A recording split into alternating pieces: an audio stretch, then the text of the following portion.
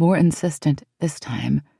His Tairen head, larger than her body, bumped her gently, bringing her back to the present.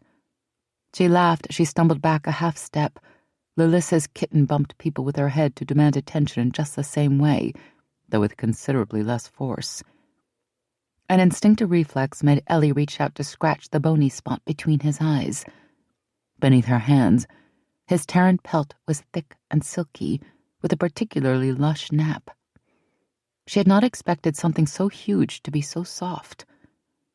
The fur on his majestic head was short, thick, and velvety, growing at a very close crop as it neared his muzzle. His ears, alert and rounded at the tips, were set to either side of his Tairen skull. Past his head, his fur grew thick and sleek. He glistened a glossy, intense black, rich and deep without a hint of brown. His eyes, each larger than her head, were pure lavender, with no visible pupil, and they seemed to be lit from within. His proud neck merged gracefully with his powerful chest, and the rest of his long, sleek, great cat's body. Muscular forelegs ended in toed paws, with sharp, retractable, curving ivory claws, while his hind legs bulged with undisguised strength. The end of his long tail curled and uncurled. His wings, tucked tightly against his body, seemed fragile compared to the rest of him, though she could see that the lightly furred membrane stretched across his wing bones was thick and supple. "You are beautiful," she told him, petting the heavy muscles of his furred jaw, forgetting for a moment that this fiercely gorgeous creature was the same being as the fiercely gorgeous man who had claimed her. "I am glad you think so." He gave a pleased, vibrating purr as she continued to rub his head, and his eyelids half lowered over his large, shining Tairen eyes. "I like that. You have a pleasing touch." Green light flashed, and a small black leather saddle appeared where his neck joined his torso, just above the jutting bones of his shoulders and wings. Long leather straps circled his neck and threaded behind his forelegs, holding the saddle firmly in place. "Come, Sheatani, let us dance the winds." "How will I get up there?" She gave a surprised cry when her body floated up into the air and settled in the U-shaped saddle. The high-backed cantle cradled her body. "Oh my!" She felt the unfamiliar sensation of a breeze blowing against her legs and looked down. Her skirts were hiked up to her thighs, her long legs exposed for all to see. "Rain!" Before she could even voice her concern, black leather breeches appeared out of nowhere to cover her. She gaped for a moment, then blinked and closed her mouth. Casual magic was something she was going to have to get used to. "Earth?" she asked, because the breeches felt too real to be even a masterful illusion. You made them from nothing. Isn't that supposed to be difficult?" "It is," Belle said. "He shows off for his mate." There was dry humor, friendly mockery, and a trace of envy in Belle's voice that would no doubt have embarrassed him if he'd heard it. Rain hissed at his friend and tossed his head. "Allow me to put your coat away, Sheatani." That was all the warning she had before her long leather coat disappeared. "Where did it go?" "Behind you." She twisted in the tall saddle and saw the small bulging pouch strapped behind her. "When you need it, I will return it to you. There are grips in the front of the saddle. Use them and hold tight. When I launch us into the air, you will feel a jolt." She found the grips and wrapped her fingers tightly around them. "Are you ready?" She smiled as excitement and nervousness bubbled inside her. "Yes." "Then hold on." She could practically feel the power building in him as he rocked back on his hind legs and his muscles bunched tight. His wings unfurled and spread wide. They flapped once, twice, whipping up swirls of dust from the ground. Then he sprang, a mighty leap, powered by air that rocketed them into the sky. Ellie screamed, more from surprise and the queer feeling in her stomach than from fright, though if not for the handholds in the tall saddle, she would have tumbled off Rain's back when he took off. As it was, her body rocked hard against the back of the saddle, then snapped forward when the sudden initial surge of power ceased and the more fluid motion of true Tairen flight began.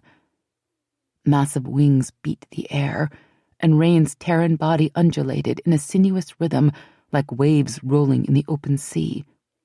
His neck stretched out strong and straight, his head a fixed point that speared through the sky like an arrowhead. The wind whistled across Ellie's face, fresh and cold and sweet. It blew her braided hair behind her, whipped at her skirts and chemise sleeves, and made her glad for the leather breeches Rain had provided. The ground below swept past, the blocks of fields and tiny villages, looking more like a patterned tapestry than the world she knew. Above, infinity waited, beckoning to her with sunlit skies and the delicate puffs of white clouds she could almost reach out and touch. "I'm flying," she whispered. "I'm really flying!" Joy, unlike any she'd ever known, filled her. She flung out her arms and lifted her face to the wind, laughing with uncontainable happiness.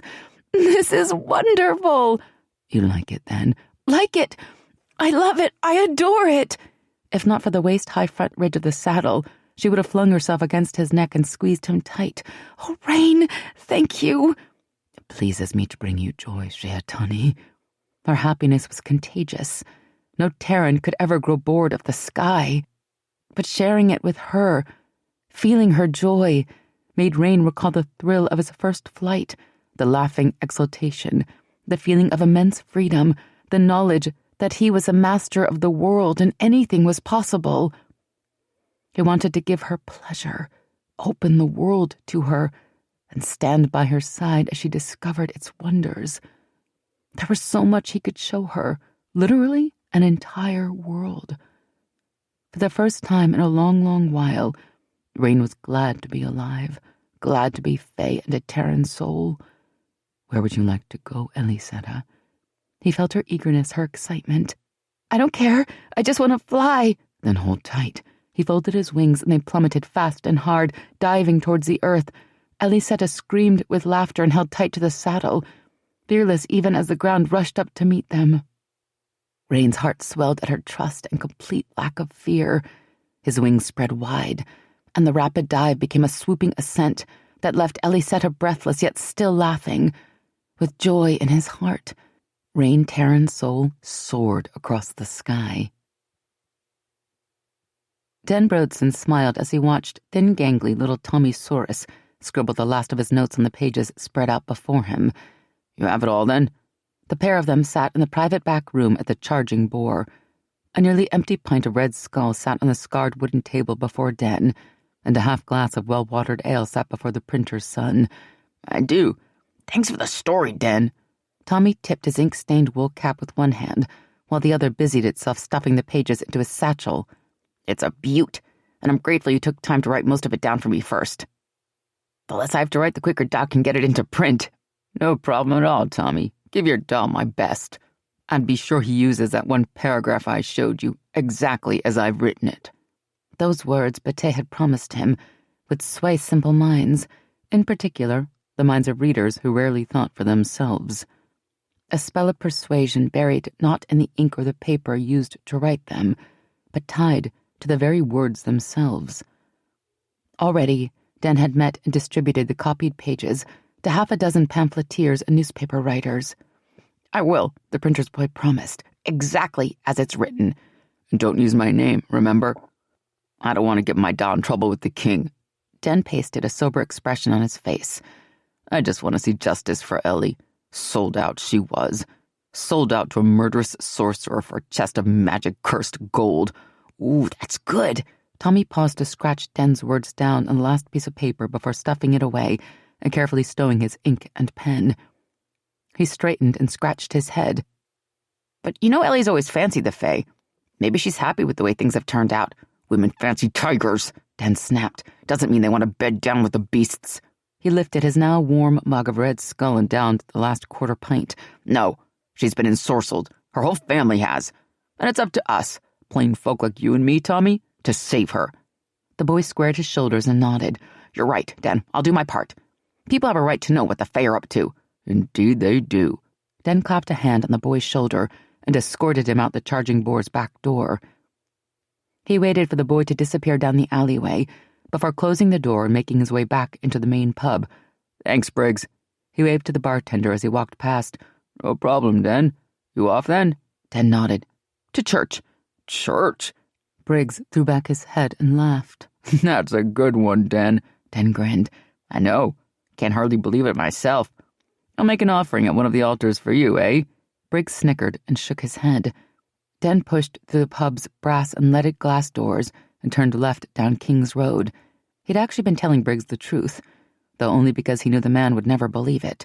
His next destination lay about 2 miles down, in one of the rougher areas of town, where the Brethren of Radiance had set up a mission to minister to the poor and the godless of Celeria City. Founded more than a century ago by a zealous Church of Light priest who'd spent too many years in the north, the Brethren despised magic in all its forms. Den patted his coat pocket and smiled at the crinkling noise of several more sheaves of folded paper. Yes, indeed, he could already feel the bright Lord's radiance shining upon him. As Den completed the tasks set to him, Colas Monza was busy with a mission of his own a little further north in the city. The 4th golden bell of midday had just rung. Time enough to see to this task before journeying back to Eld for a meeting with his master. The mage smoothed back his bronze-powdered hair and straightened the fit of his well-tailored but nondescript brown jacket. He discarded his Captain Bate disguise after leaving Brodson earlier. A Cerelian captain would garner too much attention wandering the more affluent residential neighborhoods of the West End, whereas a well-dressed but unremarkable merchant would slip by unnoticed. Not even fey warriors would connect the bold dress, tattooed face, and oiled hair of Bate with the sober Goodman Black. He approached a small, tidy home near the riverfront and slowed his pace. His watchful gaze scanned the nearby roads and rooftops, but he detected no fey warriors, hidden or otherwise. Even so, he was careful. His brows drew together in a faint frown of concentration as he formed a weave of Osran and meticulously insulated it in threads of spirit to mask its signature from keen fey senses. Only when the familiar cold, sweet tang of Osran was suitably muffled did he direct the weave into the house. He felt the woman's quick start of fear, her pointless struggle to resist, and the satisfying whimper of obedient subjugation. Pleased, he pushed open the front gate and walked up the gravel path bordered by tidy rows of cultivated flowers. Even before he reached the mullioned front door, he heard the lock click open and the door swung inward. The house was as tidy within as without. As Tuelis closed the door behind him, Colas looked around the modest living room. A smile curved his lips as his glance fell upon the 2 small children playing quietly on a rug by the hearth. "Aren't you a pretty pair?" he murmured. "Mama? Who's at the door?" Colas turned to the young woman who entered the room. She was lovely, with clear, fine skin, deep blue eyes, and an appearance as neat as the home she kept. He smiled. This would be a greater pleasure than most. "My dear, you must be Celiane. Your mother has told me so much about you." "Are the beaches in the fading lands as beautiful as this?" Ellie looked out across a vast expanse of white sand and turquoise waters of Great Bay. She and Rain had flown countless miles with astonishing speed until the tropical beauty of southern Great Bay had drawn their interest. Now they sat on a blanket on the sand, beneath the shade of a copse of broad-leaved pella trees. The remains of the picnic lunch they'd purchased earlier in a tiny bayside village lay between them on the blanket they'd been forced to accept from the odd villager who'd sold them lunch. Rain's weapons lay in a pile of steel and leather within easy reach of his hands. "It depends where along the coast you are," he answered. "On the southern coast there are pella trees, white sand beaches and crystal waters like this. In the north, where the Fails meet the sea, the beaches are black and the waters are a deep, deep blue. Tairen like the water, don't they?" His eyes warmed and the fierceness of his handsome features softened, making him seem more approachable and somehow even more staggeringly handsome. They do indeed." Ellie's heart turned somersaults inside her chest. "Tell me about the Tairen." "What would you like to know?" "Everything. What do they look like? Are they the same as you when you are Tairen?" Although they come in many different colors. The oldest female is a deep gray, with white and black in her wings and tail. She is beautiful and very fierce. To the Fae, she is called Sebarukai, the Wise One. She is very ancient, very crafty, a powerful friend, and an even more powerful enemy. His voice was filled with both pride and respect. Her mate is Chorus. He is a great warrior with many battle scars and fur the color of twilight. And there is young Farita, all golden fur and green eyes. She likes games and flirting with the other males to annoy her mate, Torasul. He is the largest of the males except for Sabarokai's mate, and he has great patience, which is good, else Farita would drive him mad. You make them sound like people. He smiled. They are, just a different kind of people. How many Tairen are there? His smile dimmed.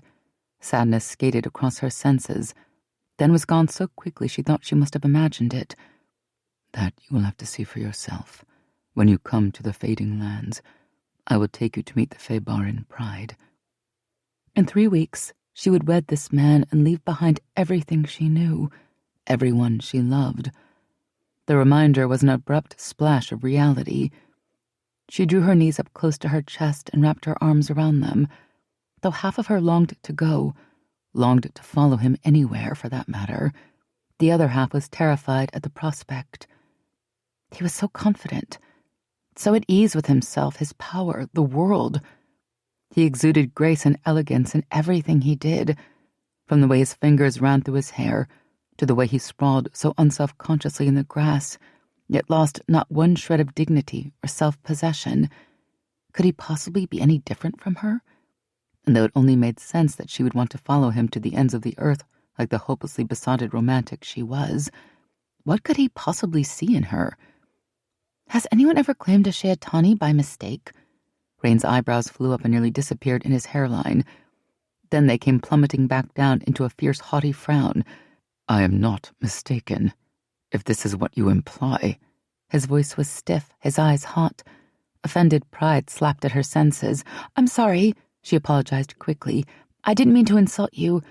I just don't understand how you know. She bit her lip. How can you know? How can you be sure? I am sure. The finality of his tone signaled an end to the discussion. Ellie subsided into silence for all of 5 seconds, before the question struggling inside her burst free. How is it different from what you felt for Lady Serial? Rain gave her an exasperated look. He obviously wasn't used to people who insisted on continuing a discussion once he had indicated he was done with the subject. Comparing the two is like comparing the great sun and the mother moon. They both shine light on the world, but one is the light itself, and the other is a reflection. Oh, she frowned. So which was she, the light or the reflection? The sun, Ellysetta. You are the sun. She eyed him suspiciously. I thought you said you couldn't read my mind. And so I cannot. But I would be a foolish man indeed, not to know what question would come next once I compared my feelings for you and Serial to the sun and the moon. His mouth twisted in a wry smile. Women have not changed that much in 1,000 years. Did he really expect her to believe that she, a stranger he'd only met a few days ago, was the sun, while Serial, the woman for whom he'd scorched the world, was the moon? Please don't lie to flatter my vanity, she told him in a low voice. I'd rather have the truth, no matter how harsh the sting that comes with it. His anger was instant and palpable. I do not lie, Ellysetta, he snapped. Especially not to you. She flinched, but refused to back down. I am young, my Lord Feyrizen, and ignorant, and even foolish at times, but I am not such a silly Pachita as to believe you love me even the tiniest bit as much as you love Lady Serial. How could you? You barely know me. Rain's face cleared and he shook his head. We are talking at cross purposes. You speak of love, while I speak of something far greater. You are my Sheatani, the other half of my soul. It is a bonding so deep, I could never hope to deny it, even if that was my desire. Feelings of the heart are nothing compared to that. A few days ago, his words would have left her swooning with daydreams of love and romance. Now, however, all she could think of was not what he had said, but rather what he had left unsaid. When you wager with Tairen, take care with your words.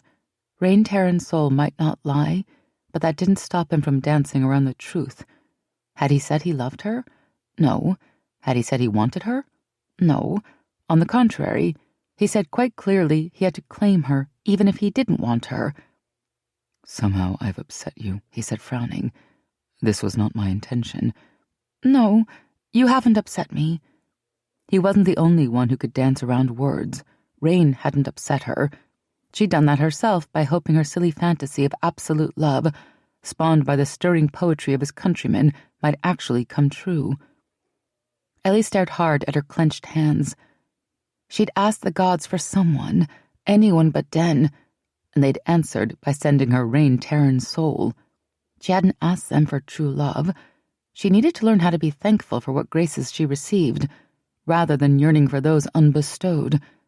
She had Rain and his devotion. She could live without his love. She looked up into Rain's beautiful face and smiled with determined good humor. I'm fine, really, she assured him. I'm more fortunate than I ever thought possible. Can we do that again? Ellie asked as she and Rain walked home through the streets of Celeria, ringed once more by her fey guard. Soon? They'd flown all afternoon, would have flown longer had they not promised her parents they would return before sunset. Aya, Rain replied, if it is your wish. I wish, she told him fervently. His eyes crinkled at the corners. Then we will do it again. He grimaced ever so slightly. With your parents' permission, of course. Of course, Ellie smiled. The Tairen soul chafed at the restraint, but she was pleased that he cared enough to honor her parents and her country's customs. And thank you. His gaze was tender, as was the faint hint of a curve on his lips. Shavelme sheatani. The Baristani household, when they returned, was in chaos. Ellie couldn't believe her eyes. Gaily wrapped packages sat on every available surface, while others lay tossed on the floor with their ribbons and paper ripped and tangled. Dress pattern books lay scattered on the settee, several of them open. Shoeboxes, with their contents spilling out, were jumbled beside a lamp table. Swatches of fabric and lace dangled from the back of a chair and made a haphazard path across the floor. The smell of something burning emanated from the kitchen. Apprehension clutched at Ellie, and she felt Rain stiffen at her side. Drawing blades with a quiet hiss, the quintet of fey warriors fanned out quickly and silently like dark shadows whispering through the house. Rain gestured and light surrounded Ellie. Mama, Ellie called. Just a chime, Loriana's voice shouted from the kitchen. There was a sound of muffled cursing, then something banged, and Ellie heard the sizzle of water hitting a hot surface. I burned the dinner rolls. Loriana appeared in the doorway to the kitchen, wiping her hands on her apron and scowling. What in the name of... The scowl darkened and her fists planted themselves on her hips as she surveyed the destruction in the room. Lilith, she yelled. Lilith Angelisa Baristani, come here this instant. Ellie heard a door bang at the back of the house, then the sound of small feet racing. Lilith burst breathlessly into the room, followed close on her heels by an equally breathless Laurel. Their hair was disheveled, but it was obvious they were unharmed. The glow of magic around Ellie winked out. Rain straightened from the tense, slightly crouching position he had assumed. The fey warriors who had fanned out in the room returned and sheathed their weapons. Yes, Mama? Lilith gasped. I thought I told you to keep that cat out of this room. Look at the mess she's made. I know, Mama. I'm sorry. I gave her to Kieran, and she was behaving so well, but then he started doing magic and... Magic? Loriana echoed sharply. 1,000 pardons, Madame Baristani. Kieran entered the room followed by Keel. Lilith's tiny white kitten, an adorable blue-eyed darling named Love, was perched on Kieran's shoulder. Her stubby pennant of a tail flicked continuously at his ear, and she was purring loud enough for all to hear. She looked far too innocent to have caused such wholesale destruction. It is my fault, Kieran said. Keel and I will clean up the mess. Let me assist you, Belle offered, and a white glow of air lit his fingertips. Nay. Keel and Kieran shouted in unison. At the same instant, sweet, adorable Love sprang into screeching, insane life and launched herself off Kieran's shoulder, fangs gleaming, claws bared, every little white hair on her body standing straight up.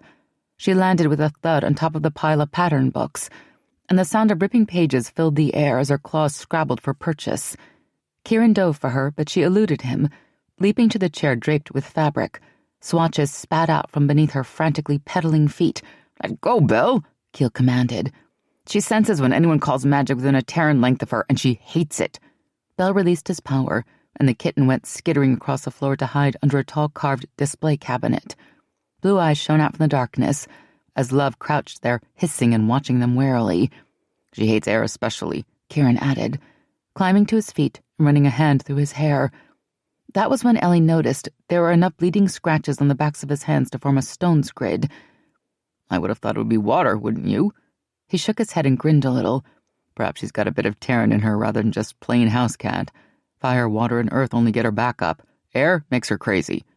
And if you want to see real feline insanity, try a weave of spirit. Ay-ya! Keel agreed with a shudder. That's what caused all this. His hands gestured to the destruction throughout the room.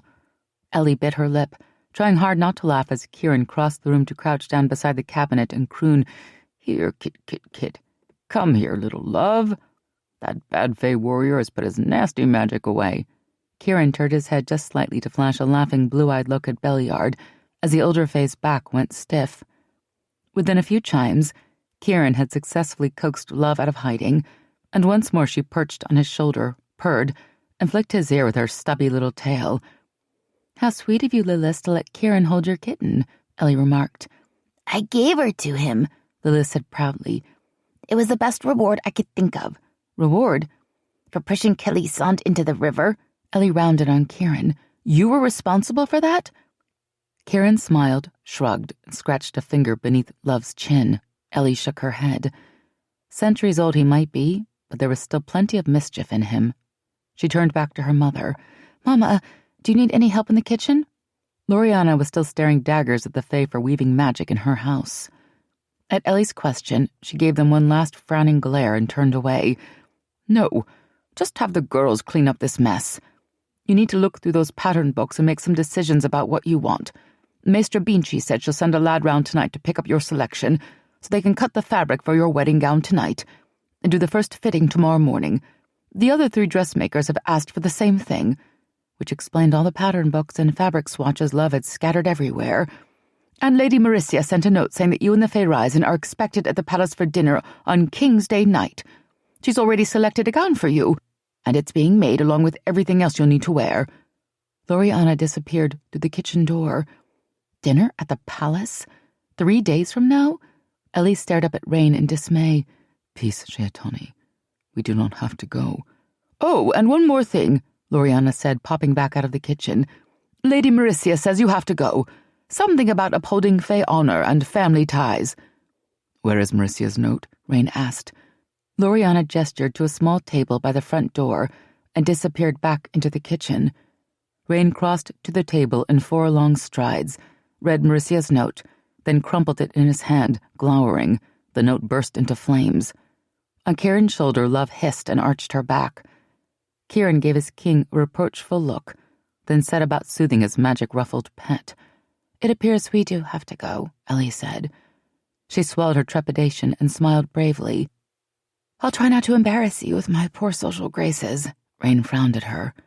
"You bring pride to this fae," he replied. "Never believe otherwise." He shook his head. "There is an attempt in the Silurian Council to reopen the Eld borders. I have urged Dorian not to do so, but there is opposition in the Council of Lords. He is holding this dinner in our honor in order that he and I might present a united front against those who oppose him. Marisia has sworn a fae oath guaranteeing that you and I will be there. That makes it impossible for us not to go. But even without Marisia's oath, if Dorian asks for my help to keep the Eld out of Celeria, then I must give it." "According to the papers, the Elden ambassador just wants to open trade between our countries again," Ellie said. "That doesn't seem like such a bad thing." "It is never just trade with the Eld." "How can you be sure?" "Because I know the Eld.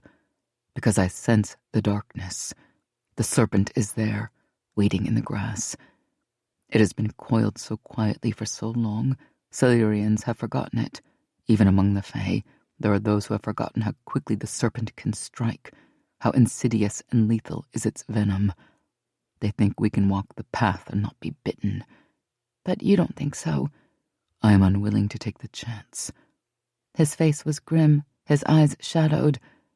"I have seen what Elden mages can do to a Fae. I hope never to see it again." Ellie remembered the torment Rain had shared with her in the museum that first night. She never again wanted to witness, even second-hand, anything remotely like the horrors he had experienced in the wars. "Then of course we must go," she said, forcing down her own curl of dread. She'd met a number of Silurian nobles when assisting her father, and for every one she'd thought was kind, she'd met 10 more who weren't. She had no illusions about the kind of reception she would receive from them. "Perhaps we won't have to stay long?" "Longer than I would like," he grumbled. "Siluria's noble families are full of dark-souled creatures. I have never been able to abide them." "Well, let's worry about tomorrow when it comes," she declared, pushing aside her useless fears. "For now, we have a mess to clean up." She bent to gather up the pattern books and all their torn pages.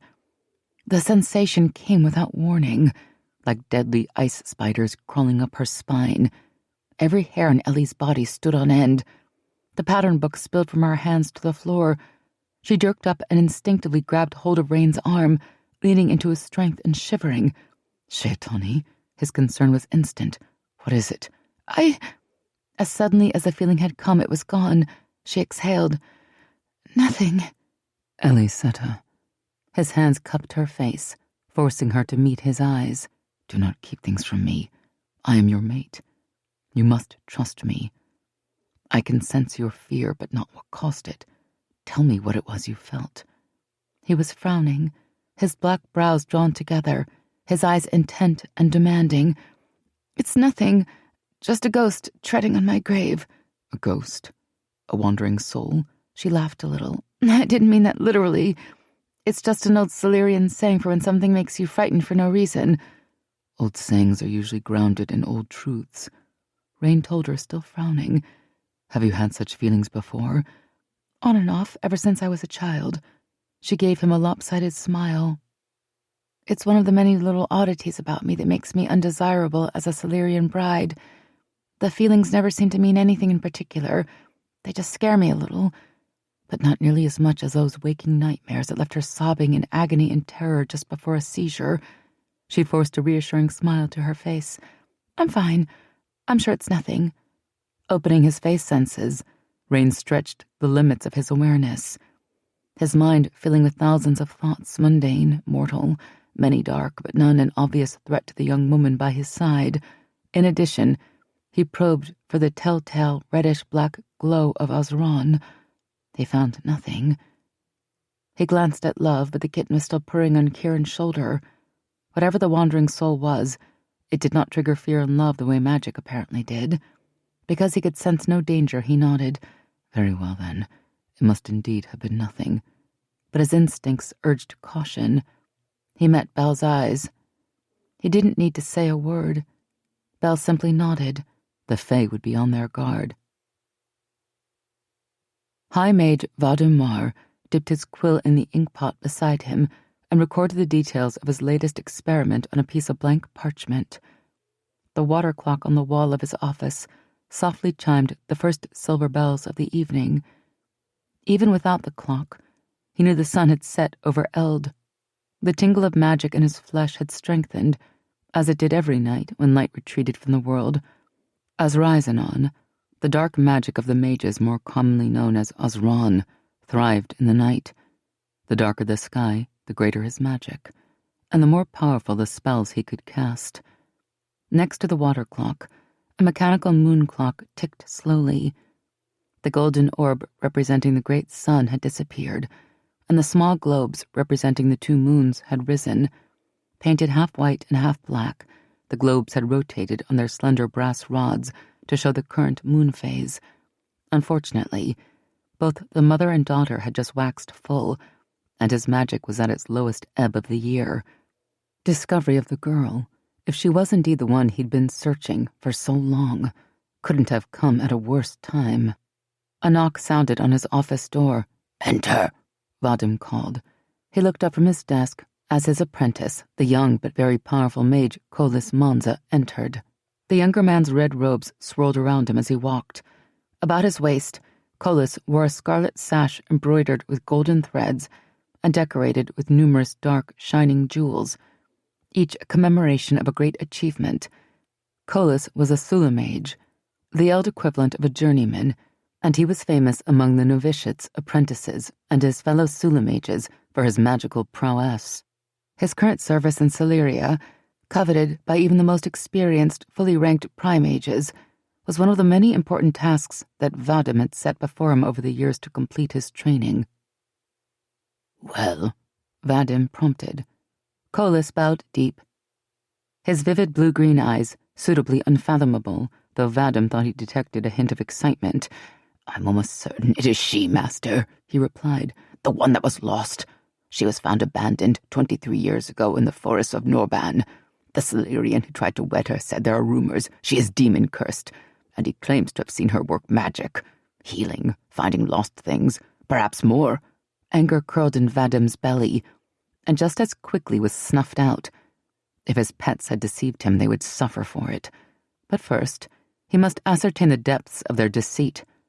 After 1,000 years of captivity and experimentation, they were fragile, close to succumbing to the catatonic death sleep that had claimed all but a few of their fellow captives. He would not risk destroying them without cause. "If her magic was substantial, I would have detected it before now. She must be powerful to be of use to me." His fingers drummed on the polished wood of his desktop. "Doesn't matter, Master. She's a Tairen soul's truemate. Isn't that enough? Through her you can destroy him." "No, Colas. We've seen what this Tairen soul will do when deprived of a mate. I'm not as big a fool as my predecessor was. We've made too much progress to risk that sort of destruction again without an extraordinary reason. She must have exceptional power, and I must have proof of it." His fingers stilled, his eyes flashed up. "Take your rest for a few bells, rejuvenate yourself, then return to Celeria," he instructed. "Test her magic. A master's strength in any of the 6 branches would be enough for me to risk the Tairen soul's wrath. And bring me back her blood. She hides too well. I need her blood to strengthen the seeking spell." "But, Master, she is guarded round the clock." "I trust your judgment, Colas. You will find a way. Use that Eld girl you told me about and your other Umaji." He held Colas's gaze steadily. "I will not fail you, Master." Colas bowed again, deeply as befitting an apprentice to his master, as befitting any man before the greatest mage of Eld. Ellie was dreaming she was back in the park, only this time, the girl who was pushed into the river wasn't Kelisand, it was Ellysetta. Mocking laughter rang out. A crowd had gathered at the river's edge. All the tradesmen she'd met today, the king and the queen, the courtiers, even the fae. They were laughing and pointing at Ellie as she dragged herself out of the river. Maestra Binchi howled and said, "What did I tell you? Sowlet ears!" The archbishop stood beside Ellie's mother, and both of them pointed at her, shouting, "Demon cursed!" "Did you really think he would ever choose you?" Sariel stood with Rain at her side, one hand clutching his arm possessively. "He's mine, and he always will be." Sariel's midnight hair lightened, turning golden blonde. Her face changed too, and then it was Kelisand, who stood at Rain's side sneering, "Ellie lack grace." Ellie stared at the hand on Rain's arm, and a terrible fury bloomed in her heart. She struck out wildly, raking her fingers across Kelisand's face, but her hands had become talons. Kelisand's perfect skin shredded, blood soaked Ellie's clawed, hideous hands. She screamed and screamed. Faye leapt towards her, blades bared and deadly. Power flamed in Rain's eyes and shot from his fingertips as he cried, "Demon cursed, servant of the Dark Lord." A cold, howling wind swept over her, a maelstrom of darkness that ripped her away and left her alone and shivering in a cold, dead world of shadows. Her own weeping was the only sound in the emptiness. And when that died away, she heard the familiar hissing, malevolent whisper, "Girl, you cannot hide forever. Your true nature will reveal itself eventually." Rain stood on the palace rooftop, breathing in the still warm night air and absorbing the scents and sounds of the city, eyes closed, senses flowing out on every path. He searched as he had all evening for traces of the wandering soul that had attacked Ellysetta. He found darkness and evil, but nothing more sinister than that which existed in every mortal city. Horse hooves and steel-rimmed carriage wheels clattered on the cobbles below. He released his weaves and glanced down to watch a noble family alight. Throughout the day, the nobles from the outlying estates had been arriving for Prince Dorian's betrothal celebrations and the biannual convening of the Council of Lords. By this time tomorrow, every room in the palace would be full, every grand residence in the city buzzing with activity, and soon the heads of those noble houses would decide the fate of their country. Too many, he feared, had forgotten the harsh lessons of the past and the sacrifices of their ancestors. Mortals always did. Rain had not. He remembered Dorian I and Marika Volsaranis Toraval and the abrupt, shocking brutality of their deaths. He remembered Dorian II and his courage as he led his country through bitter, bloody years of war. He remembered the staggering price that Fae, Silurians, Elves, and Danae alike had paid to live free of Eld corruptions and the domination of the mages. Just the thought of Siluria's lords contemplating friendship with their northern neighbor made the Tairen scream in fury, and Rain's hands itched to bear lethal Fae steel. Free men could never hope to live in peace with the Eld as long as a single mage held power. Every fool who had ever tried doomed himself and his children to be soul-bound by the mages and enslaved in the service of Celadorn, god of shadows. Why was it so impossible for mortals to remember that? Had they become so soft, so certain that peace and freedom were God's given rights rather than hard-won gifts, that they could no longer recognize evil when it stood on their doorstep? Mortal lives are short, Mauricia had reminded him earlier. The ones who remember as we do are dead and gone centuries ago. And these newer generations cannot read, he'd countered bitterly. The suffering of our friends and our people during the Mage Wars was well documented. Specifically so, such evil would never be forgotten. And yet it has been. You must have patience, Rain, she'd counseled. Except for my one visit each year, men have lived with little in the way of immortal guidance for centuries. The elves have kept to their mountains and forests, the Danae to their marshes and groves, and we have sequestered ourselves behind the faring mists. You cannot expect the mortals to accept everything we say without question. They never did, even when we lived among them. And I never liked them then either. She'd sighed and shaken her head. It's best you keep that truth to yourself. If we're to have any hope of keeping the borders closed, we must be patient and diplomatic and tactful, even when we would rather do otherwise. Rain hadn't been fooled. She'd said we, but she'd meant him. Unfortunately for Silyria, patience, diplomacy, and tact were traits he'd never possessed. He'd always been too quick to anger, too impatient with the shortcomings of others, mortals in particular, and those traits had only grown worse since the wars. Rainier Velandaris, the young Tairen soul, had lost countless dear friends, his family, his mate, even his own sanity to save Silyria once before. Rainier Velandaris Feyrizen, the defender of the Fae, would not risk another drop of precious Fae blood to protect ungrateful fools who willfully blinded themselves to the truths and wisdom of the past. And he would scorch the world 10 times over before exposing Ellysetta to the evil of Elden mages. Feeling a sudden need to be at his truemate's side, Rain leapt into the sky and winged west towards the humbler homes of Silyria's artisans and craftsmasters.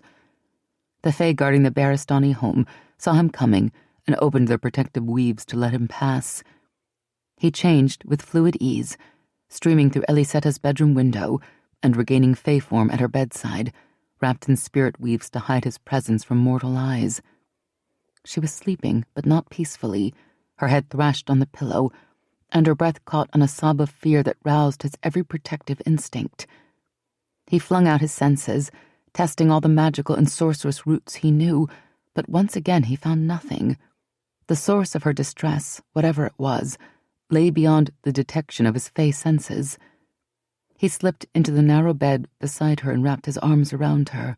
Las Sheetani, do not fear, I am here. She turned towards him, burying her face in the hollow of his throat, and her tense muscles started to relax. In sleep, she trusted him as a Sheatani should. He breathed in the flowery scent of her bright hair and closed his eyes.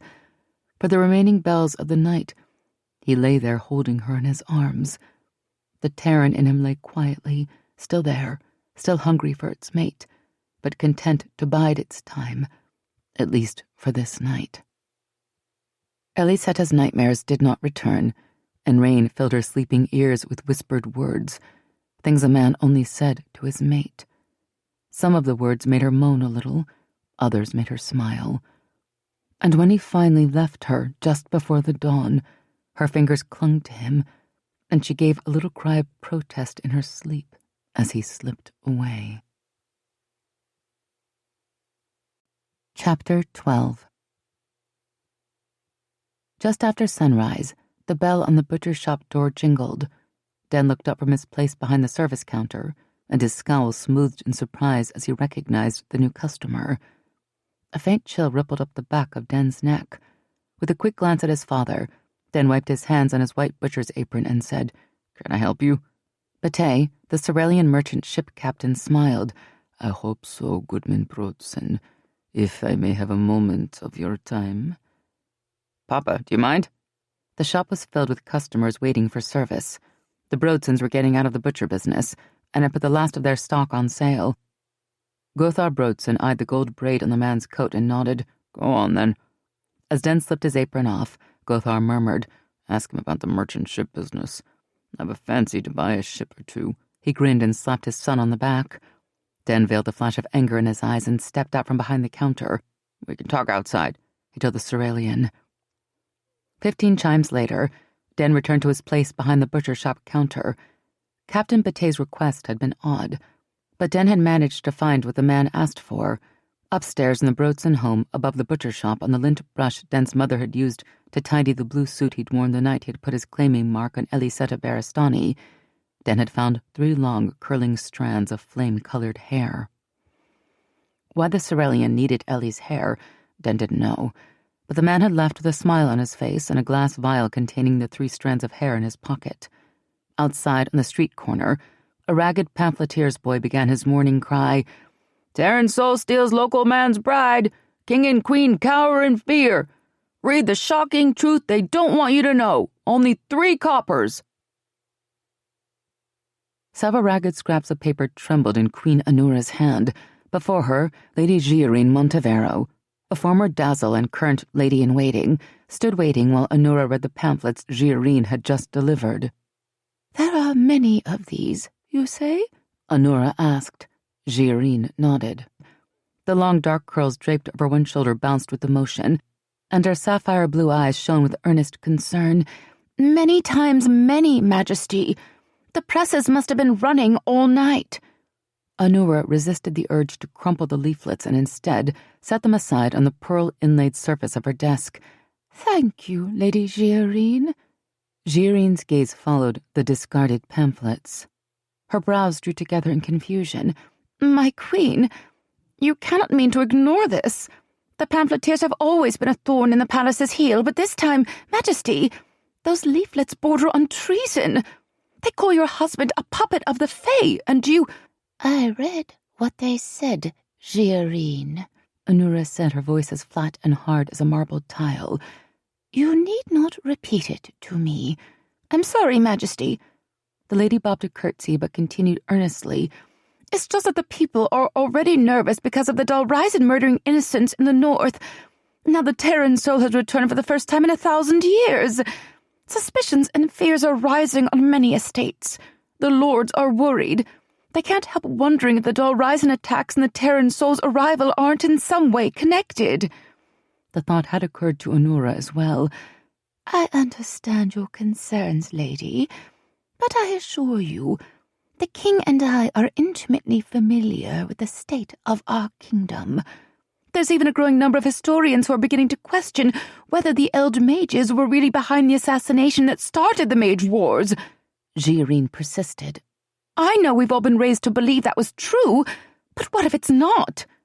Anura recalled her steward of affairs making some mention of the study in one of his reports a few months back, but at the time she dismissed it as nothing more than a handful of elderly men who'd addled their brains inhaling too much moldy parchment dust. She still didn't put much stock in the idea. Give an obsessive scholar a single sentence, and he could extrapolate entire reams of hidden meaning from it, all of it overanalyzed nonsense. Then again, obsessive scholars and their myopic passions could serve a useful purpose when it came to discrediting political rivals. Tairen's soul had already proven himself willing to use threats and intimidation to force Dorian's compliance. Anura would not stand idly by while her husband's immortal kinsman ordered him about like a trained pet. She made a mental note to have her steward find out more about those scholars and their theories. For now, however, there was the matter of these pamphlets to deal with. Dorian was no puppet, and she— Anura glanced back down at the illustrated pamphlet and her teeth snapped together. She was no little mouse queen squeaking in fear and fleeing the Tairen's paw. "Thank you, Lady Montevero," she said. "That will be all." When Giarine opened her mouth as if to protest, Anura cut her off. "You are excused, Giarine." The lady's mouth closed, and her expression faded to controlled blankness. She sank into a formal curtsy. "Your Majesty," she said, then took her leave. When she was gone, Anura snatched up the pamphlet, stalked out through a different door, and headed down a series of corridors to Dorian's private office. He was seated at his desk, a pair of spectacles perched on his nose as he pored over a stack of documents. She tossed the pamphlets on top of the papers he was reading. "Have you seen these?" Dorian's lips thinned as he glanced at the ragged leaflets. Corius showed them to me this morning. Her arms folded across her chest. "And he'd said nothing to me. What are you doing about this, Dorian?" What can I do, Anura? He leaned back in his chair, removed his spectacles, and regarded her with weary exasperation. You know as well as I do that for every pamphleteer I stop, a dozen more spring up. Short of putting the city under martial law, I can't control what they do. I can only go on as I have been, doing my best to keep Celeria safe and strong. "You cannot be seen as a puppet of the Fae. If the lords lose faith in you, you lose your ability to rule. You know that. The nobles are unsettled enough as it is. First, the Dalryzen begins slaughtering peasants. Then he comes, Rainier Velandaris, for the first time in 1,000 years, carrying unfounded tales of mage power growing in Eld. The timing is suspicious. Can't you see that?" Dorian rubbed the bridge of his nose. So I should alienate the Fae and terminate more than 1,000 years of alliance just because Tairen's soul has come back into the world? What if he's right? What if the mages really have regained power? "There's not a shred of proof to support that." Which is why I refused to invoke Primus when he asked me to. I'm letting the lords decide whom they trust most, just as you advised. He pushed his chair back from the desk and walked over to one of the shuttered windows to look out at the manicured gardens below. His spine was straight, arms folded across his chest, feet slightly apart, as if bracing to survive a blow. Anura knew that stance. Intractability wasn't far behind, and Dorian, when he dug in his heels, was impossible to budge. Time for a change of tactics. She crossed the room to his side and laid a hand on his arm, tugged gently but insistently until he turned to face her. His expression was closed, hazel eyes distant. She framed his face in both hands and gazed up with a look of compassion and sympathy, stroking the hair at his temples with gentle fingers. "Dorian," she said softly, "beloved, heart of my heart, I know this is difficult for you.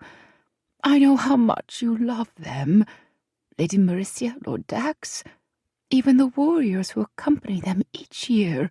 He told her so many times, and she'd seen the reverence in his eyes whenever he spoke of the Shadowlin.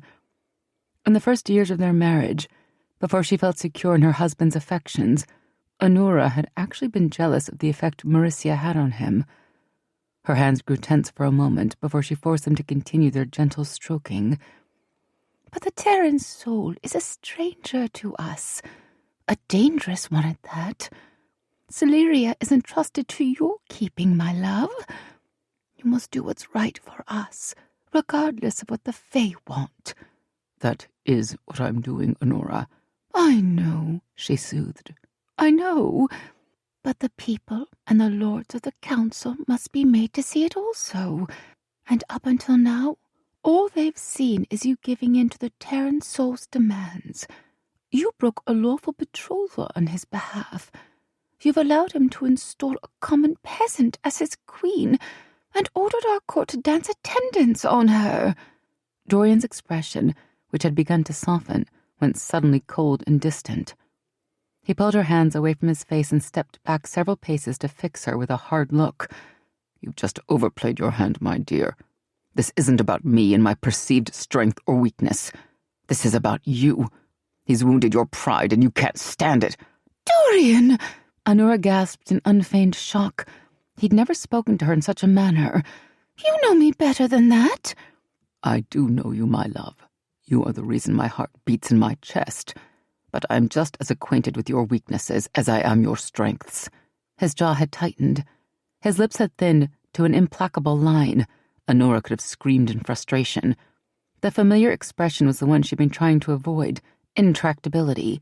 This was Dorian the King, an immovable rock of authority and command. Like it or not, my dear, the Fae are my kin. But even were that not the case, their centuries of service, friendship, and goodwill to Celeria would compel me to consider the concerns of their king with all due respect and grave attention. Each word was fired from his mouth like a bolt from a crossbow, sharp, clipped, unyielding. I'll afford him the opportunity to make his case to the council. I will make every effort to smooth his way and encourage the lords to give him a full and fair hearing. And as injurious to your pride as it may be, I will welcome the Tairen soul's mate as his queen, regardless of her humble birth, and so will you. For in the eyes of the Fae, a queen is exactly what Ellysetta Barristani is. She is a bright and shining light born to bring peace to their king's heart. And I am Fae enough to understand that, even if you cannot. Dorian! Anura wanted to wail and gnash her teeth. Go tend to your business, Anura. Leave me to tend mine. He stepped around her, avoiding her outstretched hands, and took his seat. She stood there in impotent frustration as he reached for his spectacles, thrust them into place, and picked up the parchment he'd been reading before her arrival. The pamphlets she'd brought fluttered to the floor. The illustration of the puppet king and squeaking mouse queen stared up at her in silent mockery. Close the door when you leave, Dorian instructed, without looking up. Her hands clenched in fists. She would not be made the fool. She would not be mocked and dismissed. Not by the pamphleteers, not by the common rabble who gobbled up their insulting leaflets, not by Dorian, and especially not by the Fae or some woodcarver slut. She was Anura, Queen of Celeria. If Dorian would not stand up to the Fae, she would do it herself. As long as she had breath in her body, the Fae would not usurp the power of Celeria's throne or force their will upon Celeria's people without a fight. And one way or another, she would put that upstart peasant Ellysetta Barristani in her place. In Celeria City's West End, having replaced the distinctive trappings of Captain Bate with the unremarkable garb of a simple merchant, Colas Monza stood amidst the throngs of curiosity-seekers gathered across the street from the Barristani family home. Test her magic, his master had said. Find a way. Determined not to fail, Colas had not taken his rest last night, but had instead spent several bells poring over book after book of spells and charms from the High Mage's private library. While many spells could force a response from even latent magic, few could do so while penetrating Fae shields and remaining undetected by watchful Fae warriors. Luckily, the master's long association with the Faraz witchfolk had borne useful fruit, and in an old handwritten text of Faraz witch spells tested on the High Mage's pets over the years, Colas had found what he was looking for. He put his hand in his coat pocket and grasped the small wax talus he'd prepared last night in Eld. The spell was so simple, its uses had been long overlooked by serious scholars of magecraft. A simple pressure spell designed to gradually amplify emotion and elicit a magical response, targeted at Ellysetta Barristani by one of the strands of hair Den Brotzen had so helpfully produced this morning. With his eyes on the Barristani house, Colas began to chant the witch words under his breath. If one more person made a sneering remark about the humble coziness of her family's home or the new Ellysetta Barristani, Ellie wasn't going to be responsible for what happened. Her brows drew together in a thunderous scowl. Despite vague memories of disturbing dreams, she'd woken in an exceptionally happy mood this morning, and Rain's courtship gift of stones had made her laugh with delight, as no doubt he'd meant her to. That lightheartedness was long gone. Now, it was all she could do to keep from screaming. The Dark Lord take this whole exhausting, frustrating, sanitary scorching idea of a wedding! She cast a blistering glare at the frenzied mob of seamstresses, florists, caterers, printers, decorators, wine merchants, cobblers, and stuffy wedding advisors surrounding her. They had descended upon her parents' house just after breakfast and turned Ellie's peaceful morning into a war zone of raucous pre-wedding activity. Every half-bell, a knock would sound on the door, and a new throng of visitors would pour in. Couriers bearing packages, friends wanting to extend their congratulations, neighbors just being nosy, merchants, craftsmen, the mad, unceasing rush of people and the constant barrage of questions. Each merchant had at least 100 questions, all needing a decision now, had long since taken their toll on her sanity, and had wiped every last vestige of good humor from her mood. 20 gowns, Lady Mauricia had decreed. 20! Plus an enormous monstrosity of a wedding gown that required an entire wagon load of fabric, and had taken most of the morning to fit. The Queen's dressmaker, Maestra Binchi, who had been noticeably more respectful and accommodating this morning, had already departed with her half-dozen seamstresses to begin work on the wedding gown, but another 3 court modistes and their respective gaggles of assistants were still industriously dedicating themselves to turning Ellie into a human pincushion. "My lady, please stand still!" Kneeling at Ellie's feet, one of the seamstresses blew a strand of limp brown hair out of her eyes and attempted, but failed, to sound patiently polite. The seamstress's lips were pulled taut in a grimace that Ellie concluded was supposed to be a deferential smile. "I am standing still," Ellie replied through clenched teeth. An awful squeezing pressure had begun building in her head earlier, as if her skull were caught in a tightening vice. The voices around her formed a merciless pounding drum, echoing inside her head, beating at the shreds of her control. "Loss, Ellysetta." Belle's cool voice sounded in her mind. "Peace. Peace," he said. Over the top of the opaque curtain of spirit the Fae had woven to protect her modesty, Ellie sent Belle a glare so scorching his leathers nearly caught on fire. The fierce warrior blinked in surprise and wisely retreated. Ellie, oblivious to the brewing tempest, Loriana approached with a selection of flowers in her hands. "For your bridal wreath, which roses do you prefer? Maiden's blush, sweet Kydra, or gentle dawn?" She held up one of each velvety bloom, faint pink, creamy ivory, and pale yellow edged with the barest hint of orange. "I don't care, Mama." Ellie tried desperately to hold on to her temper. "You choose." "Ellysetta." Rain called to her in a voice of insufferable calm, but of course he would be calm. He'd been gone this whole wretched morning. She ignored him. I like Maiden's blush, but the pink might clash with your hair. Sweet Kydra is lovely, of course, but it may be a little too bland. Gentle dawn, well, there's something about yellow roses that I've always liked.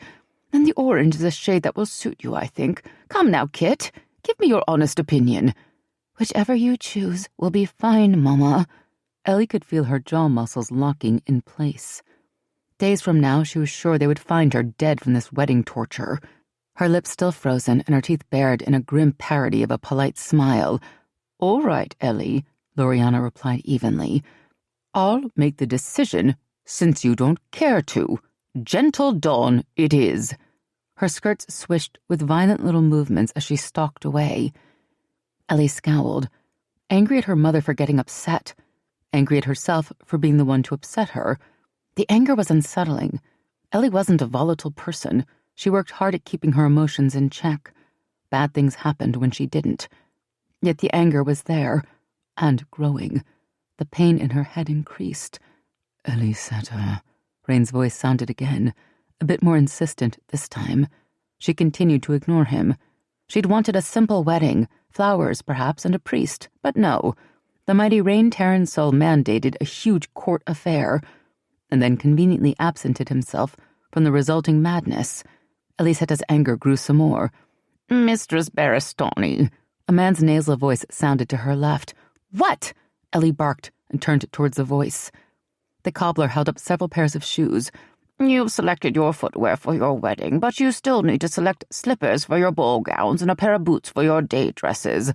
Something, if I may be so bold, a bit more elegant than your current footwear." "There is nothing wrong with my current footwear," she snapped. "It is the perfect footwear for a girl like me."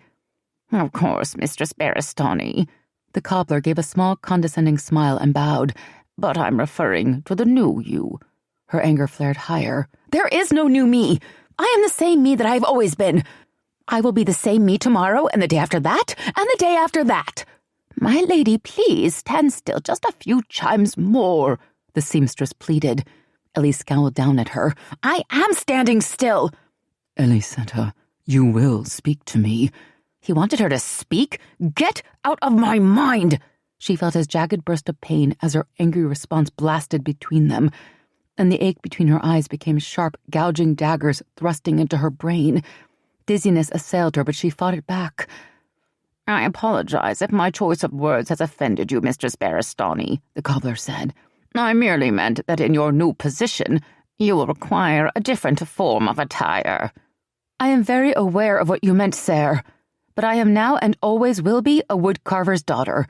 No amount of fancy new clothes or elegant footwear will ever change that." Ellie raised a hand to her head and began to rub her temple. "Please, Lady Ellysetta, put your arm back down and hold still," the seamstress begged. Irritation shrieked through Ellie, but she lowered her arm. "Ah, Duanizza Baristani." Duan Para Vincenza, the elegant Capellan chef who catered to the cream of Silurian society, gestured extravagantly with a lace-festooned handkerchief. "I have sketched the perfect bridal cake for you. Tall, elegant, simple, but buon mezza. Very pretty." He held up the sketch of a towering wedding cake. "You like, eh?" Ellie stared at the sketch in horror. Layer after angular layer of plain square cakes perched on tall, gawky columns. The cake was stark in its plainness, except for gargantuan bunches of dramatically sketched flowers that dripped down the columns.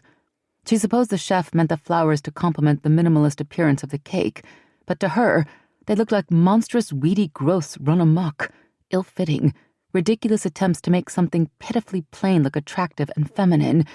"No, I don't like..." Her chest felt tight. The room was too small, too crowded. Her mind whirled. The pain in her head was staggering. The anger seemed to be consuming her, stealing the very breath from her lungs. With a gasp of offended pride, the chef whipped his lacy handkerchief through the air like a sword. "But Duanizza, it is perfect for you." "You must at least select a pair of slippers for the ball," Lady Mauricia insisted. "My lady, please stand still. Pella needs to repin the waist of this gown. The cake is hideous. I don't care about the flaming slippers. And for the last time, I am standing still." God, she needed air. She was going mad. She couldn't breathe. Her vision began to blur.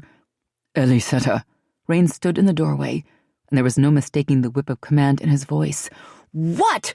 Anger roared to blazing life. This was all his fault. She whirled to face him. Pain stabbed into her waist as she impaled herself on the long, wickedly sharp tailor's pin held in the seamstress Pella's hand. Ellie screamed. Every window in the Baristani house exploded in a cloud of shattered fragments. Rain leapt forward, power bursting around him, his teeth bared in savage fury. "Get back," he roared. Most of the people in the room were too stunned to move, but a punishing thrust of air flung their bodies out of his path. Rain destroyed Belle's opaque weave of spirit with a single thought. Seamstresses shrieked and fled like mice as a Tairen soul reached for his mate. Across the street, as the screams of the milling crowd still echoed in the aftermath of the exploding windows, Colis Manza cursed and turned away. So close. He'd been so close. Magic had definitely been released. Elemental air magic and a masterful burst of it. But just before the burst of air, the Tairen soul had arrived, power radiating from him in a huge, shining, barely controlled aura that had distorted Colis's view. And when the Tairen soul had released blasting weaves of his own, he'd wiped away all hope of tracing the first weave to its source. The magic had been hers. Colis knew it had been hers. But because he hadn't witnessed the source of the magic with his own senses, he couldn't be sure. He had to be sure. The High Mage wasn't forgiving of mistakes. Colas crushed the now-drained Ferraz talus in his hand and threw it down a sewer grate. The small piece of beeswax wrapped tight with a single flame-colored strand of hair made a tiny distant splash as it hit the water below and was carried away. "I'm sorry I acted so badly," Ellie whispered for the 1,000th time. "I don't know what came over me. I'm not like that. I don't get angry. I don't treat people rudely." "Shh," Rain soothed. "Los Shaitani." He stroked her hair and held her close as they sat together on the narrow bed in her room. After catching Ellie in his arms, Rain had carried her upstairs to her bedroom and then refused to leave her. Loriana had strenuously objected to his presence on her daughter's bed, but a hot, dangerous look and a snarling command to hold her tongue or risk having it silenced shut her up. Not the most diplomatic of solutions. She turned right around and would have marched out of the house to fetch her husband had not Belle hurried after her to soothe the worst of her maternal outrage. They were still downstairs, Loriana subjecting Belle to a furious tirade, recounting every indignity and offense if they had visited upon her family and their good name, but at least she left Rain in peace to tend his truemate. "I didn't mean to yell at you," Ellie said again. "I don't understand why I let them upset me so badly. It was as if there was some terrible, angry force inside me, and it kept growing stronger and stronger, and I kept getting madder and madder." "It's all right, Ellysetta. Those people are gone." He stroked her cheek. "They won't be back except by appointment, and I will be with you when they come." Despite the worry and fear coloring her emotions, she smiled against his hand. "So you can explode all the windows again if they bother me? Maybe we'd better not have them come to the house. Mama might get tired of cleaning up the glass." Rain stilled. Ellysetta scooted back so she could look at him. "What?" He met her gaze. "It was not I who destroyed the windows, Ellysetta." She blinked. "It wasn't? Then Belle did it?" She gave a small laugh and shook her head. "I wouldn't have thought he was the type for such a display." "Nay, it was not Belle, nor any other of the Fae." Ellysetta's smooth forehead wrinkled in a confused frown. "Then who?" Rain gazed at her steadily, saying nothing. "No," she said. "It wasn't me." "You used air, an incredibly fine yet powerful weave that struck only the windows. Every window." He saw her glance at the perfectly intact bedroom window. "The warriors repaired them while you were unconscious, but they were all destroyed, reduced to dust." "It wasn't me," she insisted. "You must be mistaken." "I am not mistaken. There is power in you, Ellysetta. Great power." "No." She dragged her fingers through her hair, tangling the wild curls. "Why do you fear what is inside you?" "Why do you keep insisting that I'm magic?" "Because you are. I've seen evidence of it several times now. On the day you called me out of the sky, you used earth.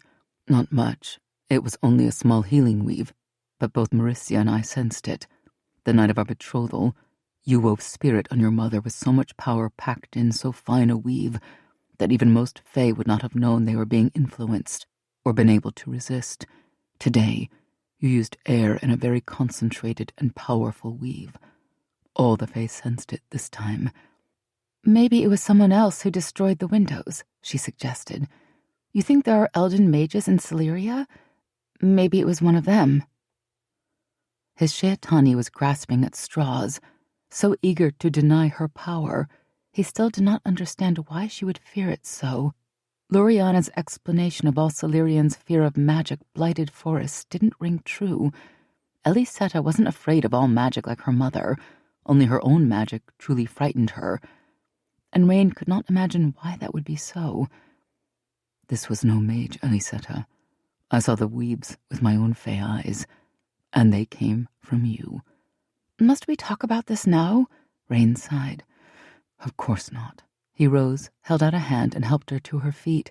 She looked so lost, so worried. He brushed thick spirals of hair away from her face. "It will be all right, Ellysetta." And then, because he couldn't bear not to, he kissed her. His mouth slanted over hers, softly at first, a kiss of reassurance, and the gentler side of Shaitanitsa. But as her warm breath mingled with his, and the honeyed sweetness of her mouth opened to his, tenderness blossomed into desire. He groaned deep in his throat, a rumbling sound of restraint and longing, and his kiss grew firmer. Rain's fingers delved into the bright silk of her hair, curving around to the back of her head and holding her fast.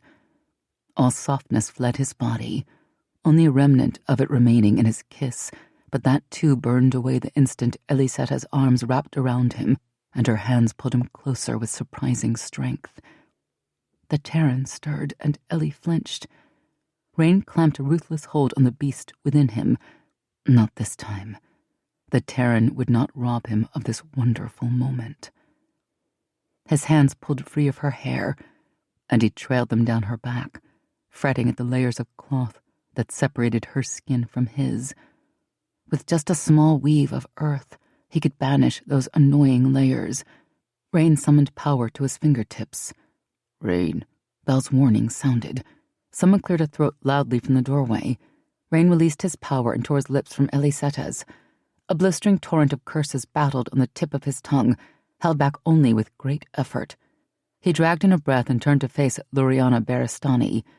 Color stained the woman's cheeks, but her accompanying narrow-eyed look made it clear the flush did not come from embarrassment at having interrupted an intimate embrace. "I came to check on Ellysetta," Luriana said. "As she is most definitely awake, there's no need for either of you to remain in her bedchamber." Ellysetta blushed. "Yes, Mama." Luriana gestured for Rain and Ellie to precede her downstairs, so he couldn't steal another kiss, Rain surmised, cursing Silurians and their restrictive customs. As he entered the small home's main room, Rain met Belle's gaze and wasn't pleased to see amusement lurking in his friend's eyes beside the apologetic sympathy. "I'm sorry, Rain. So I see. They truly..." But Belle's laughter broke free across their link. Rain scowled and turned his attention back to Sheatani, who was staring at a wall heaped with packages. "More gifts?" Ellysetta asked her mother. "Who are these from?" "The gods only know. Simple gentry trying to ingratiate themselves with the Faerisen. Wealthy merchants attempting the same. Friends, neighbors, complete strangers."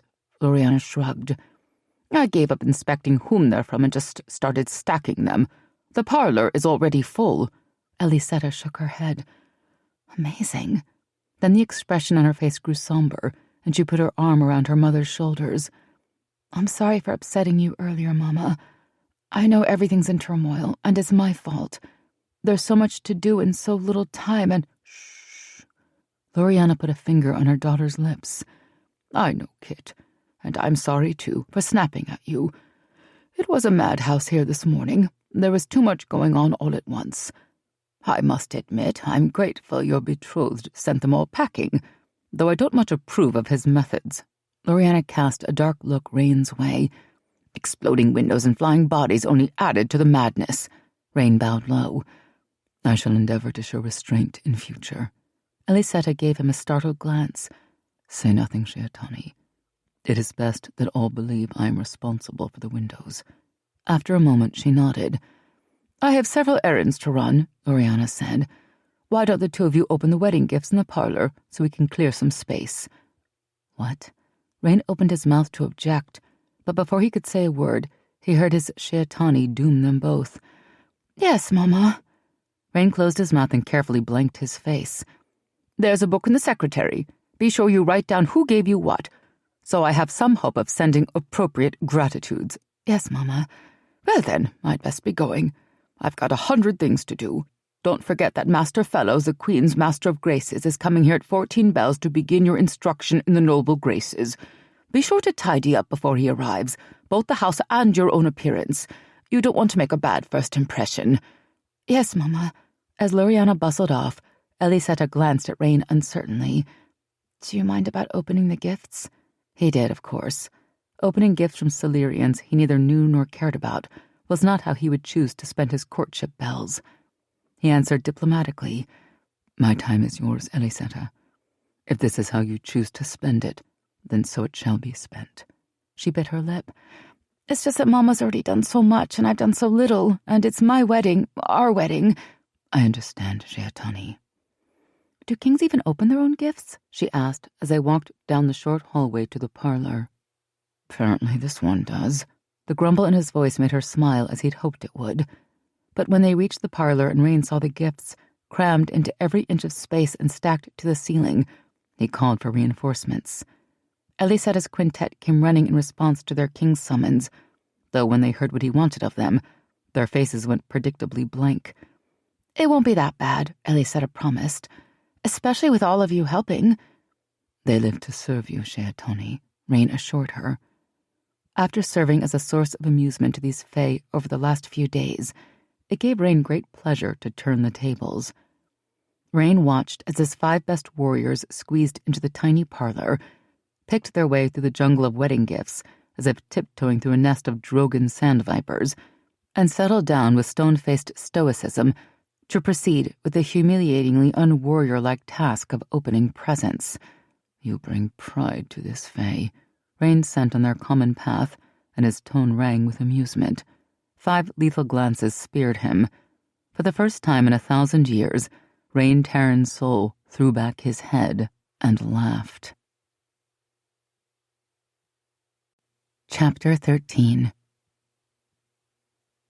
10,000 swords before you, 10,000 daggers drawn, 10,000 lives defend you, 10,000 warriors strong.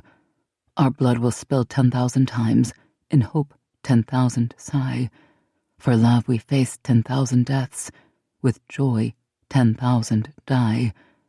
10,000 fae before you, 10,000 fierce and tall, 10,000 souls protect you, beloved of us all.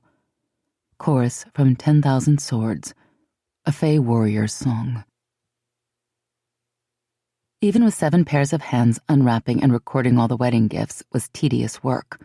To pass the time, Adriel Vel Arcanus began to hum a rhythmic tune. His brother Rowan soon joined him, then Keel, then Kieran began to sing. To Ellie's amazement, Rain soon joined in, his voice a deep, rich baritone. They sang in Faean, and though Ellie only understood a word or 2 here and there, the song's beat and the melodious sound of the lyrics made her smile.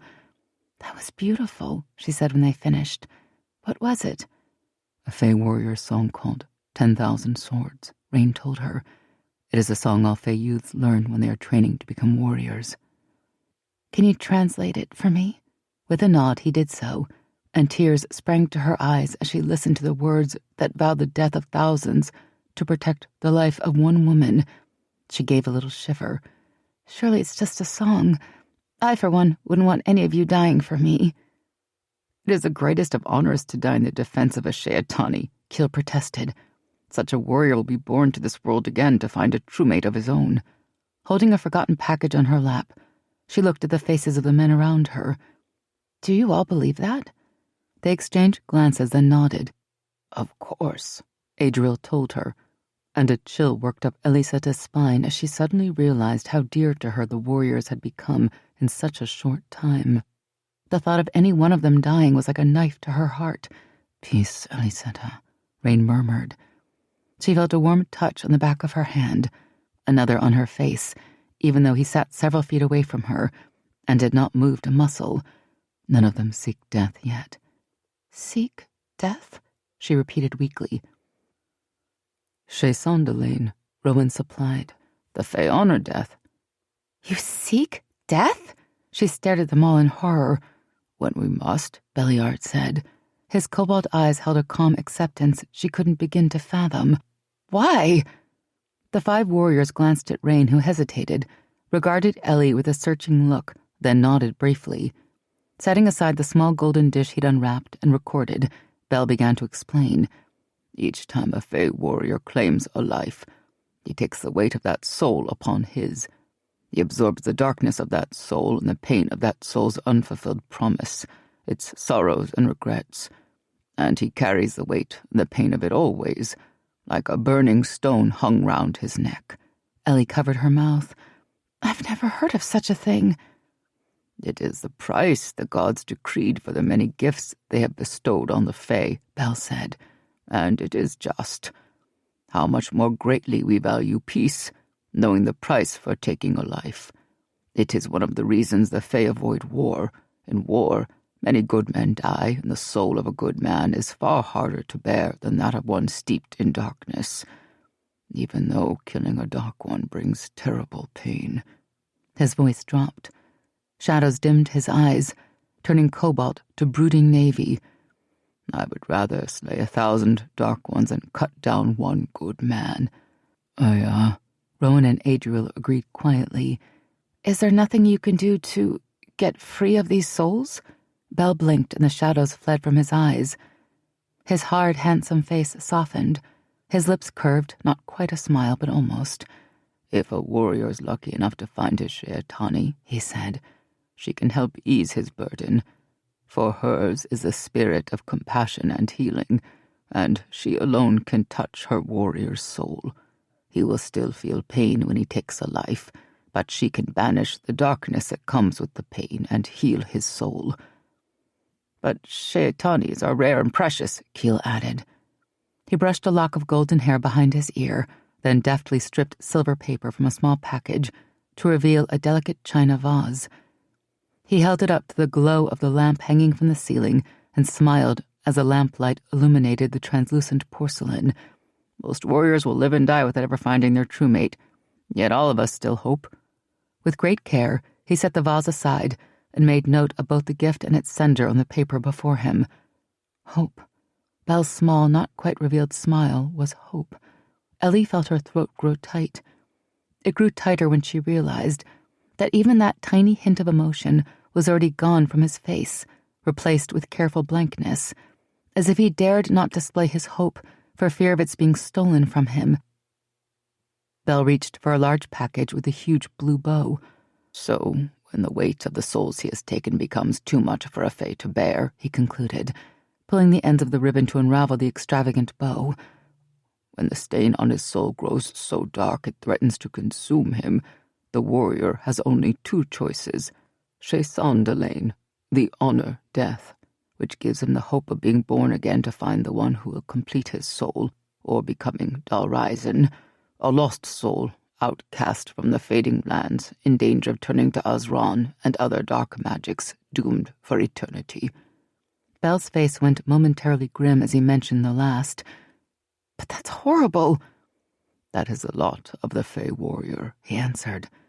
"Of all possible honor deaths, the greatest of them is to die protecting a true-mate, for then the warrior is assured of finding his own true-mate in his next life. It is one reason we dedicate our lives to the Dance of Knives. We strive for centuries to become the best of all Fae warriors, to earn the right to protect a Sheitani, to earn the right to die for her." Pulling a black-handled fecha from the bands across his chest, Belle slid open the seals on the box he had just unwrapped. "No," Ellysetta protested. "No, I won't allow it. I won't have any of you dying for me. Not for any reason." Silence fell in the room.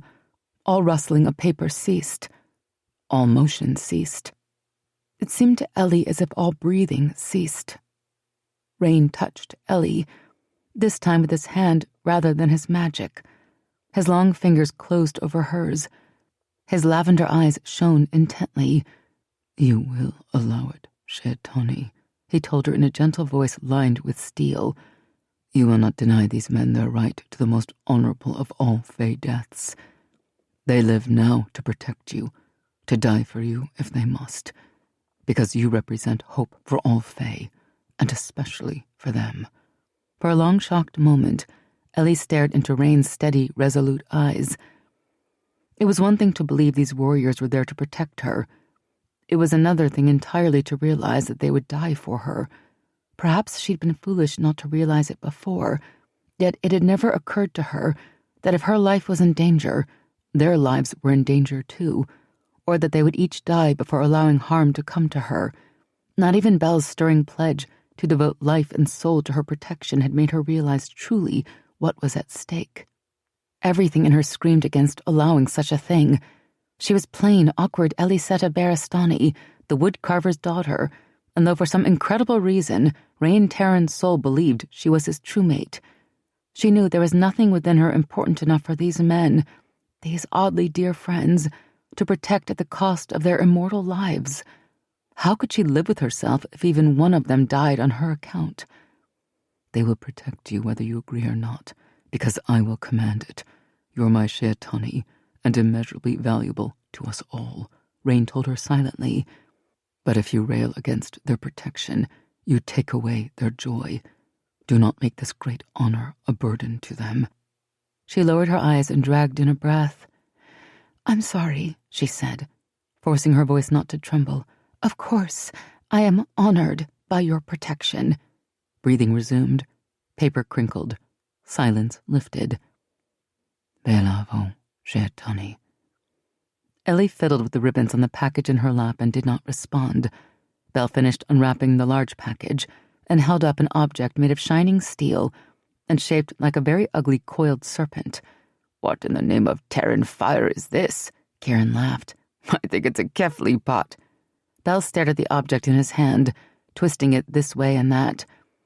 And what's the matching cream pot, I wonder? A scorpion? They were joking. How could they be joking? Would you have them cry every day of their lives? She looked at Rain and blinked back the tears that sprang to her eyes. I thought you couldn't read my mind, she accused. Her anger was weak, but she grabbed it, not wanting to cry in front of these men who had far more reason for tears than she. Rain only shook his head. Your thoughts are plain on your face. They managed to open, record, and pack away all of the gifts in the parlor before lunchtime. Lillis and Laurel returned from their morning's instructions with Madame Nolan, a widow who supported herself by teaching the local guildmaster's children basic reading, penmanship, maths, and household management. Ellie reviewed their morning's work, fed them, then sent them out into the rear garden to play with their kitten, so the Fae could do a swift, magical spit and polish of the house before Master Fellows arrived. Lillis and Laurel weren't pleased when they realized Ellie would be too busy the next 3 afternoons to take them to the park.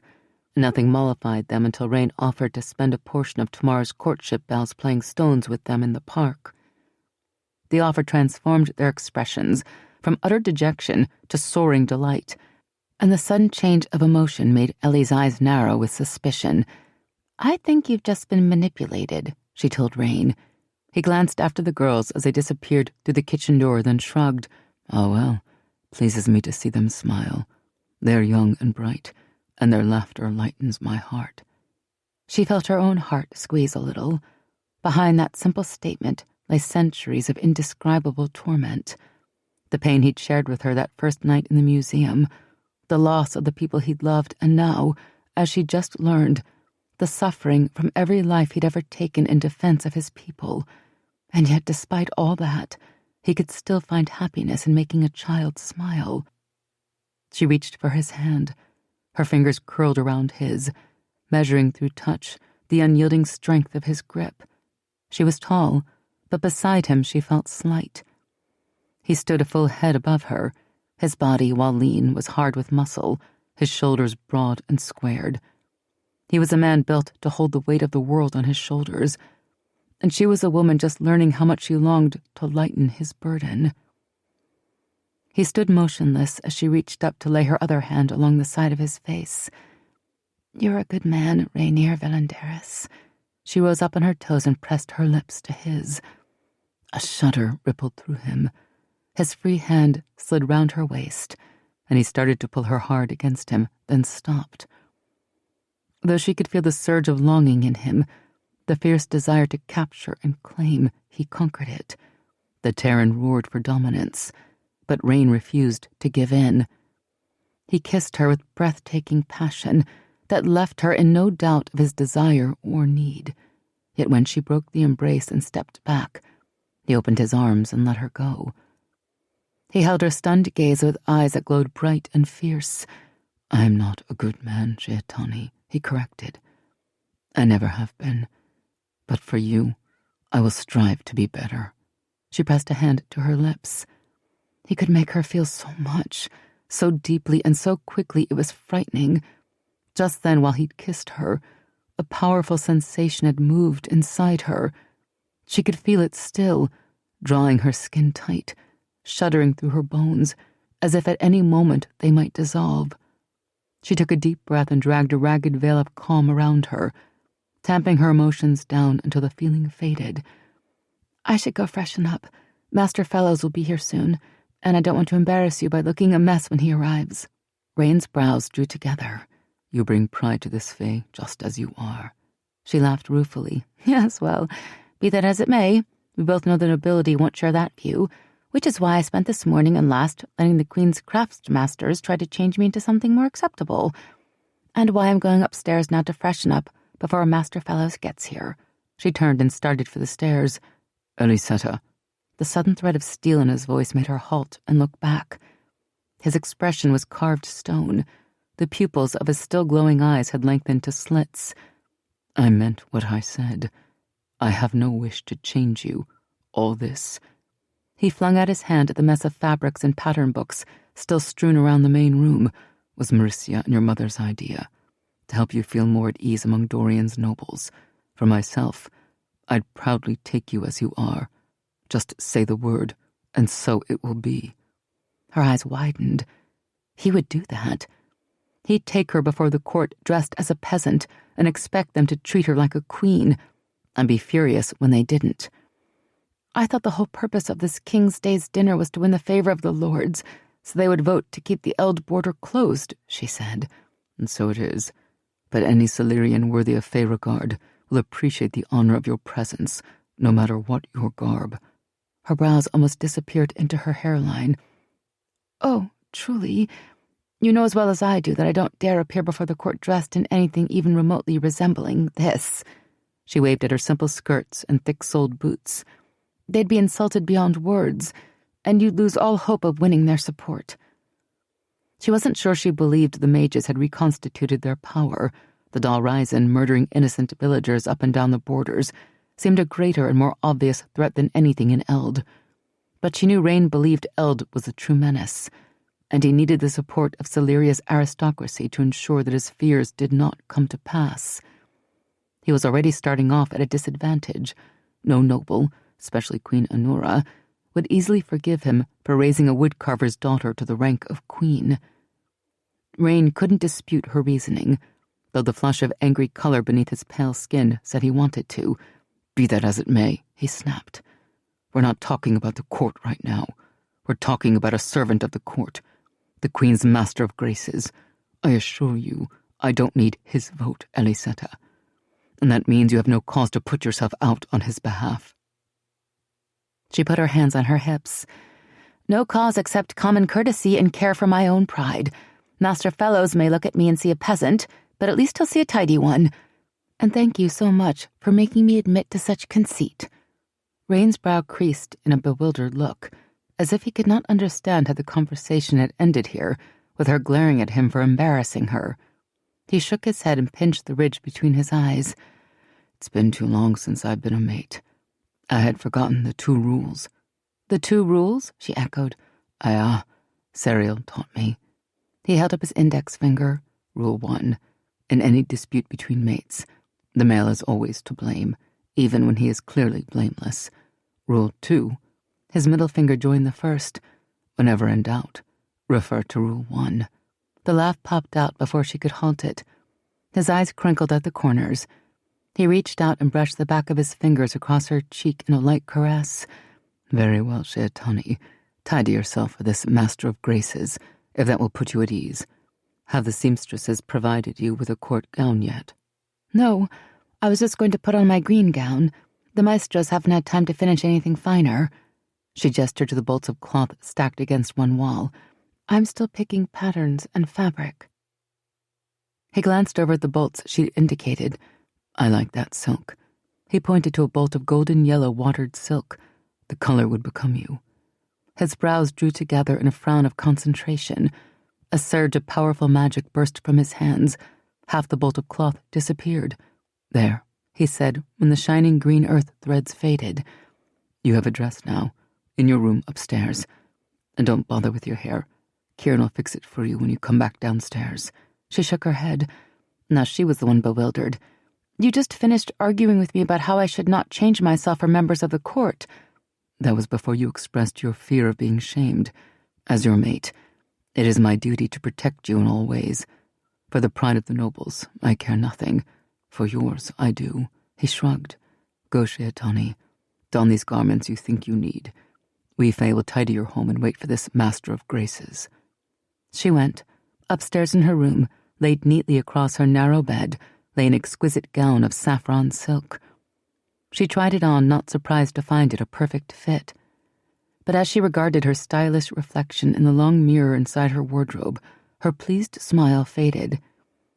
Despite her angry claims this morning that she was the same person she'd always been, and always would be, Ellysetta knew it wasn't true.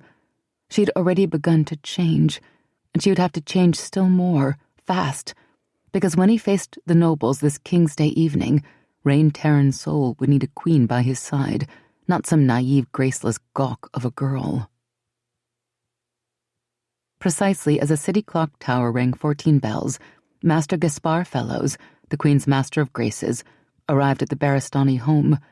He stepped across the threshold, threw back the edges of his satin-lined demi-cape, and executed a perfect court bow before Ellysetta. "Ah, my Lady Feyriza, a pleasure to meet you." He straightened and cast a swift, appraising hazel gaze around the interior of her family's home. Ellie was glad the Fae had tidied up, because she had a feeling the Master would describe everything he saw in the minutest detail once he returned to court. Master Fellows concluded his perusal and cleared his throat delicately. "Very quaint." What was she supposed to say to that? "Thank you for coming, Master Fellows." The slender, elegant little man stood almost a full head shorter than Ellysetta, but despite his small stature, her stomach was still tied in nervous knots. This man was the chief authority on the noble graces to which all members of the royal court adhered. Master Fellows subjected Ellie to his thorough gaze as he held the house. Even though she knew she looked her best, her knees were all but knocking as she waited for his approval. "Turn, please," he commanded, wiggling one finger in an impatient spiral. He said again. "Well, I see I have my work cut out for me if I'm to impart some meaningful modicum of the graces to you over the next few days, Master Fellows." "Oh!" The man gave a start as Rain stepped from the shadows behind him. "I am Rainier Velanderis, the Tairen soul." No hint of welcome softened Rain's expression.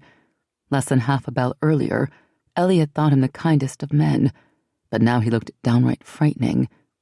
His steel seemed to gleam brighter and more menacing than usual against the darkness of his leathers. Apparently Master Fellows thought so too, because the little man backed up several paces. "What graces exactly do you think a Solarian could teach the Queen of the Fae that she does not already possess?" Master Fellows cleared his throat again and backed up yet another step, only to bump into the equally imposing figure of Belle, who'd come to stand between Master Fellows and Ellie. The Master of Graces swallowed. "No insult was intended, my Lord Feyrizen. The graces are an art, the manner of comportment of speech, the language of the fans and flowers. They take a lifetime to master." "I see," Rain nodded. Then he smiled, showing teeth. "You have 3 days. Master Fellows gasped like a beached fish. "I suggest you start with the things you'll need to know for the palace dinner we are attending this King's Day evening. I'm sure you'll find the Feyriza a quick study." The palace dinner was to be a formal state affair, where the heads of the noble houses would gather together for a reception, followed by a banquet. As Master Fellows explained, that meant he had 3 appointments of 4 short bells each to teach a completely untrained woman the graces of court greetings, bows and curtsies, polite conversation, deportment, flatware, and dining. At first Master Fellows talked so fast he barely took time to breathe. But after he survived the first bell without being skewered on a Fey blade, he calmed down a bit. By the second bell, he had regained his composure, but his patience had begun to go missing. "If you are to be treated like a queen, my Lady Feyriza, you must comport yourself as one. If you think of yourself as regal, others will too. You have a lovely neck, my dear, like a swan's. Hold your head high. No, not that high. Let them see your lovely eyes, not your nostrils. Yes, like that. Now spine straight, shoulders back. No, not so far back that your shoulder blades touch one another. You're a queen, not a prize hen." He started to take hold of Ellysetta's shoulders, but the hiss of Fey steel leaving scabbard froze him in place.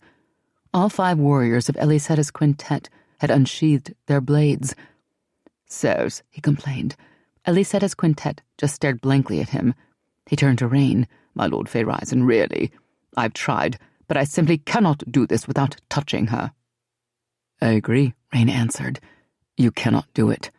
Master Fellows's expression, which had started to brighten with triumph, fell once more. "This no-touching rule of yours is ridiculous. You would not let me guide her through her curtsies. You would not let me show her how to use her hands in polite conversation, and now you will not allow me to adjust the way she comports herself. How do you expect me to teach her the graces if you hobble me at every turn? This is impossible." "Do you shrink so easily from a challenge, then?" "Challenge, no. But you, my Lord Fairisen, are setting me up for disaster. Is that what you want? For me to fail and your queen to become the butt of Silurian jokes?" Every spark of warmth fled from Rain's eyes. "Mind your tongue, Silurian. What? You'll cut it out? Go on, then. You might as well. My life will be ruined in any event if Lady Ellysetta falls on her face before the entire court. They'll know it's I whom the queen tasked with tutoring her in the graces." With a great flare of drama, Master Fellows yanked open his silk coat, bearing the pristine white linen shirt below. "Go ahead, Tairen, soul. Do your worst. Slay me. Drive one of those poison fey blades through my heart. I'd rather die than live with such shame." Rain's irritation melted away. It was impossible to stay irritated while trying hard not to laugh. He didn't like Silurians. He'd always found them to be arrogant, false, and weak. But one thing he could respect was a man who took pride in his life's work and had the courage to defend it. Even if he was a dramatic, posing little prat. "Let him use whatever methods he thinks are best to teach me," Ellysetta said. "I don't want to embarrass you or my family when I'm presented to the court." "You could never do that, Sheatani," Rain replied. "But neither can I allow him to touch you."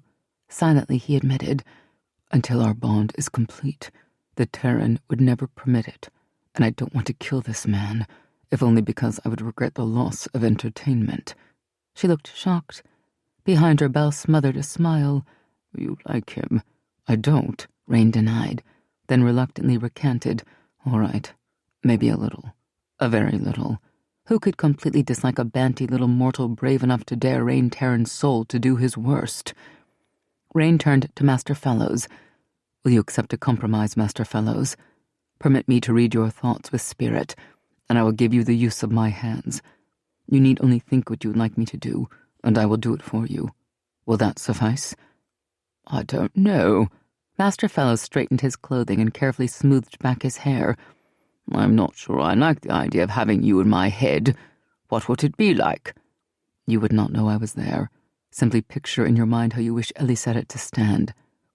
He plucked the images easily from the man's mind and wove them in spirit so Ellysetta could see, then made the smaller adjustments himself, tilting her shoulders and chin gently to achieve exactly the stance Master Fellows imagined. "Like this, Master Fellows." He heard her breath catch as his hands touched her, felt her helpless rush of desire and the hot echo of it in his flesh. She might fear the Tairen, but this much she could not deny. It gave him hope that the rest would come in time. "Exactly, the man coughed. "That will do nicely, my Lord Fairisen." "I feel like a posed doll," Ellysetta muttered. "You look like a queen." Fellows was right. She did have a lovely neck. Rain bent to press a kiss against the soft skin of Ellysetta's throat. "You bring pride to this face, Sheatani." "Oh, but none of that," Master Fellows objected, ignoring Rain's frown. "Silurian courtiers may enjoy passion in private, but in public they must observe all the proprieties." Ellysetta's lessons in the graces continued throughout the afternoon. It was late when Master Fellows took his leave and hired a gentleman's coach to carry him back across town to the palace, where he was promptly ushered into the Queen's private audience chamber to give a report of his session with the Tairen soul's mate. Queen Anura was seated on a carved and gilded armchair, dressed to perfection and shining with a seemingly effortless combination of luminous beauty and regal grace that Master Gaspar Fellows knew had taken years of careful study to perfect.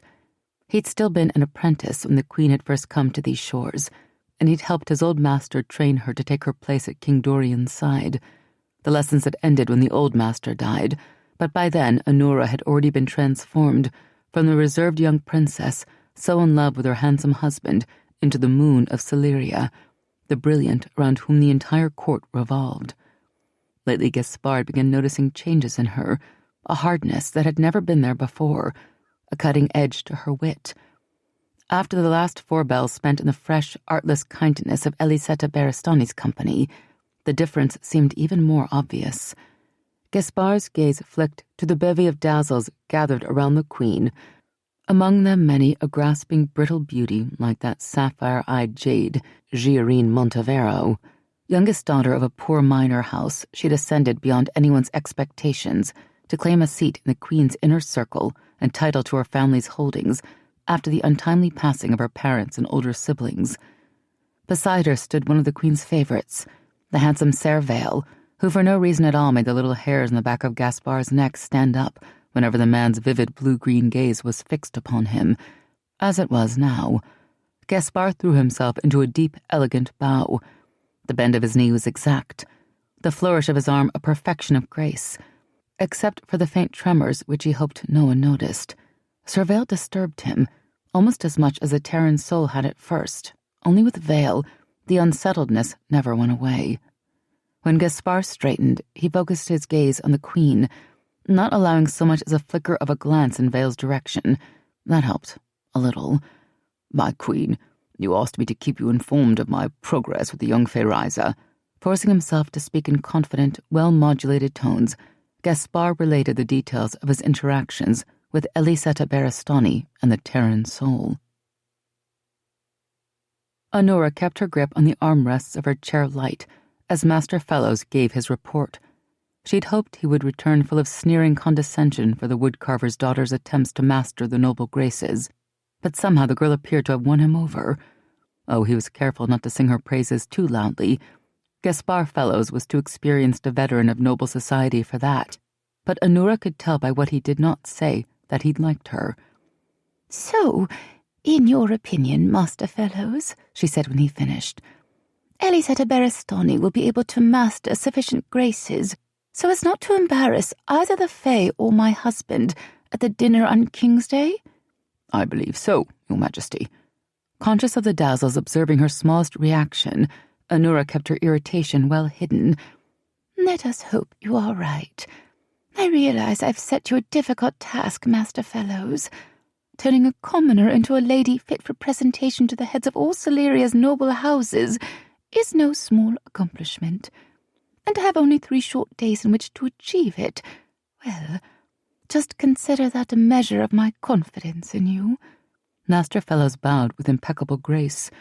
"Nothing could give me greater pleasure than to be worthy of your confidence and regard, Majesty." "Excellent. We thank you, Master Fellows." She fixed a coolly polite smile on her face. He recognized her unspoken dismissal and, with a final bow, excused himself. When he was gone, Vale caught her eye. He'd been gone from her court since that morning in the garden, when he'd acted so impudently, and though it galled her to admit it, she'd missed him. Scarcely a year since he'd first joined the court, and already he was indispensable to her. How had that happened?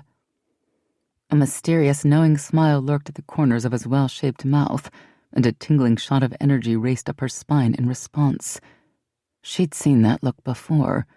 He was hiding something, some naughty trinket or choice bit of gossip, and he was waiting for a moment alone to share it with her. She shouldn't let him. He'd grown too bold by half. But she was still angry at the way Dorian had betrayed her this morning. She'd given him her love, given him years of devotion and loyalty, and her tireless efforts to make him the most powerful king in the mortal world. And what had he done when asked to choose between her pride and his fey kin? He'd chosen them. He'd thrown everything she'd ever given him back in her face. She looked at Vale. This handsome man had made it clear in so many ways that he longed to serve and please her, that he would do anything for her. A sharp staccato beat broke the air as Honora clapped her hands sharply. "Out! All of you! Give me a moment!" She held Vale's gaze for a steady, expressionless moment. His faint smile deepened, then was wiped away as he turned towards the door and exited with the rest of the courtiers. The door closed behind them. Silence fell over the room. She drew a deep breath, her breast straining against the tight confinement of her corset. Her heart was beating quickly. This was not wise. Dorian was not a jealous or suspicious man. She'd never given him cause to be. but many a courtier with whom she'd battled in the past would leap at the chance to disgrace her. Nerves shrilling, Anura rose from her chair. Across the room, the door through which the courtiers had exited beckoned. Already she was having second thoughts. She should leave, now, before she encouraged Vale's improprieties any further and gave herself cause for regret, before she gave her enemies a weapon to use against her. She started for the door to her bedchamber. From behind, the sound of tinkling dishes and a low murmur of voices drifted in through the half-closed door, leading to the adjoining antechamber. She stopped, drew another deep breath, turned. Vale stood in the doorway, elegant and sensual. Thick, smooth waves of dark hair gathered in a queue at his nape, blue-green eyes vivid in his bronzed face. Expertly tailored clothes hugged his body, outlining his muscular limbs, broad shoulders, trim hips. She yanked her gaze back from where it had wandered and gathered her composure, drawing on every lesson engraved upon her being by the stern taskmaster who'd been Gaspar Fellows's old master. One silvery brow arched. "You wished to see me privately?" Vale smiled. It was not the smile of a supplicant or courtier. It was instead a man's smile, brimming with dangerous promise, whispering of silken sheets and forbidden desires. "I brought you a gift, my queen." He gestured behind him to a small silver serving cart. Honura's tension changed to irritation. "Kefli? Well, really, my nerves are strung tight. They need no further stimulation." Kefli, the powdered nut of the kefloa tree, was a sensory enhancer. When brewed with cinnabar water, it acted as a mild stimulant to the senses, creating a feeling of invigoration and higher mental acuity. Vale lifted a purple silk bag from the tray and handed it to her. "Ah, but my queen, this is no ordinary kefli. I know you to be connoisseur, and this is a very rare and potent blend, one I think you will enjoy. Open the bag and just smell the aroma. It's enthralling." Intrigued, she loosened the braided ties holding the top closed, parted the opening of the bag and took an experimental sniff. A rich, dark fragrance filled her nostrils, heady, dizzying, a potent blend indeed. And now she knew the reason for the wicked light in Vale's eyes. For a rare few, the more potent forms of kefli could cause mild aphrodisiacal effects, and occasionally even more than mild, depending on the concentration of the brew and the imbiber's level of susceptibility and state of mind. Anura had never experienced those side effects herself, but Dorian had a particularly interesting response to kefli in its most concentrated form. Ever since discovering that, she'd made a point of stocking new blends and encouraging him to try them whenever she was feeling romantic. "I made a special trip to my estate just so I could bring it to you," Vale said, pouring the steaming liquid into 2 porcelain cups. He added a stream of thick, chilled honeyed cream, stirred, then held 1 cup out to her. "I thought if my gift pleased you, you might forgive me for my earlier transgression. I cannot bear to be out of your favor, my queen." She gave a brief, disbelieving laugh. "So to apologize for one boldness, you offer an even greater one?" "Is it boldness to offer my queen a treasure I know she enjoys?" A quick, sharp yank on the silk cords closed the purple bag tight. She tossed it on her desk and turned away, regretting the irritation and spurt of wickedness that had led her to encourage him. "You presume too much, Vale, and for your information, kefli does not have the effect on me you may think. My ardent pursuit of the rarest blends is an interest I indulge for reasons of my own." "Then my gift is not bold in the least," he returned smoothly, "and there is no reason why you should not share a cup with me." He smiled invitingly. "Come, will you not at least taste a little? The blend is sinfully delicious." She started to refuse and dismiss him, but he lifted his own cup of kefli and blew to cool it. The rich, moist aroma swirled around her.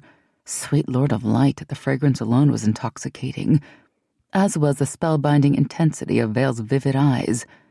Between his look and the seductive aroma of the kefli, she had trouble remembering what was so objectionable about an innocent drink between friends. "Oh, very well. Where's the harm?" She took the cup from him, started to raise it to her lips, then stopped with a faint smile. "You first, though, Vale. old habits die hard. Growing up in Capellus, where poisons and potions were standard fare among courtiers, she'd long ago learned to be wary of gifts. Except for Dorian, she trusted no one. Of course. Vale didn't hesitate to raise his cup. "To your beauty and grace, Majesty." He took a small sip, then gave a short laugh when she did not respond in kind. "Your suspicion cuts me to the quick, my queen." With a shrug and a wry smile, he tilted his head back and emptied the remaining kefli in one quick gulp. She sipped hers, then made a pleased sound and sipped again. He was right about the blend. She did like it. The brew was strong, like nothing she'd ever experienced before, pure enchantment in liquid form.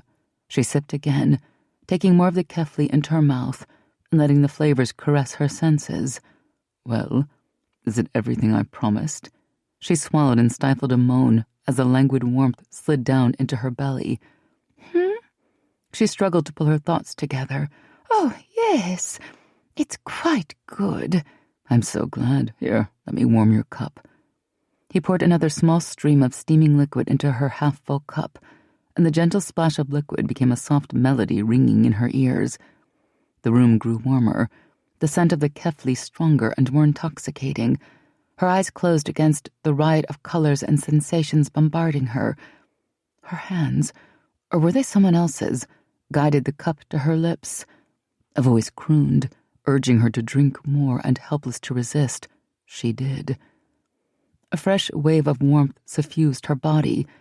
The cacophony of sound faded, grew muffled, and then there was only a voice, low and hypnotic, murmuring to her, saying something about Dorian, something troubling. Feeling dizzy, Anura lifted a hand to her head. Just that faint tightening of her bodice as her arm moved sent bursts of heat exploding all over her body. Fire raced through her veins, licking at her skin with hot little tongues. Her knees went weak. Gods have mercy. The sensations flooding her body were more potent than the sexual energy that had rushed through the courtroom the day the Tairen soul had claimed his mate. Her eyes fluttered, trying to open, but her lids were so heavy. "Shh, hush, my sweet." A hard hand slid round her waist. A man's hand, firm and strong, fingers splayed on her spine, pressing her forward. She leaned into a hard, muscular chest and moaned as lips tracked burning kisses up her throat and swirled around her ear. Tremors shot through her like lightning bolts.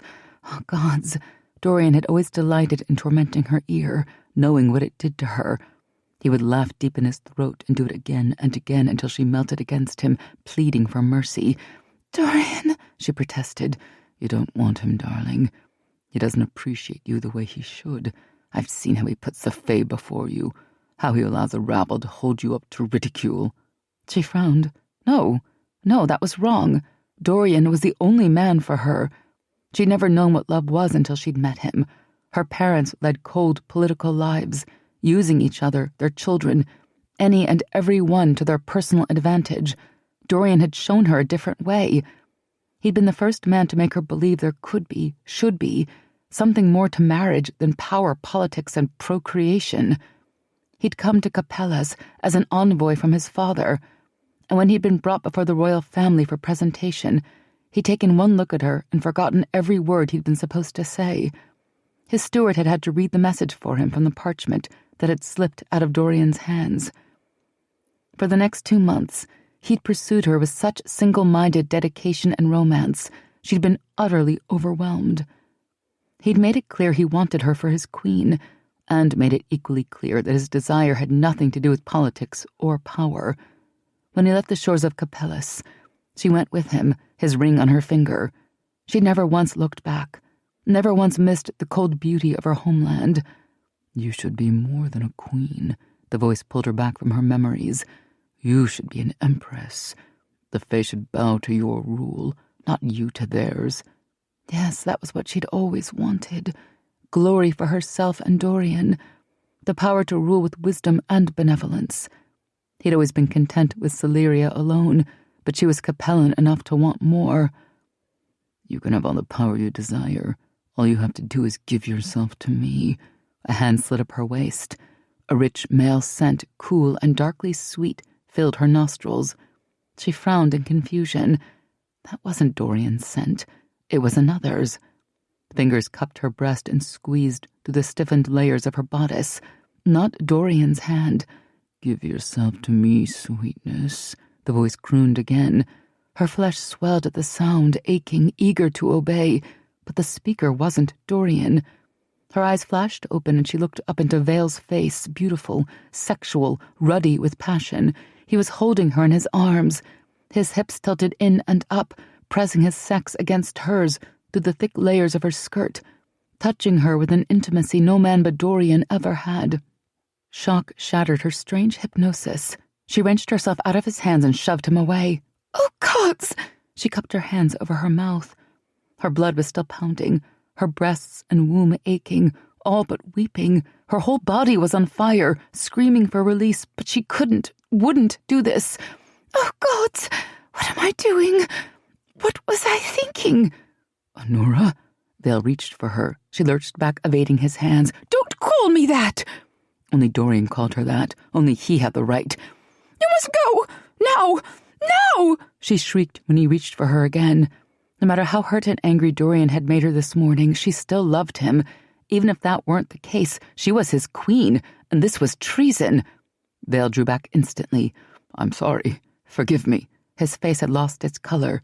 "The brew went to my head. I'll go, of course."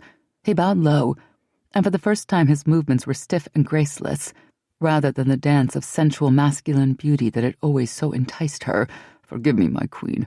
I never meant to cause you such distress." "Just go," she cried. "Get out of my sight." Straightening, he pivoted on one heel and strode out. Oh, gods. Oh, gods. The Kefli pot was still steaming its treacherous, seductive fragrance. She snatched it up in a burst of fury and threw it against the wall. Dark liquid splattered, spreading out in a huge, ruinous stain, a blot as dark as the one on her honor. The smell became an overwhelming stench. She ran for the guard-robe, leaned over the privy shaft, and vomited in violent, racking heaves until nothing remained in her stomach but emptiness and bile. Frantic to rid herself of every last vestige of the hideous potion, she rinsed and scrubbed her mouth and teeth again and again until she could no longer taste the slightest hint of Kefli. When she was done, she dragged in a long, shuddering breath and tried to calm herself. The task was an impossibility. Vale's brew was still inside her, still working its vile magic upon her. Every move was a torment, every swish of silk an acute torture. She needed Dorian, now. Pausing only to straighten her hair and appearance, there was nothing she could do about the wild glitter in her eyes. She exited the chamber through the main door. She sailed past the crowd of courtiers lingering in the sunlit atrium nearby and walked as swiftly as she dared to Dorian's office. He was still there, his steward with him. "Leave us," she commanded. The steward cast her a startled look, then glanced uncertainly at her husband. Dorian eyed the flush of color on her cheeks and signaled the steward to obey. "We aren't to be disturbed," she ordered, then closed the door in the steward's face. "What is it, Dorian's voice broke off. His hazel eyes widened as she strode towards him, ripping at the laces of her bodice as she went. "Anura." The bodice string snapped in her hands. The stiffened fabric parted. "Dorian!" She ripped at the sleeves of her gown, almost sobbing, as she struggled to pull the loose fabric free and shove it down in a puddle at her feet.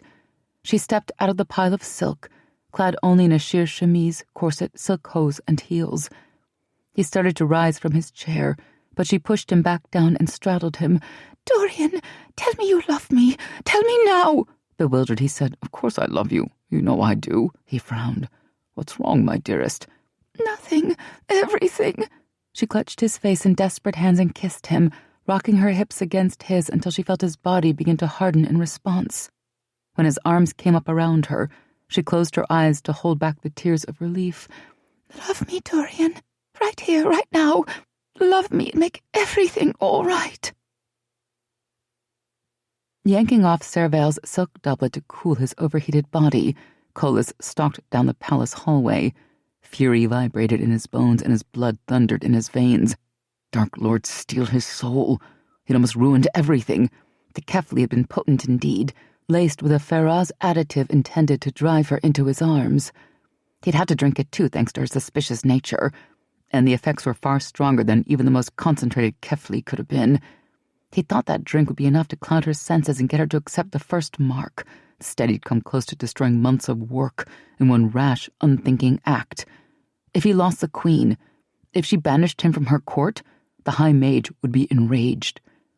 He opened the door to the small suite Honora had given him when Sarah Vale had become one of her favorites. A flash of bright color caught the edge of his vision, and he turned to see the trailing edge of a woman's skirts disappear around his bedchamber door. Temper bit hard. Lust bit harder. "Come here," he commanded. Fabric rustled. Girine Montevero stepped out of his bedchamber into the small parlor of his suite. "It didn't go well, I presume?" Her lips twisted. "I told you it wouldn't. It's too soon. She still loves him. You must break that before you can break her." "I said come." The temperature in the room dropped sharply. Girine turned pale. The sardonic triumph fell from her like an untied veil. She hurried towards him. When she drew close enough, he grabbed her arm and pinned her against the wall, grinding his hips against hers. His hands plunged into her bodice and tugged her generous breasts free of their confinement, finding the nipples and squeezing them until she cried out. "You find my failure amusing, Umeji?" "No," she gasped, groaning as he twisted her flesh. "Never." "Whom do you serve, Girine?" She gasped again and offered up her mouth, her throat, those lush, lovely breasts. "You, master. Only you." His head ducked.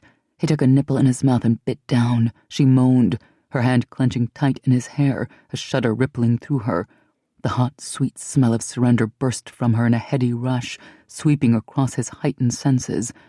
He traced his fingers over the creamy skin of her left breast. Trails of carefully masked magic followed behind. 6 shadowy marks grew visible on her flesh. 6 small points of darkness, forming a circle over her heart. 6 mage marks that ensured his absolute power over her.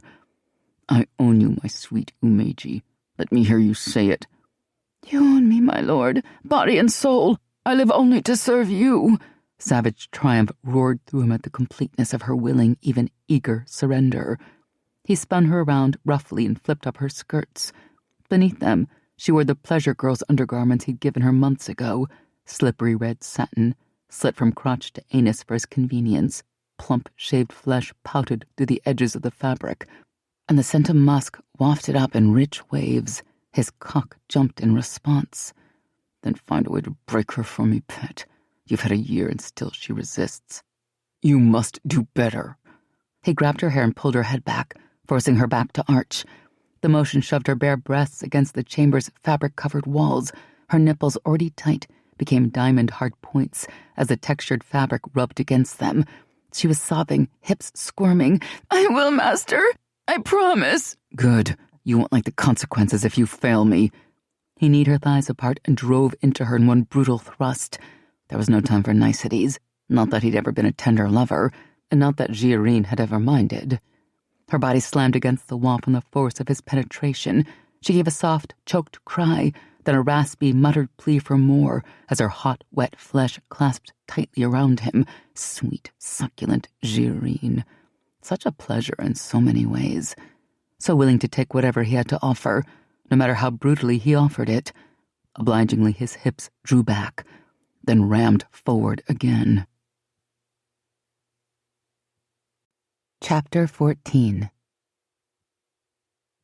The great sun had just risen when Sean Velsendaris and Toril Velcarlian, the 2 Fey warriors dispatched by Beliard Velgelani to seek information about the Fey Risa's origins, arrived in the small northern city of Norban.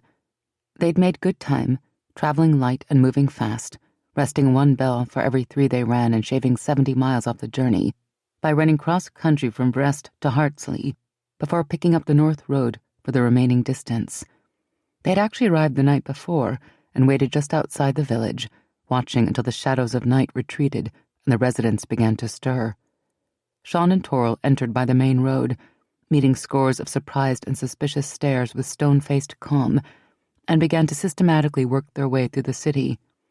From home to home, shop to shop, they searched for answers to the mystery of the Fey Risa's past. They did not ask about a red-haired infant abandoned in the forest 24 years before. Instead, they inquired after Pars Grolin, a journeyman smith with bright red hair to whom the Fae owed a debt of gratitude. He might, Sean told the people he questioned, have been traveling with his small daughter. It was the truth, though it had been stretched a bit. Fae honor prevented warriors from telling outright lies, but Tairen craftiness allowed them to dance on the blade's edge of truth when necessary. There really had been a red-haired journeyman smith named Pars Grolin, and he really had traveled through Norban. About 700 years earlier, Sean and Toril simply avoided mentioning specific time frames, and who knew, maybe Pars really had brought his daughter with him on one of his travels. Though it pained them to do so, Sean and Toril attempted to shake hands with each individual they met, using skin-to-skin contact to probe the minds of Norban's citizens and follow any memories aroused by the mention of bright red hair and small girls. Many of the Silurians refused to touch the Fae, either from fear or distrust, and Sean and Toril resorted to probing the minds of those doubters with careful weaves of spirit. The warriors' progress through the town was slow, and they did not go unnoticed. Ellie spent a much quieter morning than the one she'd suffered through the previous day. She woke to find the top of her nightstand draped with a diamond necklace fit for a queen, the stones large and of obvious quality, the chains so delicate she could break them without effort. The message of the gift, she surmised, ran something along the lines of, "Wear the trappings of a queen if you must, but know you can shed them any time you choose." To the consternation of Loriana and all the tradesfolk, Rain arrived very early and made himself both visible and threatening as he stood at her side, arms crossed over his chest, fingers touching the scarlet hilt of his deadly fecha. When any of the tradesfolk became the least bit pushy or rude, he would fix glowing eyes upon the offender and growl deep in his throat. 3 seamstresses had to be carried out after they fainted in fright. And even though Ellysetta chided them for their wickedness, the Fae warriors laughed silently among themselves and cast bets on how long it would be before the next young lady keeled over and how many would swoon before lunchtime. The morning passed quickly, and soon Lilith and Laurel returned from their studies and clamored for their promised afternoon in the park. At least 5 dozen children were waiting when the 4 of them arrived. Ellie recognized barely half of the waiting youngsters. The rest were children she had never met, a mix ranging from the well-dressed offspring of merchants and simple gentry to ragged street urchins and every social stratum in between. Each child clutched a stone's pouch and sported a wide-eyed, hopeful look as the Fae King entered the park.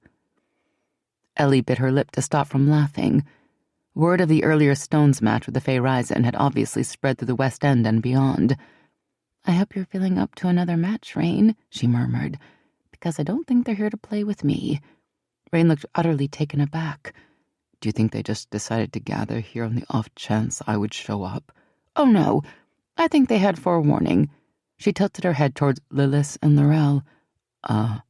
He seemed to gird himself. "Well, I suppose we shouldn't disappoint them." Holding out his wrist for Ellie's fingers, he escorted her to the stones grid.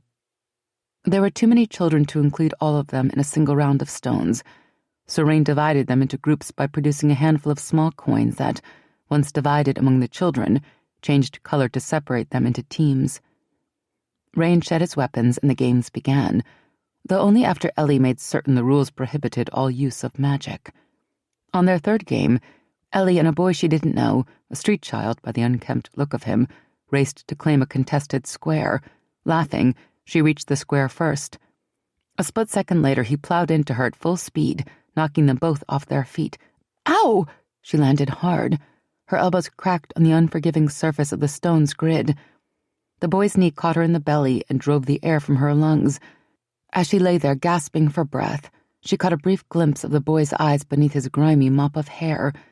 For one strange, surreal moment, she could have sworn the child's eyes were black, glowing with tiny red sparks. She blinked, and the image was gone. The boy's eyes were brown and filled with fear. He didn't even bother to look over his shoulder at Rain, who was bearing down on him. He just scrambled to his feet and ran as if pursued by the hounds of the 7th hell. "Shit, honey." Rain dropped to one knee and reached to help her up. "Are you hurt?" "Just winded," she wheezed. She held out her hands and stared in shock. Red blood, quite a bit of it, covered one hand. She looked down at her waist, and light-headedness assailed her. Her side had been laid open by the slash of a knife. The wound deep enough that her skirts were already dark with blood. The boy had stabbed her. Rain swept her into his arm and barked out a rapid spate of orders. Faye, T-Faye rise a bell, Kaiven Chakor. Catch that boy, quickly before he gets away. The rest of you, to me. Ellie's quintet raced after the street boy. Moving in a blur of speed, another dozen Faye snatched up Lilith and Laurel and carried them off to safety. The rest formed a tight protective ring around Rain and Ellysetta. Ellie stared up at Rain's pale, drawn face and blinked as his image wavered. Had the boy poisoned as well as stabbed her? I've got to stop the bleeding before I take you to Mercia, Rain told her. He clasped a hand over her wounded side, and a bright glow of green earth flowed from his fingertips. Her skin tingled, then began to sting. She hissed as the sting became sharp needles of pain lancing through her side. It felt as if he were tugging the torn edges of her flesh together. Rain swore with quiet bitterness when she flinched. Forgive me, Ellysetta. I was not thinking to stop the pain, only the blood. Cool lavender spirit joined earth, overriding her protesting nerves with an illusion of normalcy. Then it was only the tumult of his emotions that beat at her. With inexplicable surety, she not only sensed each emotion distinctly, she knew exactly what motivated each of them. Fury over her wounding, shame that he'd let it happen and that he'd caused her further pain, fear that the wound might be worse than mere rent flesh. Ellysetta cupped a hand to his face. I'm all right, she assured him. He grasped her hand and pressed a kiss into her palm. Of course you are, he agreed. Against her palm she felt his lips tremble, and in her mind she heard his quiet, shocked thought, so dear and so short a time. The thought wasn't sent on a thread of spirit. It was simply there, in her mind. He kissed her again on the lips, quick and fierce, then clutched her close to his chest and stood. Faye, he cried, Bot lucha. The remaining Fae circled tight around Rain, red Fecha gripped menacingly in their hands. Moving as one unit, they raced towards Celeria's palace and Maricia's healing hands. The boy ran like a rabbit. Bell swore as he skidded around a corner and smashed into a fruit seller's cart. Fruit went everywhere, apples and oranges rolling across a narrow cobbled lane. Bell stumbled on a raft of apples and went sprawling. He tucked in his head and shoulder and turned the sprawl into a diving roll, coming up on one knee in time to see the boy duck down a small alleyway. The rest of the quintet vaulted past Bell and cleared the river of rolling fruit in great air-powered leaps. Down the alley on the right, he commanded. What advantage the Fae had in speed, the boy negated with his intimate knowledge of the city's many side streets and alleyways, and what appeared to be an innate ability to avoid capture, learned, no doubt, from years of evading the authorities after picking pockets and thieving. The boy led them on a wild chase, twisting through a labyrinth of uneven roads and narrow alleys, ducking through shops and darting through merchant stalls, always managing to spin away just before the Fae's weebs could reach him. Rowan and Adriel took to the rooftops to try to cut the boy off, while Belle and the others remained in pursuit on the ground. The child burst out of the alley, darted under the wheels of a moving wagon, and hot-footed it down yet another narrow side street. He skidded to a halt when the cobbles in front of him bulged upward, and a wall of earth erupted out of the ground to barricade the road. Rowan and Adriel leapt down from a rooftop, breaking their descent with a cushion of air. Belle and the others blocked the other end of the street. The boy feinted right towards the back door of a baker's shop, then dodged to the left, pelting down a dank, narrow alley, little more than a moss and slime-covered footpath between buildings. Belle charged after him, closing the distance between them. The boy was tiring, but the Fae were scarcely winded. The end of this chase would not be long in coming. The boy knew it, too. He cast a wild-eyed glance over his shoulder and put on a burst of desperate speed, heading down yet another side street. He spun around a lamp-post and launched himself down a short, narrow alley. "Got you, boy," Bell growled. The youth had made a mistake. This alley offered no outlet. 3 solid brick walls hemmed the boy in, and Kieran wove earth to weld shut the back doors that opened to the alley. There would be no more dodging through back rooms and kitchens, and no more escaping Fae weaves. "Now throw down that blade of yours and come with us. The Fae Rising has some questions for you." Bell moved in, arms spread wide, his palms open. He didn't want to kill the boy, only catch him and bring him in for questioning. After that, the king's justice could decide what to do with him. If the child decided to get difficult, Bel would simply weave the air out of his lungs to render him unconscious. The child spat out a filthy oath. Suddenly his thin body went poker stiff. He clutched at his throat and chest and gave a gurgling cry. "Boy!" Bel abandoned caution and ran towards him. Only then did he sense the weave. Air and earth and something else Bel couldn't quite make out. Something masked by the other weaves, but it set his teeth on edge. Blood vessels burst in the boy's wild eyes, turning them into pools of scarlet framing terrified brown irises. His lips went purplish blue. His eyes rolled back and he crumpled to the damp filth of the alley ground. Bel didn't need to check the boy's pulse to know he was dead. His eyes scanned the alleyway, seeking the path of the weave that had killed the boy. The murderer had already erased his tracks, leaving nothing, no fragment of a weave to trace back to its source. "The knife, Bel," Keel reminded him. "Rain will want the blade that cut his mate." Bel knelt to rifle the urchin's ragged clothes. He found a sheathed blade tucked in the boy's waistband. "Spit and scorch me," he whispered, as he recognized the distinctive black silk-wrapped hilt of a fecha. What was a street urchin who'd attacked the Fey Ryza doing with a fecha? The name mark etched into the blade's pommel chilled Bel's blood. Without warning, the knife grew hot to the touch. Swearing, Bel released the weapon and leapt back just as it burst into intense blue-white flame. The boy's body began to burn too. "Murder!" The scream came from the mouth of the alley where a crowd of Silurians had gathered. A woman pointed at Bel and cried again, "Murder!" Colas Monza turned away from the crowd across the street, a satisfied smile lurking at the corner of his mouth. That should keep the Fae busy for a while. Let them deal with the accusations of murder now, on top of all the suspicions of Dalryzen raids and the new dark distrust quietly spreading among the lower classes and the religious zealots. He walked 3 blocks down to the Inn of the Blue Pony and entered unobtrusively by way of the back door and servant's stair. Young Burke, friend of the dead urchin, was waiting obediently for him. Wordlessly, the boy handed him the long, wavy-edged dagger the now-dead Baron had tossed to him before leading the Fae on that wild chase through the city streets. The black metal blade was dry, but the dark jewel in the hilt throbbed a rich, satisfied red, testifying to its recent taste of Ellysetta Baristani's blood. "Excellent boy," Colas said. "You did well." Even Baron had served his purpose, though he'd nearly killed the girl, rather than merely nicking her as he'd been ordered. Colas sheathed the dagger and tucked it inside his vest. Vadam Mar would be pleased. "So much for my second lesson with Master Fellows." Ellie forced a weak laugh. She lay on a chaise in Rain's palace suite, her body tense despite the soothing warmth of Mauricia's expert healing weave and gentle touch. Even the shock of her stabbing had faded in the face of her fear of the Shadowlin.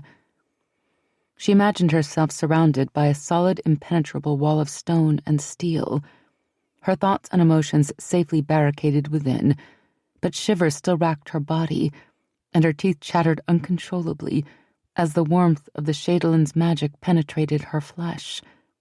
At last, the glow surrounding Mauricia's hands dissipated, and she stepped back. "Will I live?" A tired smile curved the Shadowlin's lips. "I am glad to report that you will." Ellysetta's eyes narrowed as magic tingled across her skin, and she saw a faintly unfocused look enter both Rain's and Mauricia's eyes. "Speak so I can hear," she told them. "As I was the one stabbed, I have a right to hear what you are saying." "Sixta," Mauricia murmured. "I was telling Rain the blade wasn't poisoned, but there were remnants of a pain suppressant in your blood. The blade was treated with a numbing agent, which explains why you didn't feel anything, even though the boy stabbed so deep he pierced a kidney." She glanced up at Rain. "It was good you stopped the bleeding as quickly as you did." "That boy meant to kill me." Even though Rain had warned her of such a possibility, it hadn't seemed real until now. Rain's lips thinned. "It appears so, Sheatani." A warrior approached. He gave a short, brisk bow and whispered something into Rain's ears. Rain's brows drew together in a sudden scowl. Whatever the news, it wasn't good. What is it? Ellie asked. Something has happened, Shaitani, and I must go. Ravel and his Chakor will see you safely home. Do not leave your home again today, no matter what the reason. Irritation flashed. He was shunting her aside as if she were a child to be sent to her room, while the grown-ups tended to important matters. Tell me what's going on, Rain. For a moment she thought he might not answer, and when he did, she almost wished he hadn't. Bel has been taken into custody by the king's men. The boy who attacked you is dead. A dozen witnesses claim to have seen Bel murder him. Ellysetta swung her legs over the edge of the chaise and stood. I'm coming with you. Nay, Shaitani. Your family is worried, and they need to see for themselves that you are unhurt. Ravel will take you to them while Marissia, Dax, and I deal with this. He raised her face to his and held her gaze steadily. Go to your family, Agiana. But Bel... Trust me, I will not allow him to come to harm. Ellysetta searched his gaze and found resolve and reassurance. I do trust you, she said. His eyes glowed with sudden emotion. The hand beneath her chin slid round to cup her head and draw her closer. He bent his head and took her lips in a kiss that left her breathless. Belavo, Shaitani. Your words bring joy to this Fae's heart. He straightened and met Ravel's gaze, then the gaze of each member of her secondary quintet. Guard her well, my brothers. With our lives, Rain, Ravel replied. Rain tracked Dorian down to his council chamber, where he was meeting in private session with the 20 great lords who between them governed more than half of Celeria. News of the would-be assassin's death had traveled through the city faster than magic-fed flames, rousing an astonishing furor. Outside the palace, the Fae reported seeing flurries of inflammatory pamphlets and small mobs of citizens gathering to march on the palace and demand justice for the dead boy. And when one of Dorian's advisors broke the privacy seal on the council chamber as he stepped briefly outside to request a book of legal precedents, Rain overheard at least half a dozen voices within calling for an inquiry and trial of Bel. My Lord Verizon, the council attendant yelped as Rain brushed past. You cannot go in there. The council is in session. Rain didn't spare the man a glance. He threw open the doors to the council chamber and swept inside. Dax and Marissia followed close behind him. The great round marble chamber, its raised tiers filled with enough velvet-upholstered chairs to seat the 200 lords of Celeria's noble houses, was mostly empty. Only the gold and silver thrones of the king and queen and the semicircle of 20 lesser thrones belonging to the heads of the great houses were currently occupied. Dorian and his great lords regarded Rain with a mix of shock and affront as he strode towards them across the chamber's gleaming marble floor. Onura narrowed her eyes. My Lord Verizon.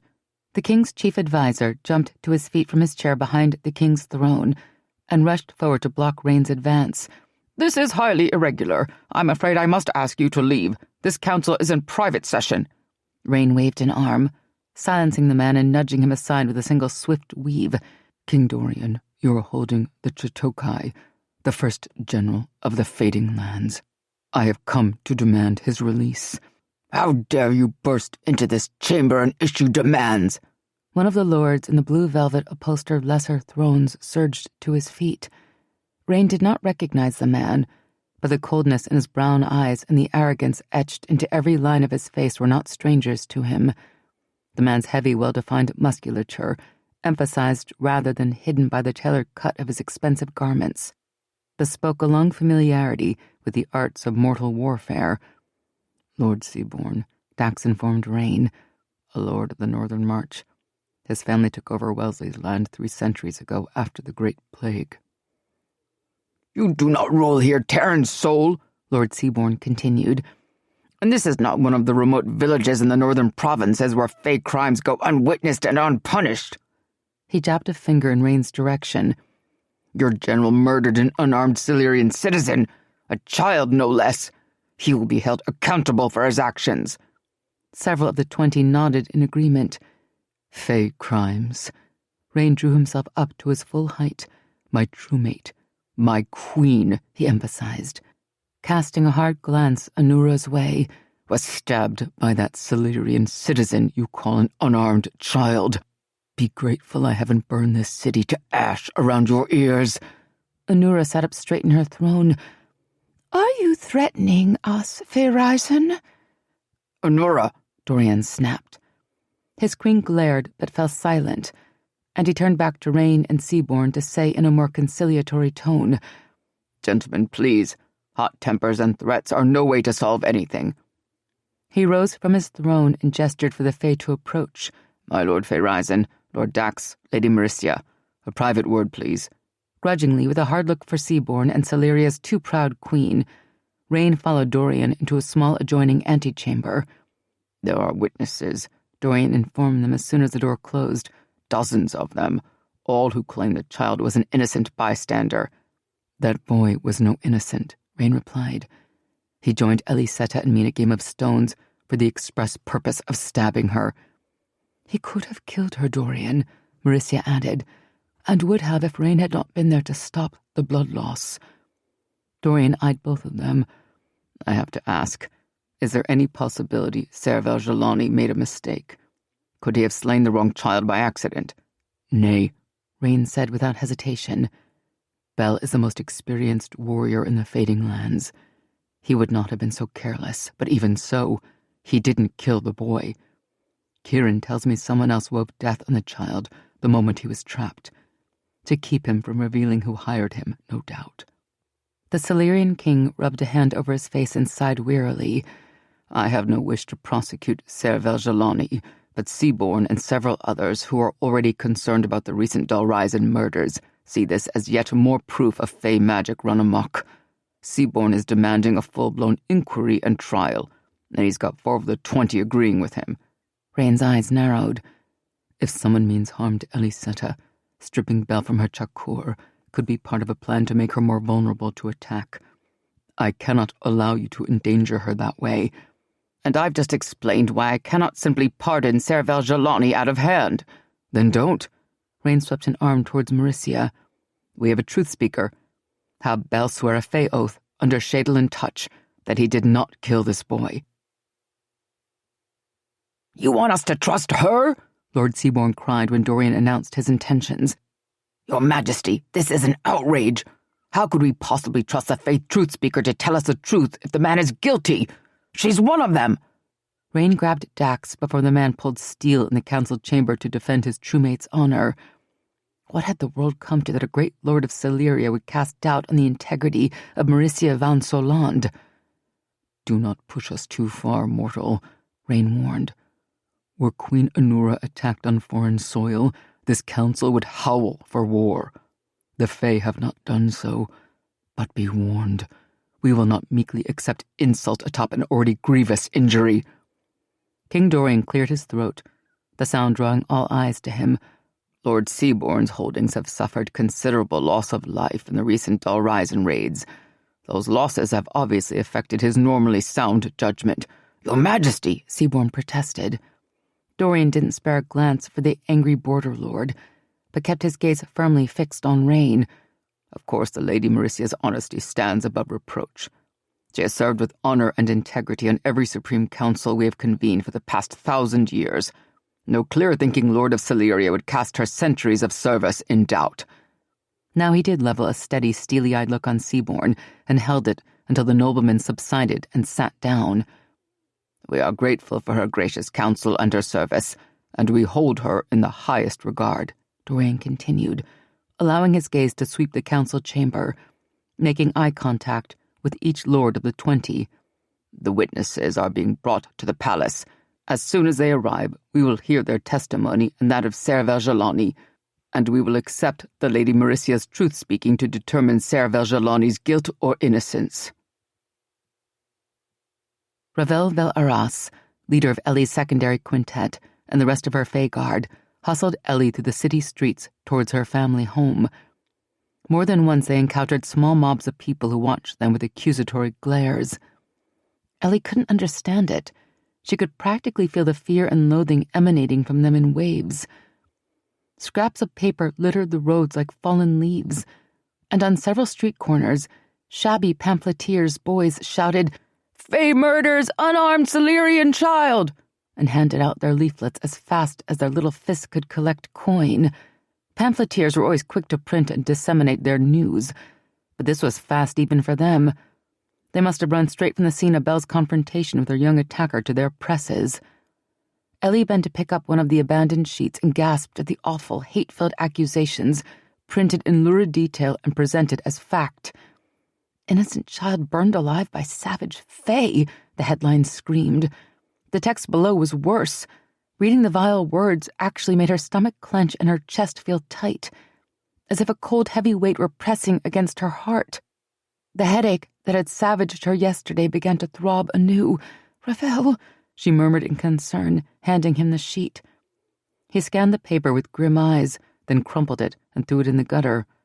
"Do not worry, Feyriza. These accusations are groundless. Rain will not let Belle come to harm." For a full bell, Rain sat grimly silent in Dorian's council chamber as witness after witness testified they'd seen Belle burn a helpless, unarmed Silurian boy to death. Afterwards, only years of hard-won discipline kept Rain's face expressionless as he listened to Lord Seaborn and several of his fellow pompous noble windbags howl about the Fae's blatant disregard for Silurian lives. As if a single one of them would not have seen the boy hanged for pinching a dinner roll from their supper tables. The Tairen soul's mate, his queen, had been stabbed in public on Silurian soil by a Silurian citizen, and these honorless Roltsharts squealed as if they were the injured party. "I have listened to the charges and accusations of your countrymen as you insisted," Rain interjected, when the current speaker paused to take a breath. "I do not dispute that they believe what they saw, but that does not mean what they think they saw is what truly happened. Now bring Belliard forth. Ask him to swear an oath of honor that he did not murder this boy." Dorian nodded. Near the back of the room, a door swung inward and Belle entered, bound in chains and surrounded by the king's guards. Mauricia stifled a gasp, and Rain stiffened with outrage. Belle had been stripped of his blades, his tunic, and his boots, leaving him barefoot, bare-chested, and weaponless. Black metal manacles had been clamped around his wrists and ankles, and a matching black collar circled his neck. Short chains tied the bindings all together and restricted Belle's walk to a shuffle. Though the warrior held himself proudly erect, his face was drawn and pale, and his hands trembled, a testament to the terrible pain he was suffering. "You dare bind a queen's blade in Saldor?" Rain hissed in a low voice. A wave of heat swept over the council chamber, and the flames in the sconces flared. Shocked silence was the only answer to his challenge until Anura sat up in her throne. "The man stands accused of murder," she pointed out. "Should his guards have left his magic unrestrained? I, for one, will not condemn them for taking precautions." "Precautions don't include torturing him until he scarce can stand. Seldor burns like acid on Fae flesh." He shot a furious, commanding glare at Dorian. "Remove that vile eld filth this instant, or by Adelis's holy light, I swear I will visit Belle's torment upon you all, so you may know what harm you do him." His hands clenched in fists at his sides. Hatred of all things eld swirled around him like a black cloud, and he struggled to keep his violent emotions in check. Tiny sparks of escaping power flashed around him. "Now!" he barked. "Do it," Dorian commanded, and the guards surrounding Belle hurried to unlock and remove the restraints. "My Lord Feyrizen, I assure you I did not order this." When Belle was free of the cursed eld metal, Rain spun a rapid weave of earth to replace Belle's boots and tunic and restore at least a modicum of his dignity. Mauricia reached out to Belle with healing weaves to soothe the worst of his burns. Rain waited for her to finish before turning back to Dorian. Fire still sparked in his eyes and anger clipped every word. "Question him and be done. I'll not abandon this honored hero of the Fae to your country's unkind custody a moment longer." Belle stood in the center of the council chamber and submitted willingly to Mauricia's touch as he swore a Fae oath that the dead boy was the same one who had stabbed Ellysetta, and that he had neither murdered the boy, nor ordered his murder, nor harmed him in any way. "Truth," she announced when he finished. "If you did not kill the boy, who did?" Lord Seaborn demanded. "I don't know," Belle said. "We saw no one." "Truth," Mauricia said. "So you're asking us to believe that a young Silurian boy, a boy you were pursuing for the attempted murder of the Tairen soul's mate, just happened to spontaneously combust when you cornered him?" "I am not asking you to believe anything, my lord. I am merely telling you in all honesty that neither I nor my men killed that boy, and we did not see who did." "Truth," Mauricia confirmed. "But he died by magic, did he not?" "Someone spun the weave that slew him," Bell admitted. Lord Seaborn pounced. "Someone Fae?" "Fae are not the only race to weave magic, my lord. The Eld do as well, and others." "Ah, yes, the Eld." Seaborn cast a speaking glance around the chamber. "That's who you really want us to believe is to blame, do you not?" Bell ignored the lure dangled before him. "My lord, as I told you, I did not see who spun the weave. I cannot tell you who wove it, but I can assure you who did not. If you are truly interested in finding the killer, I recommend you start by asking who would benefit most from making Silurians doubt the Fae. And while you're at it, also consider this. I am a master of spirit. I weave illusion as easily as you draw breath. If I really had killed that boy, why in all the gods' names would I have been stupid enough to let anyone see me do it? And why would I leave them with memories of the crime intact so they could accuse me?" Seaborn's mouth opened, then closed again without saying a word. Nonplussed, he glanced round the council chamber and saw similar confusion on the faces of his supporters. "Enough of this farce." On the opposite side of the chamber, a lord who had thus far remained silent now stood up. He had pale, faintly luminous skin, long black hair, and cat-like eyes that proved more than a hint of Fae blood ran through his veins. "Who?" Rain asked Dax. "You don't recognize him? He once called his ancestor friend, and I've always thought the family resemblance striking." When Rain didn't answer, Dax surrendered the name. "Telios, Devrin Telios. He guards the Vale now as well as the Garaval." Rain eyed the young border lord with greater interest. Telios was indeed a name familiar to him, and neither the Vale nor the Garaval were insignificant stretches of land. "Ser Veljalani has sworn a Fae oath under Shadolin Touch that he did not kill the boy," Lord Telios continued. "That proves his innocence, and frankly, even if he had slain the little rot shart, you lords should applaud rather than condemn him. Which man among you would have let the boy live had he attempted to kill your queen?" "Well said, Telios." A second previously silent lord stood up, this one as dark and bronzed as Telios was pale. There was a no-nonsense sturdiness to him that Rain liked instantly. "Can of our burial," Dax supplied. "Another lord of the Northern March. His daughter recently wed Seaborn's heir." "Seaborn, you're being an ass." Lord Burial made the accusation with casual familiarity rather than ire. "The Fae obviously didn't kill the boy, no matter what the other witnesses think they saw, and the young would-be assassin has paid for his crime with his life. Justice has been done. My lords, let us bring this unfortunate incident to a close and move on to the other very serious matters awaiting the review of this council." Several lords murmured their agreement. "Agreed," King Dorian said, cutting off Lord Seaborn as he opened his mouth to protest, and silencing the grumbling of several of Seaborn's supporters. "My Lord Faerisen, accept our apologies for the injury done your lady, and for the accusations made against Ser Veljalani. I promise you Celeria will make every effort to find the culprit responsible for this unforgivable attack." He turned to address Bell directly. "Belliard Veljalani, you are free to go. Please accept my personal apologies for the manner in which you've been treated." Bell bowed to the king and rejoined his countrymen. All the Fae bowed again and filed from the room. They didn't speak until they reached Rain's suite and the privacy wards were once more in place around the room. "There is more," Bell said as soon as the privacy weaves were complete. "The knife that set off the fire weave was a fecha, and I recognized the name mark on it." He cast a brief, unspoken apology Mauricia's way. "It was the mark of Galen Belseranis." "Impossible!" she exclaimed. "He is Dalrisen. I would have sensed him." "There was some other magic hidden in the weave that killed the boy," Bell said. "I don't know what it was. Perhaps your brother has found a way to mask his presence from you the same way he masked his magic from me." Was it possible? Rain wondered.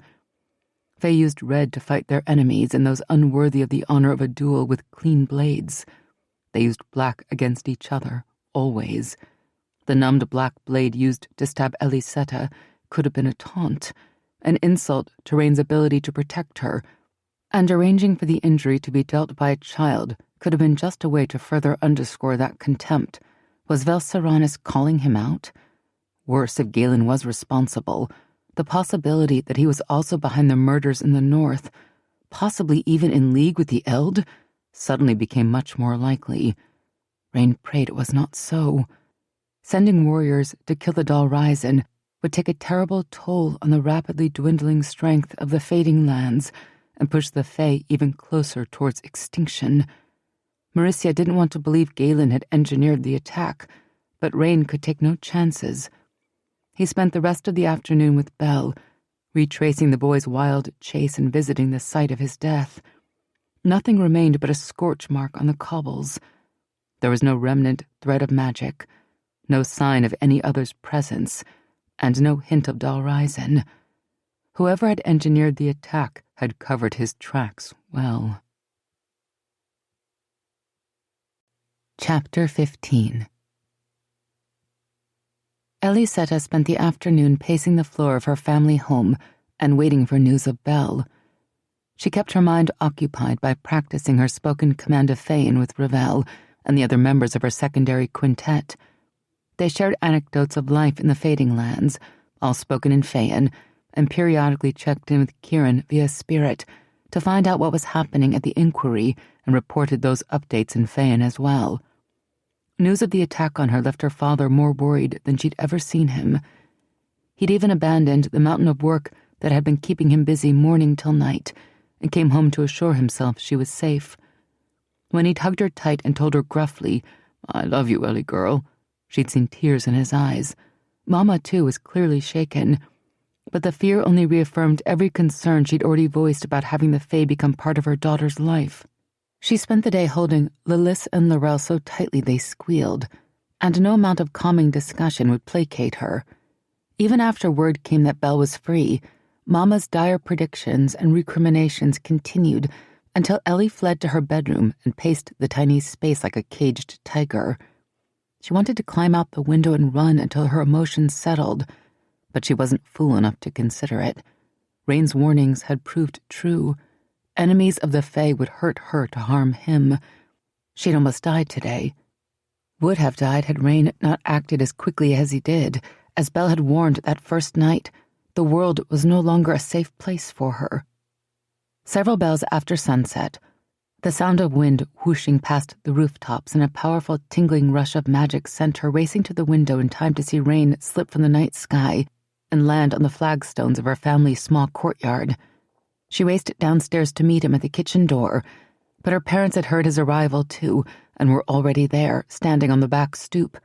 Mama was wearing one of her looks and roundly berating Rain for not protecting Ellie better, while Papa stood beside her, puffing rapidly on his pipe. "Our daughter stabbed while under your protection?" Mama was saying. "A boy with a knife nearly killed her right beneath your nose?" A small muscle flexed in Rain's jaw, but he stood silent as Ellie's mother continued her tirade. When she ran out of steam, even Mama couldn't rail for long against a man who simply stood there and accepted it in silence. Rain bowed. "The mother of my Sheatani is right to berate me. I was careless with your greatest treasure. My enemies knew I would not expect the attack to come from a child, and they used that to their advantage. I will not be so blind again." "Your enemies?" Sol asked. "So you know who attacked Ellysetta? Did you find them?" Rain shook his head. "Nay, Master Baristani, which means that henceforth we must all be more vigilant. There will be no more games in the park. Ellysetta will leave your home only when she absolutely must, and only with a full complement of warriors in attendance. When I come for our courtship bells, we shall either remain here in your courtyard, or I will take her away from the city, someplace where my enemies cannot surprise me again." Loriana started to object, but Sol gave her hand a warning squeeze. "You did warn us of the dangers that first night of the betrothal," he said, "but I must admit I didn't take your warning as seriously as I do now. We will all be more cautious." He glanced at Ellie. "I suppose you'd like a little time alone with our daughter." Rain bowed again. "Bella vo, Master Baristani. I would indeed, but elsewhere, if I may, somewhere quiet, where the thoughts of so many do not beat at me as they do here. It's late, Sol said. Please don't keep her out more than a bell or two. Agreed. Rain held out a hand to Ellysetta. Sol! Loriana protested. But... Shh, come inside, Lori. If it were you who'd been stabbed, I'd want to have you to myself for a bit to make sure you were safe and unharmed. Let them have their privacy. He put an arm around his wife's waist and led her into the kitchen. We'll just sit here, sweetheart, and share a quiet cup of tea together until they come back. They flew east, past the lights of the city towards the rolling hills, surrounding the moonlight-silvered waters of Great Bay, and landed in a small hilltop glade overlooking the bay. There, Celeria City was little more than a distant glow of lights at their backs, and even that was hidden by the treetops. The silence was broken only by the rustle of the ocean breeze in the trees and the faint sound of waves rolling onto the sandy beaches below. Undimmed by the lights of the city, the stars overhead gleamed like diamonds strewn across a black velvet sky. Magic tingled in the air as Rain wove protective shields around the glade. When he was done, he turned to Ellysetta, his face solemn and beautiful, the glow of his face skin a shimmering aura. He regarded her in deep, searching silence, then pulled her into his arms and simply held her. You frightened me today, Sheatani. A bit of poison on that blade and I would have lost you. His arms tightened. But you didn't. Nay, thank the gods, but I was careless with you. I won't be again, and I know that will be hard on you. He drew back to look into her eyes. You need freedom to thrive, just as I do. I'll manage. Somehow she would. She'd sensed Rain's fear and guilt when she'd been stabbed, his terror at the prospect of losing her. She would not intentionally cause him such distress again. How is Belle?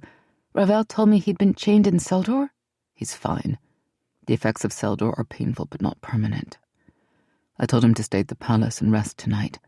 He wasn't happy with me, but he'll be back tomorrow. I can't believe King Dorian allowed them to bind Belle in Seldor. She'd read horrible accounts of what the evil Eld metal could do to Fae, how painful and debilitating it was. How could Dorian, who was part Fae himself, have authorized its use on Belle? Dorian said he didn't know about it. Mauricia believes him. He released her and stepped back. The Celerians who did it claimed they were acting out of self-preservation. Belle stood accused of murdering a Celerian with magic. I wanted to be sure he couldn't murder them as well, though they wouldn't admit it. I think Anura authorized their actions. Ellie's eyes closed briefly in shame. Rain, I'm sorry. For what? You were not to blame for the actions of your countrymen. Maybe not, but if it weren't for me, Belle wouldn't have been accused of murder. She still wanted to weep for what he'd suffered. Do you have any idea who was behind the attack? We were meant to think Dalryzen sponsored it. But you're not so sure. Mauricia didn't sense them, and Dalryzen don't hire children to make their kills. His lips thinned. The Eld aren't so discriminating. Using a child to attack you is just the sort of thing they'd do. Did you find any proof it might have been the Eld? Proof? The hard, irrefutable kind needed to convince your countrymen? Nay. For that, we'd have to catch a mage red-handed in the act of subverting a Celerian's mind, or weaving Osran before 100 witnesses. His mouth twisted in a grimly sardonic smile. Unfortunately for us, they usually aren't so blatant. The Eld work in subtleties until they consolidate a base of power. They sow doubts, disagreements, suspicions, fears, the kinds of things that can be explained away. They play on mortal weakness and self-indulgence, and through those small, steady corruptions, they begin to claim souls. Ellie could feel his anger building with every word. Rain. He caught himself and drew a deep breath. As he exhaled, she could almost sense him forcibly expelling his rage. Sixta, he apologized. Let's not talk of the Eld. I can never speak of them without hatred welling up within me. He turned away and walked closer to the edge of the steep hill. The ocean breeze blew his hair back from his face as he stood there, looking out over the dark, shining waters of the bay. No matter who sponsored the attack, it'll be a long time before I forgive myself for underestimating my enemies. I was too arrogant, too confident in my own abilities to protect you. I failed you." Her heart contracted. She went to him, reaching out to grasp his arm. "You didn't fail me, Rain. You saved my life." He glanced down at the pale hand gripping his arm and gently removed it. "Nay, Shehatani, your heart is kind, but do not try to weave peace on me. I deserve my guilt. I may have saved your life this time, but only because I got lucky." Her fingers curled around his, holding him when he would have pulled away. "Luck springs from the hands of the gods," she reminded him. "Even if that was what saved me, it only proves the gods don't want you to fail. You should be thanking them for their blessing, not railing against it." Silence fell between them. A wolf pack howled in the distance, and down below, a flock of seabirds squawked and took to startled flight at the sound. "I do thank them, Ellysetta," Rain said quietly. "More than I thought would ever be possible for me again, but I cannot rely on their grace. I know better than most how unkind the gods can be to those who do not prove worthy of their gifts." "Oh, Rain." Through the clasp of her hand around his, she could feel the echo of raw grief, the memory of a loss so devastating it had driven him to scorch the world. "Do you think Sariel would want you to carry the blame for her death? Everyone in the world knows how much you both loved each other, and you yourself told me how kind and gentle she was. Surely she wouldn't want you to torment yourself over things you cannot change." "Nay," he agreed, but she was always too quick to forgive. He drew in a short breath and squared his shoulders, already tucking the old painful emotions back under careful guard, hiding them from her. "And I did not bring you here to discuss my ancient grief or guilt." He turned to her and took both of her hands in his, lifting her fingers to his lips. "I meant to give us a few quiet bells together, away from the pressures of the city. Somewhere quiet and peaceful, where we could simply be together. Somewhere I could hold you without an audience." The corner of his mouth curved up. "Perhaps share another kiss or two, if you were willing." She wanted to protest the change of subject. His grief, his guilt, was a festering wound inside him, and it needed to be purged. Respect for his pride kept her silent.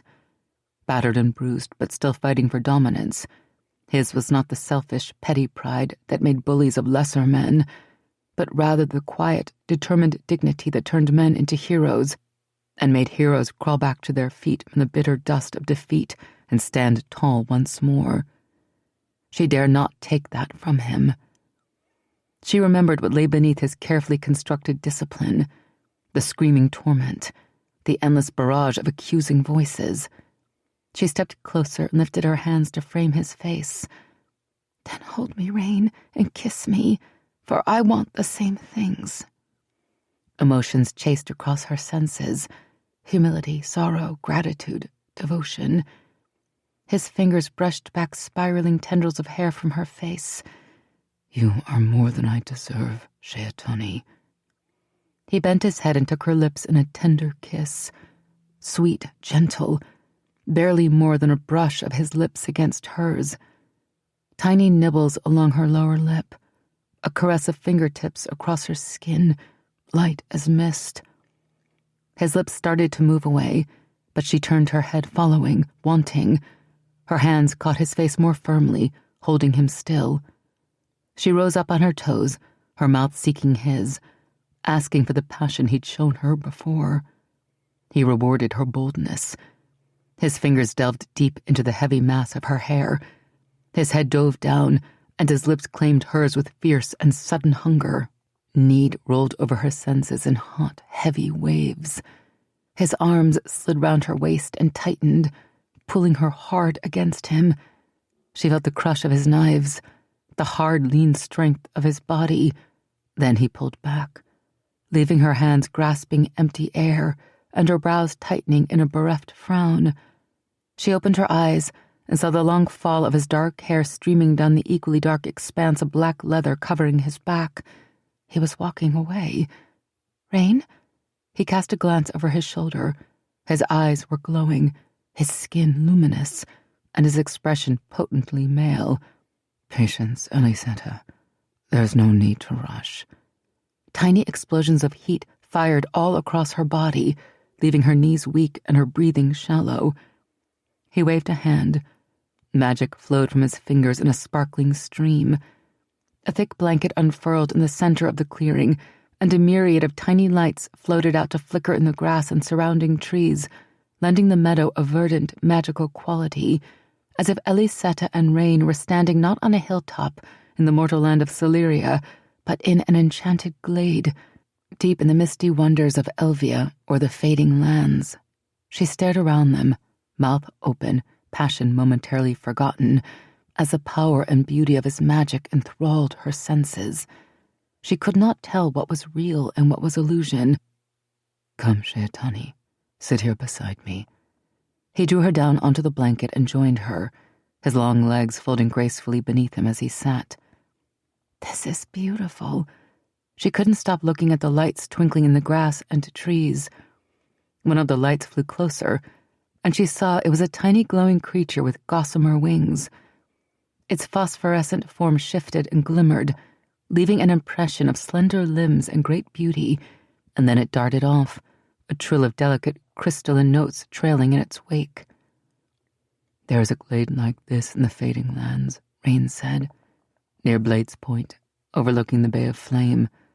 When the sun sets, the waters of the bay turn to liquid fire, and the fairy flies awake and light up the hills, just like this. Legend says a great Tairen called Ellysetta, the first ever to cast a winged shadow over the fading lands, once breathed her fire across the waves of the bay at sunset and sang the magic of this world to life. That's a beautiful story. He smiled faintly. Oh, we Fae are known for the beauty of our tales. The warm night air swirled over them, fragrant with the verdant lushness of the glade, an intoxicating mix of wildflowers and the fresh scent of the night sea. He turned his head towards her, his long dark hair draping down around his face like onyx silk. His skin shone with fae luminescence, a light in the darkness. Wilt share with me the joy of your kiss, Sheatani? A finger brushed across her lip. Kushala aya tone. Bid me yes or no. Aya, she whispered. His head bent towards her. His mouth touched hers with exquisite lightness, letting her confirm her choice. With a sigh of breath that he drank as if it were the water of life, she parted her lips and melted into his arms.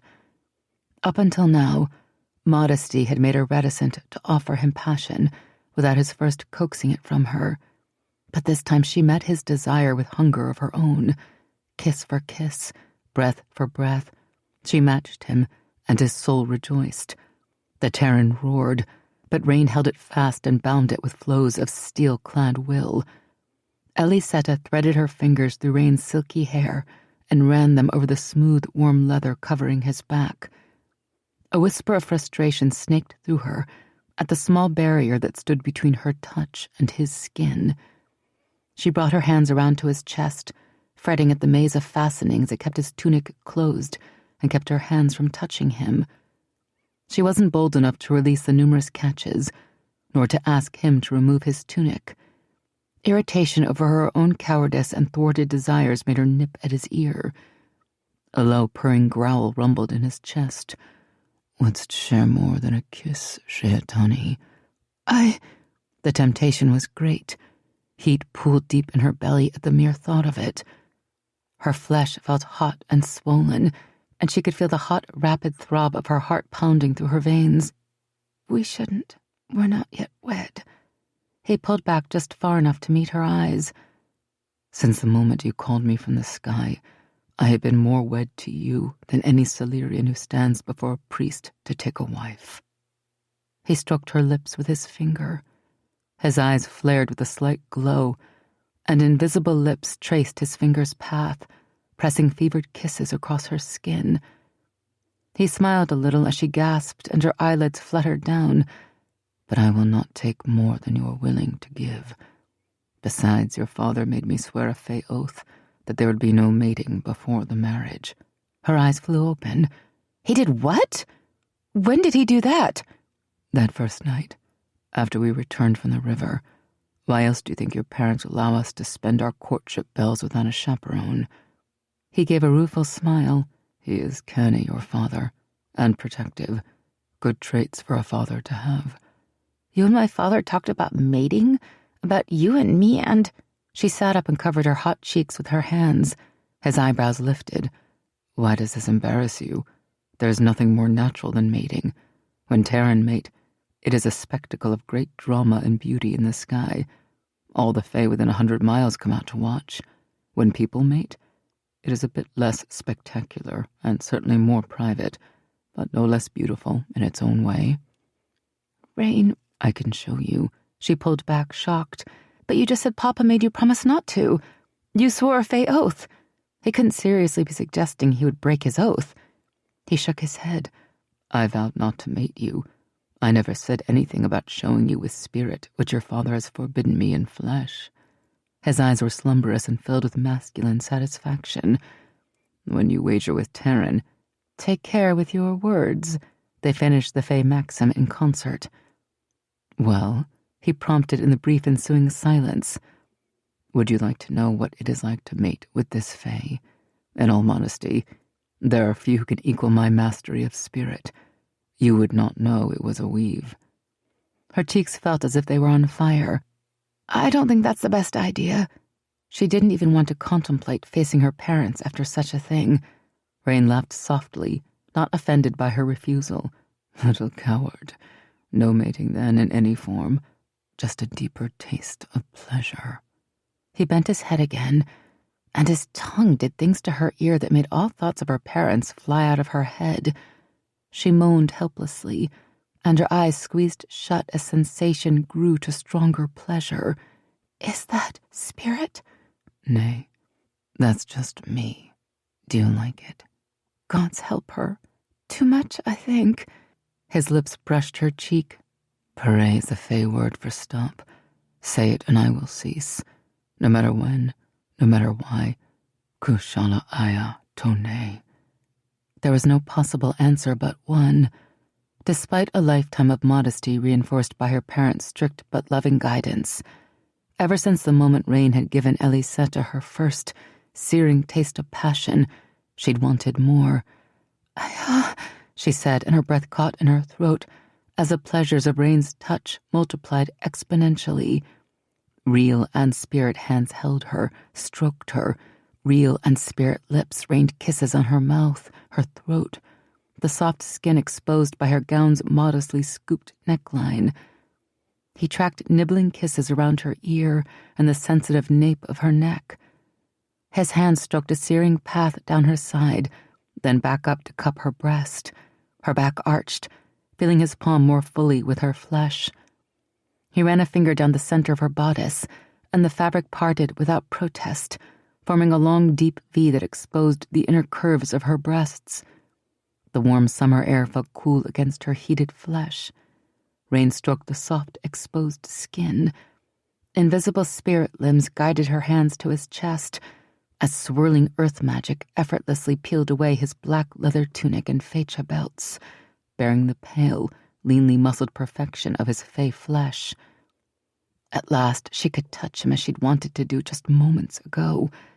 Fevered heat and naked skin filled Ellysetta's palms. Her fingers clutched at the rock-hard swell of pectoral muscles, felt the pounding drum of his heart.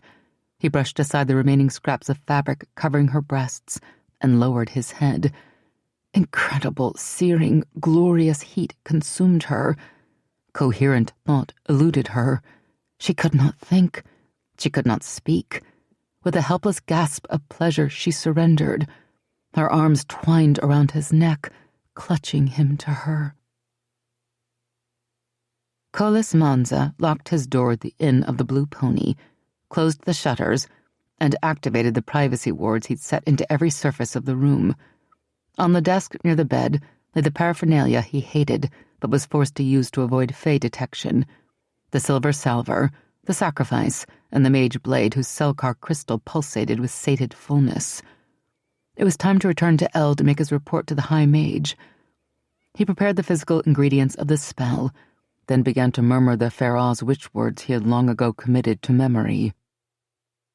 Energy gathered, then pulsed in a bright flash.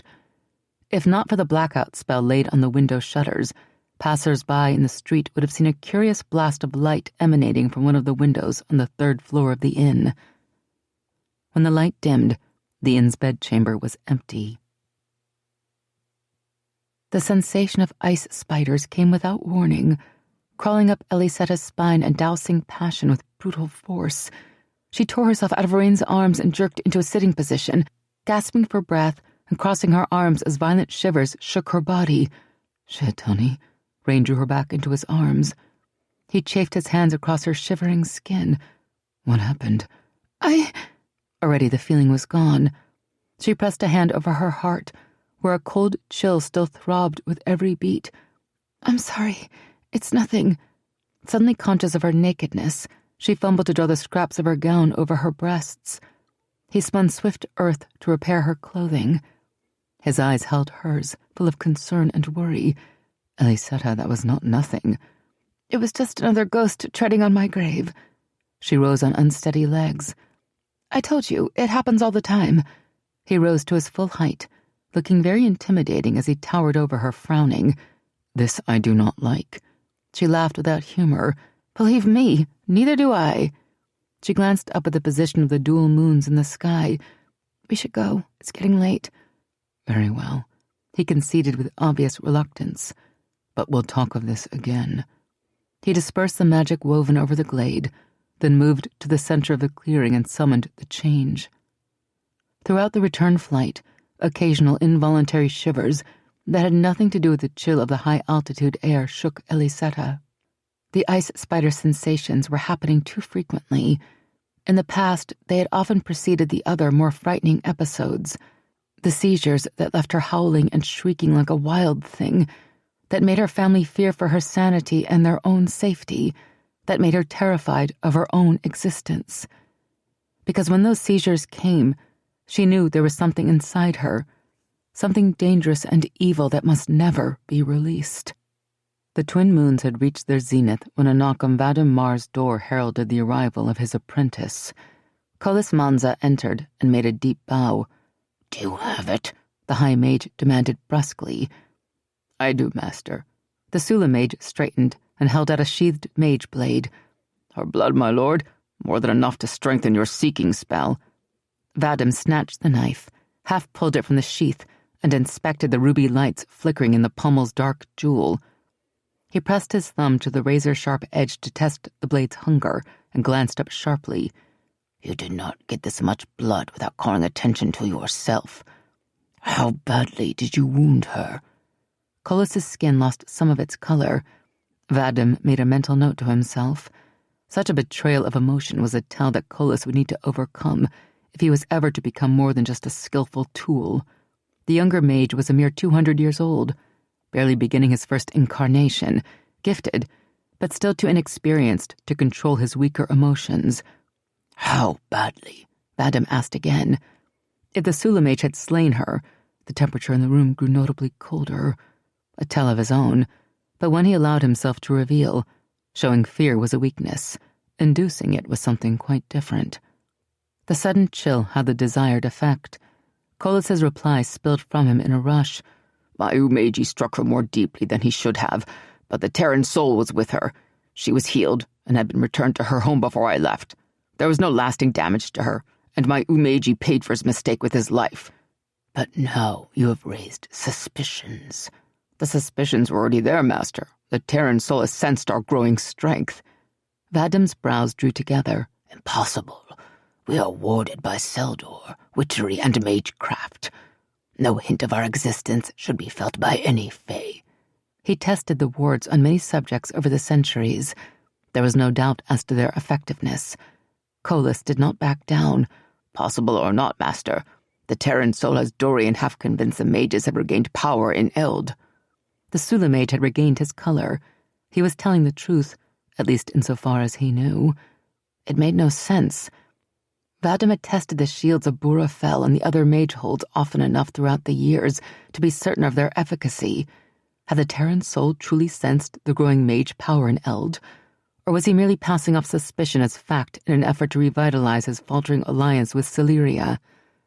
The former was a troubling concern, the latter an encouraging sign of weakness, but still an unwelcome development. They had been making such excellent progress these last few years. "Do not let the Tairen soul trick you into acting rashly," Vadim warned. "Overt hostilities now will undermine decades of careful planning." The girl might yet prove prize enough to capture even at the cost of revealing their existence.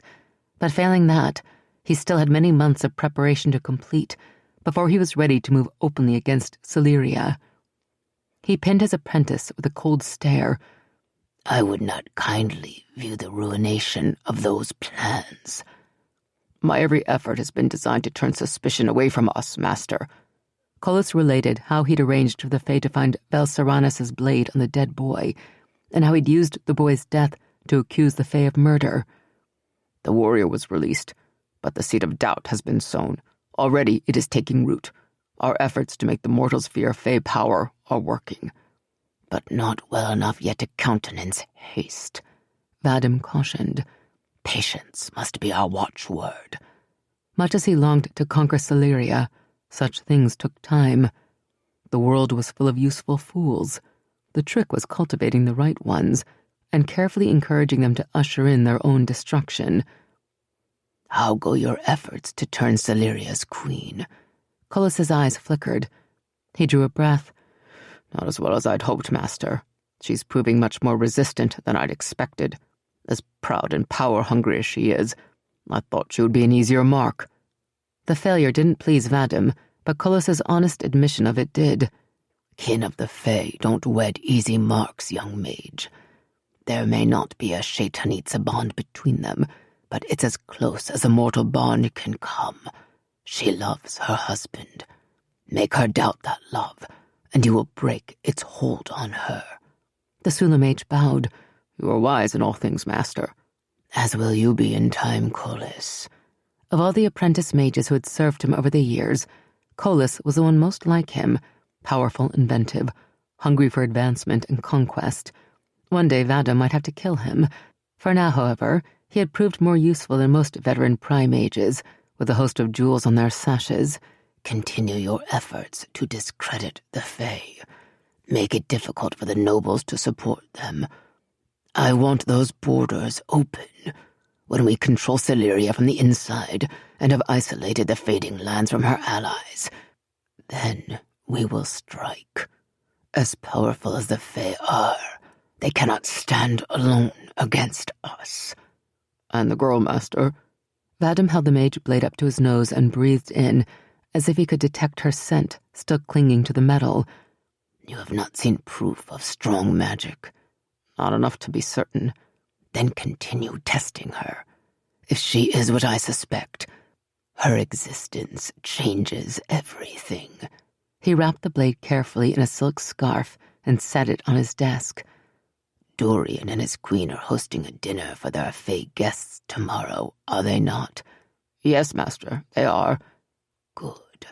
Come, and let's discuss what I would like you to do." Chapter 16. Ellie's pillow smelled like rain. She turned and pressed it to her face, remembering the scent and feel of his skin pressed close to hers. He'd brought her home last night, then scandalized her by sneaking in through her bedroom window after her parents went to bed. Despite her half-hearted efforts to shoo him out, he'd stayed long past a decent bell, lying with her on her narrow bed, holding her close. They talked in quiet whispers about everything and nothing, their childhoods, their parents, Rain's life before the wars. She'd even come close to telling him about her childhood exorcism and the terrors that still haunted her, but fear of replacing that shining, affectionate light in his eyes with suspicion and horror had kept her silent. Finally, regretfully, he'd left her a few bells before dawn. Not long after he'd left, weariness had tugged her eyes closed, but for the first time in over a week, no nightmare plagued her, as if Rain's presence had kept her troubling dreams away. Smiling at the fancy, she set the pillow aside and sat up. It was early yet.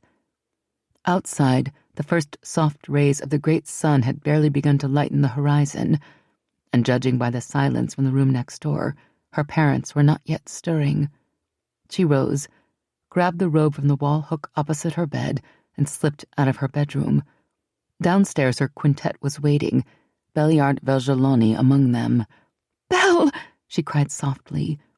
She rushed across the room, ignoring his shocked look to throw her arms around him in a fierce, happy embrace. "I'm so glad you're safe."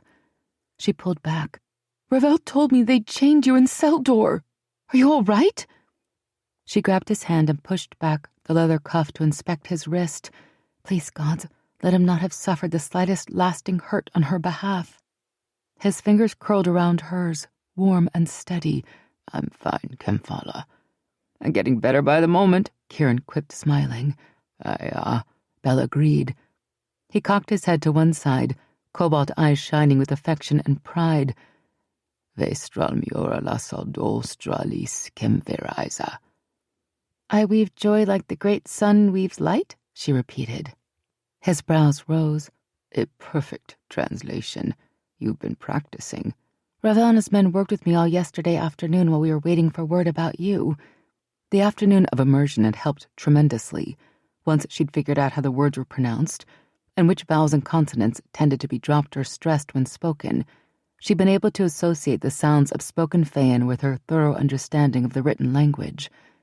A few more weeks, and she'd be speaking like a native of the fading lands. "Are you truly all right? And what do you mean, I weave joy?" "You are sharing your soul's warmth again, Kempfala."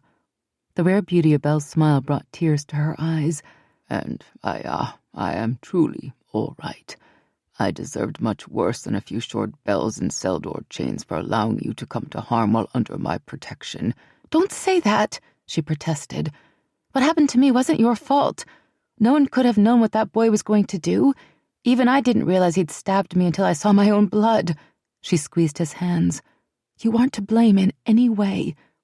"You are too kind, Kempfala. But yesterday I did not prove worthy of your trust. I promised to fulfill my blood-sworn oath better in the future." Belle dropped to one knee and bowed low, touching his forehead to the backs of her hands.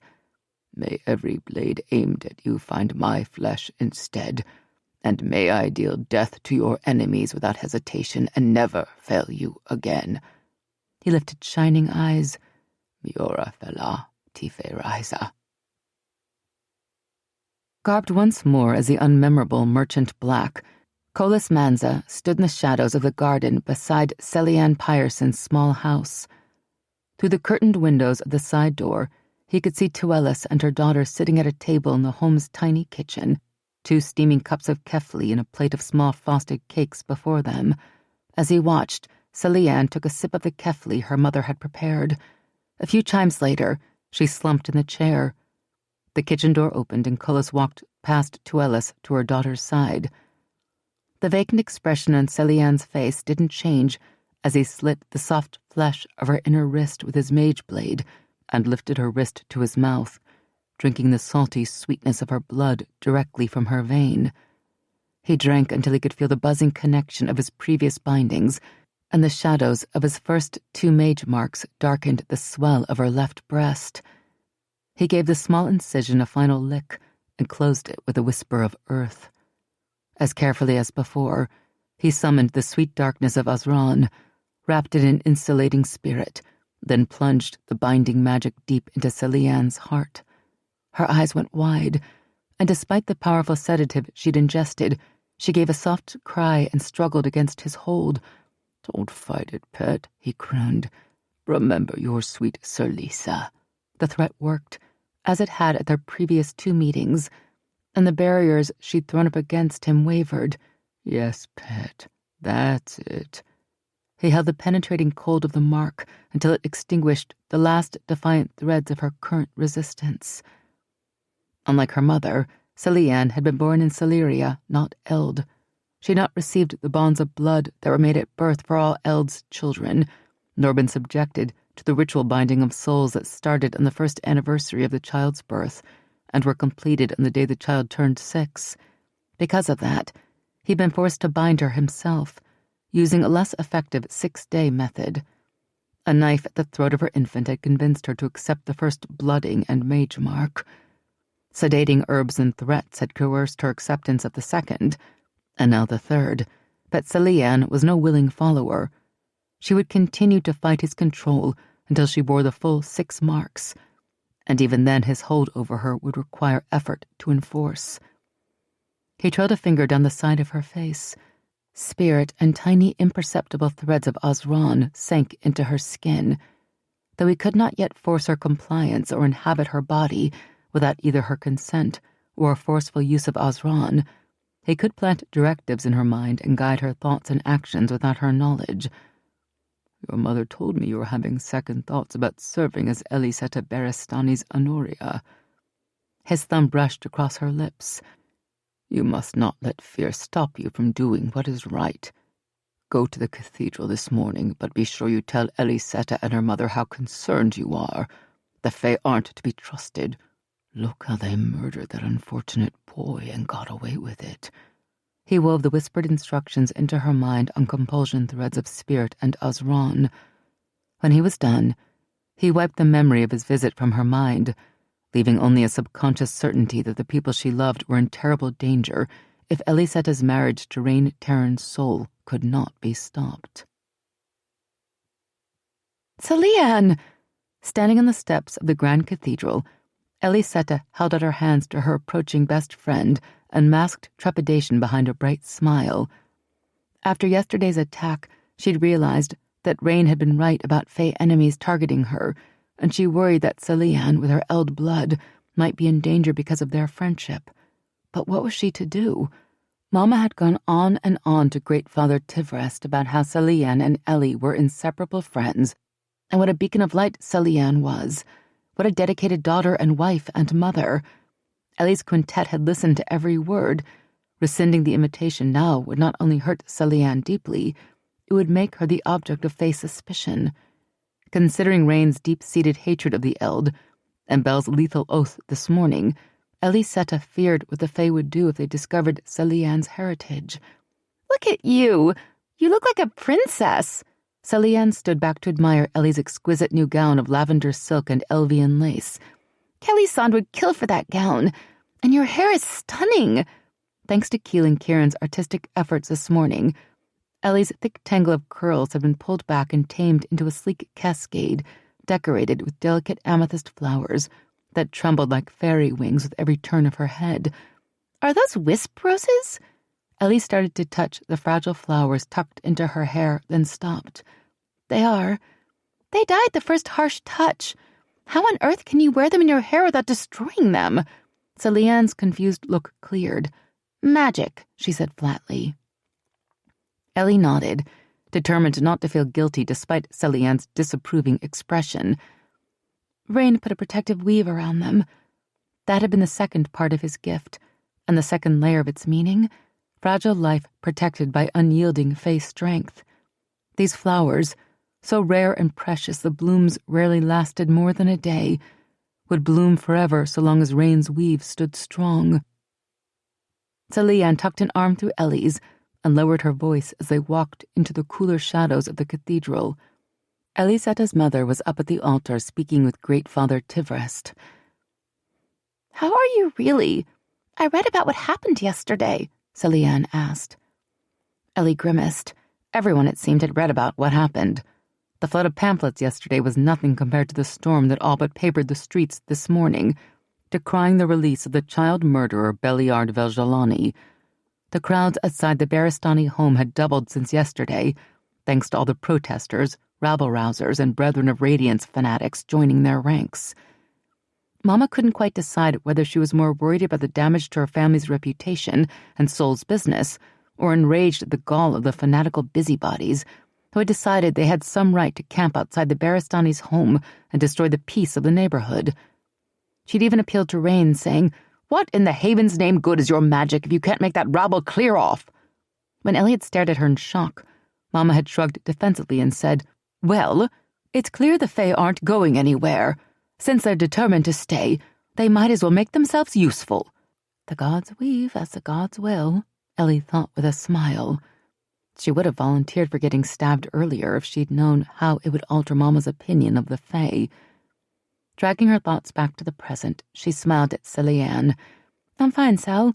Lady Mercia healed me, and no matter what those pamphleteers are saying, Belle didn't kill that boy. And don't believe for 1 second that Chad was an innocent bystander either. Quickly, Ellie recounted what had happened. Rain thinks the Eld may be behind it. He's been trying to keep the northern borders closed, and the accusations leveled against Belle seem specifically designed to rouse more suspicion and ill will between the nobles and the Fae. Celiane glanced at the surrounding Fae. Can you have them do that privacy thing? Of course. Ellie made the request, and Belle spun his weave in a matter of seconds. It's done. What is it, Sel? Celiane turned her back to the Fae and reached out to clasp Ellie's hands. The nobles aren't the only ones feeling suspicious. Ellie, I'm serving as your honorea because you're my dearest friend in the whole world, but I wouldn't be any kind of friend if I didn't tell you how worried I am. I don't think you should wed the Tairen soul. I'm terrified of what will happen to you if you do. Ellysetta stared at her in surprise. What? Celiane, hear me out, Ellie. What do you know? What does anyone really know about the Fae? They're magic, and no matter how beautiful they are, or what the legends say about them, not one of us really knows what goes on behind the faring mists. Once you go to the fading lands, you'll be locked away from all your family and friends, caged by magic just like those flowers in your hair. Who's to say what will happen to you then? Ellysetta pulled her hands free. Celiane, don't be silly. Rain's not plotting to imprison me. He's been nothing but kind and attentive and caring. Of course he has. You're still in Celeria. But don't you realize? The only woman to lead the fading lands since the Mage Awards is the Shadowland Mercia. Once you're through the faring mists, the Fae can make up any story they like about why you don't wish to return, and no one in Celeria will be able to gainsay them. Not even your family. Ellie gave a troubled frown as a bauble of doubt rose inside her. Guilt followed fast behind. Simply contemplating such an idea seemed so disloyal to Rain. As if sensing that brief doubt, Celiane leaned forward. Ellie, my mother has a friend, a sea captain. He has no love for the Fae, and he's offered to take you someplace where you'll be safe, should you choose not to wed the Tairen soul. Ellysetta reared back in surprise. No, Ellie, no! I could never do that. Even if I wanted to leave Rain, which I don't, Papa would never condone breaking another betrothal. He wouldn't have allowed it the first time if the king hadn't interceded. And if I ran off by myself, my family would be shunned, beggared. You know that, Celiane. I would rather sacrifice myself 1,000 times than bring such hurt to them. How could you even think I could be so selfish? Tears pooled in Celiane's wide, guileless blue eyes. I'm just so worried for you. I would do anything to keep you safe. But not at the expense of my family, Celiane. You'd buy me only misery at that price. I'm sorry. She wiped at her eyes and sniffled. As am I. Please, let's speak of it no more. You obviously weren't thinking clearly to make such an offer. Agreed? Celiane nodded with obvious reluctance. If that's what you want, Ellie. It is. With a forced smile, Ellysetta hugged her friend and tried not to flinch. Celiane's embrace felt oddly oppressive. Just my imagination, Ellie thought, as was the trick of light that made Celiane's eyes seem to flicker with black shadows, reminding Ellie unpleasantly of her young attacker. Still, Sel, she whispered hesitantly, is everything all right with you? You're not in any sort of trouble, are you? Celiane pulled back. Me? I'm not the one marrying the man who scorched the world. It's just that Rain warned me that mages could control anyone born in Eld. She bit her lip. When Celiane didn't respond, she added, Your mother was born there. She didn't leave until she married your father. According to Rain, she could be used to hurt you and me. Any hint of shadow in Celiane's eyes was gone now, as was her earlier guilt, replaced by horror. With a quick twist, she broke free. Did you tell him about her? Ellie's jaw dropped. Of course not. I would never do that. Then how would he know it? He doesn't. I didn't mean that. How had this gotten twisted around? He wasn't talking about your mother specifically. He was talking about the Eld in general, and how the mages can control them from childhood. Ellie, my mother loves me, and you too for that matter. She died before doing anything to hurt either of us. I know she loves you, Sel. That's not what I meant. I think you'd better not say anything more. It would break my mother's heart to know you could even think something so vile. She's not some slave of the mages. Sel, please, I'm sorry. I didn't mean to imply anything bad about your mother. Celianne sniffed. We better go. Your mother and the Archbishop are waiting. Ellie's brows climbed halfway up her forehead. Celianne, you little prig. I just forgave you for suggesting I should abandon my honor and my family and run off with some sea captain. And now you're all on a twist because I'm worried the Eld might try to hurt you and your mother to get to me? She laughed in disbelief. I was stabbed yesterday. Can you not understand why I might be a little more suspicious than usual? Celianne's irritation fled. What an idiot I'm being. I swear I don't know what's come over me. She shook her head. I'm supposed to be your friend and beacon, and here I am being an obnoxious ninny-wit. I'm sorry. Friends? Of course. The very best. They hugged again, a tight squeeze, and this time Ellie sensed nothing but genuine concern and love in the embrace. When they broke apart, she saw her mother gesturing with escalating ill temper. I guess we'd better go, she said. Great Father Tifrest is getting impatient. Ellie signaled to Belle, and the privacy weave dissolved. She and Celianne hurried to join Loriana and the Archbishop. The initial devotions of the bride's blessing were a lengthy, sonorous affair, full of prayers and hymns and meditation. Fortunately, everything proceeded smoothly. When they were done, Ellie gave Celianne and her mother quick hugs and hurried home to meet Rain and Master Fellows. Loriana stayed after Ellie's departure in order to discuss the upcoming services and the wedding schedule with the Archbishop. To her surprise, Celianne was waiting for her when she left the cathedral a full bell later. Celianne, what are you still doing here? The young woman Loriana had known since childhood twisted her hands together in the same way she and Ellie always had when confessing a misdeed. I needed to talk to you, Madame Barastani, and I couldn't do it in front of Ellysetta and the Fae. Talk to me about what, Celianne? About Ellie, Madame Barastani, and about the Fae. Celianne clasped her hands. I'm very worried for her. Very worried. Rain wasn't alone when Ellie returned home. Maricia and Dax were with him, and a vehement argument, one that clearly had begun quite a while ago, was in progress. The three of them fell silent when Ellie walked in, but the tension in the room remained so thick it set her teeth on edge. What is it? She asked. What's happened? Nothing, Rain said. He stalked off to one corner and stood there, arms crossed, glaring out the window. Not nothing, Maricia corrected. Tell her, Rain. Tell the Feyriza what her Shaitan has been doing. She has a right to know. Ellie stared at Maricia as if she'd grown a second head. The Shaitan actually sounded angry, furious even, and with her veils thrown back, her cheeks hot with color, her appearance confirmed it. If she weren't seeing the proof with her own eyes, Ellie would never have believed it possible. She glanced at Dax.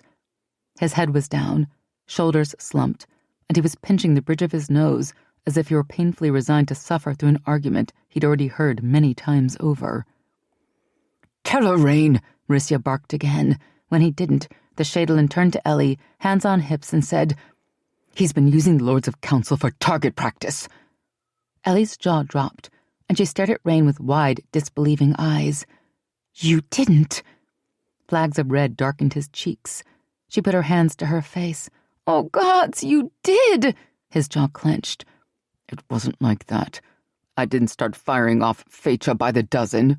It was only one Fecha, and I was making a point. The point had to be made with a weapon? I was trying to explain about the return weave that is spun into Fey weapons when they're forged, to prove that finding a Fecha where a crime has been committed doesn't necessarily mean Dalryzen are involved. I thought a demonstration would be more effective. He nearly pinned Lord Bavel's ears to his chair, Maricia interjected. I used black, Rain exclaimed when Ellysetta continued to gape at him in horrified disbelief. That insolent little bogrot was never in any danger. That insolent little bogrot is a lord whose vote we needed in council, Maricia retorted. I asked you to meet with those nobles to befriend them, not alienate them still more. They're never going to support us, Rain, if you can't show them more than anger and threats. I tried reason, and that got me nowhere. If they're all too blind and too arrogant to secure their own safety, then let them choose death. After these continued affronts to Fae honor, this pervasive contempt for our many sacrifices, I no longer care what happens to these fools."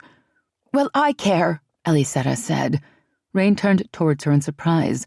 Dax started to say something, but Mauricia caught his arm and shook her head, then turned to watch Ellysetta with an encouraging look. "Speak, little sister. You can make him hear." "This is my homeland," Ellysetta said. "These are my people, my family, my friends. Hate the nobles if you must, but they aren't the only ones in danger."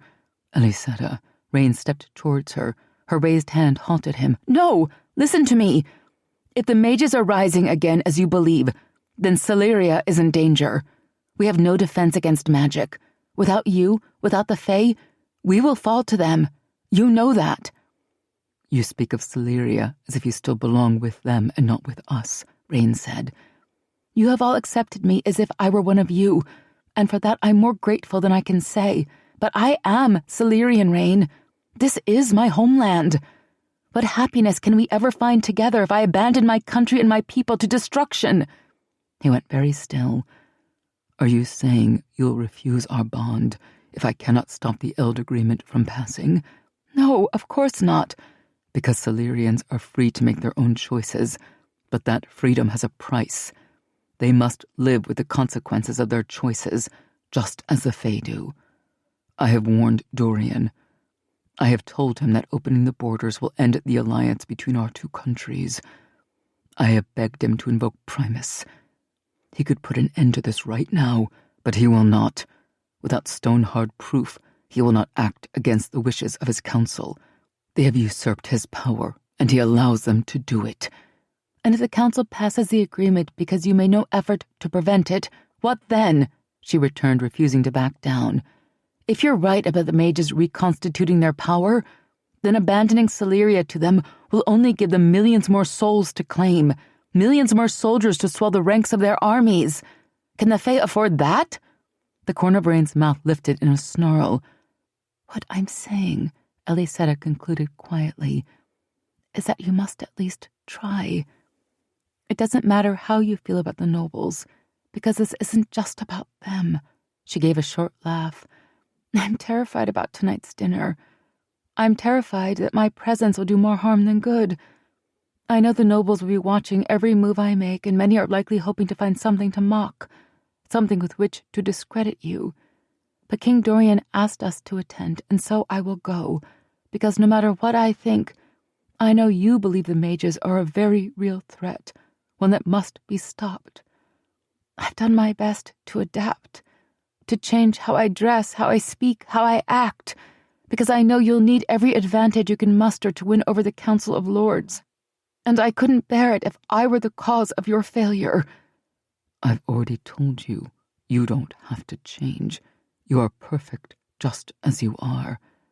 "That is Rain, my mate, speaking, not Rain, the Fae King. I'm a woodcarver's daughter, a commoner without a drop of noble blood in my veins. There are lords who will consider it an insult even to have me in the same room with them, and that makes me a liability."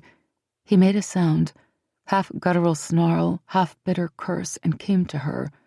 His hands reached for her, slid over her cheeks, into the thick spirals of her hair. Gentle, unyielding pressure tilted her head back, forcing her to look up into his face. "You are our queen, our Faeriza. You are the beacon that shines for us all. And if a single one among them offers insult, they will all feel the edge of my wrath." Her hands covered his. He would not hear the truth, not on this. But he could not afford to let anger blind him, not if he was right about the mages. "Promise me, Rain, promise that regardless of what insults the nobles may hurl at you, at the sacrifices of the Fae, even at me, you will not abandon my people to the mages." "You cannot ask a Fae to ignore insults to his mate." "But I'm asking all the same." "Shaitani." "Promise me, Rain." She held his gaze, refusing to back down. "Promise me, Shaitan." His eyes closed in defeat. It was the first time she'd called him Shaitan. and the sound of that single, much-longed-for word on her lips shattered his resistance. Husband, beloved, mate of her soul. When she called him that, he could deny her nothing. He bowed his head and brought her hands to his lips for a kiss, then pressed his forehead against them in a gesture of surrender. I cannot promise to hold my temper, but I will try. And for your sake alone, Sheatani, I will not allow insult to prevent me from fighting for Celeria's safety. A muffled sound came from the direction of the front door. Master Fellows stood on the threshold, his eyes suspiciously shiny. Now that, he declared, was the grace of a queen. Accompanied by Girine Montevero and 2 more of her ladies-in-waiting, Anura walked through the palace kitchens, personally inspecting the preparations for tonight's state dinner she did for every such occasion. As much as it annoyed her to throw a lavish reception for the Tairen soul and his peasant bride, she would never let it be said that Anura of Celeria had not entertained her guests to the fullest extent of her considerable palace resources. Opulence and perfection were the hallmarks of her reign. To offer less than that tonight would reflect badly on her. Don Parlo Vincenza stood beside her, clad in a pristine white chef's robe, detailing the final changes to the menu while she and her ladies sampled the tidbits he'd prepared for them. Thank you, Don Vincenza, Anura said when he concluded his presentation and she had finished tasting his sample dishes.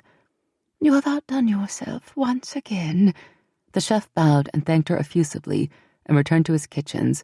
As the queen and her entourage moved on to the palace wine cellars, Master Guillaume, the man who personally inspected and improved every beverage that found its way to the royal table, was waiting for them by the large heavy doors that led into the cool cellars.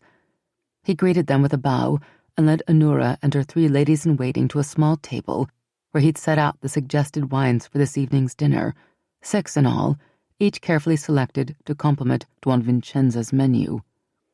Anura and her ladies tasted each of the wines, and as always happened at these tastings, by the end of the 4th small glass, the women had lost some of their carefully cultivated starch and begun to laugh and share pointed jokes about other members of the court.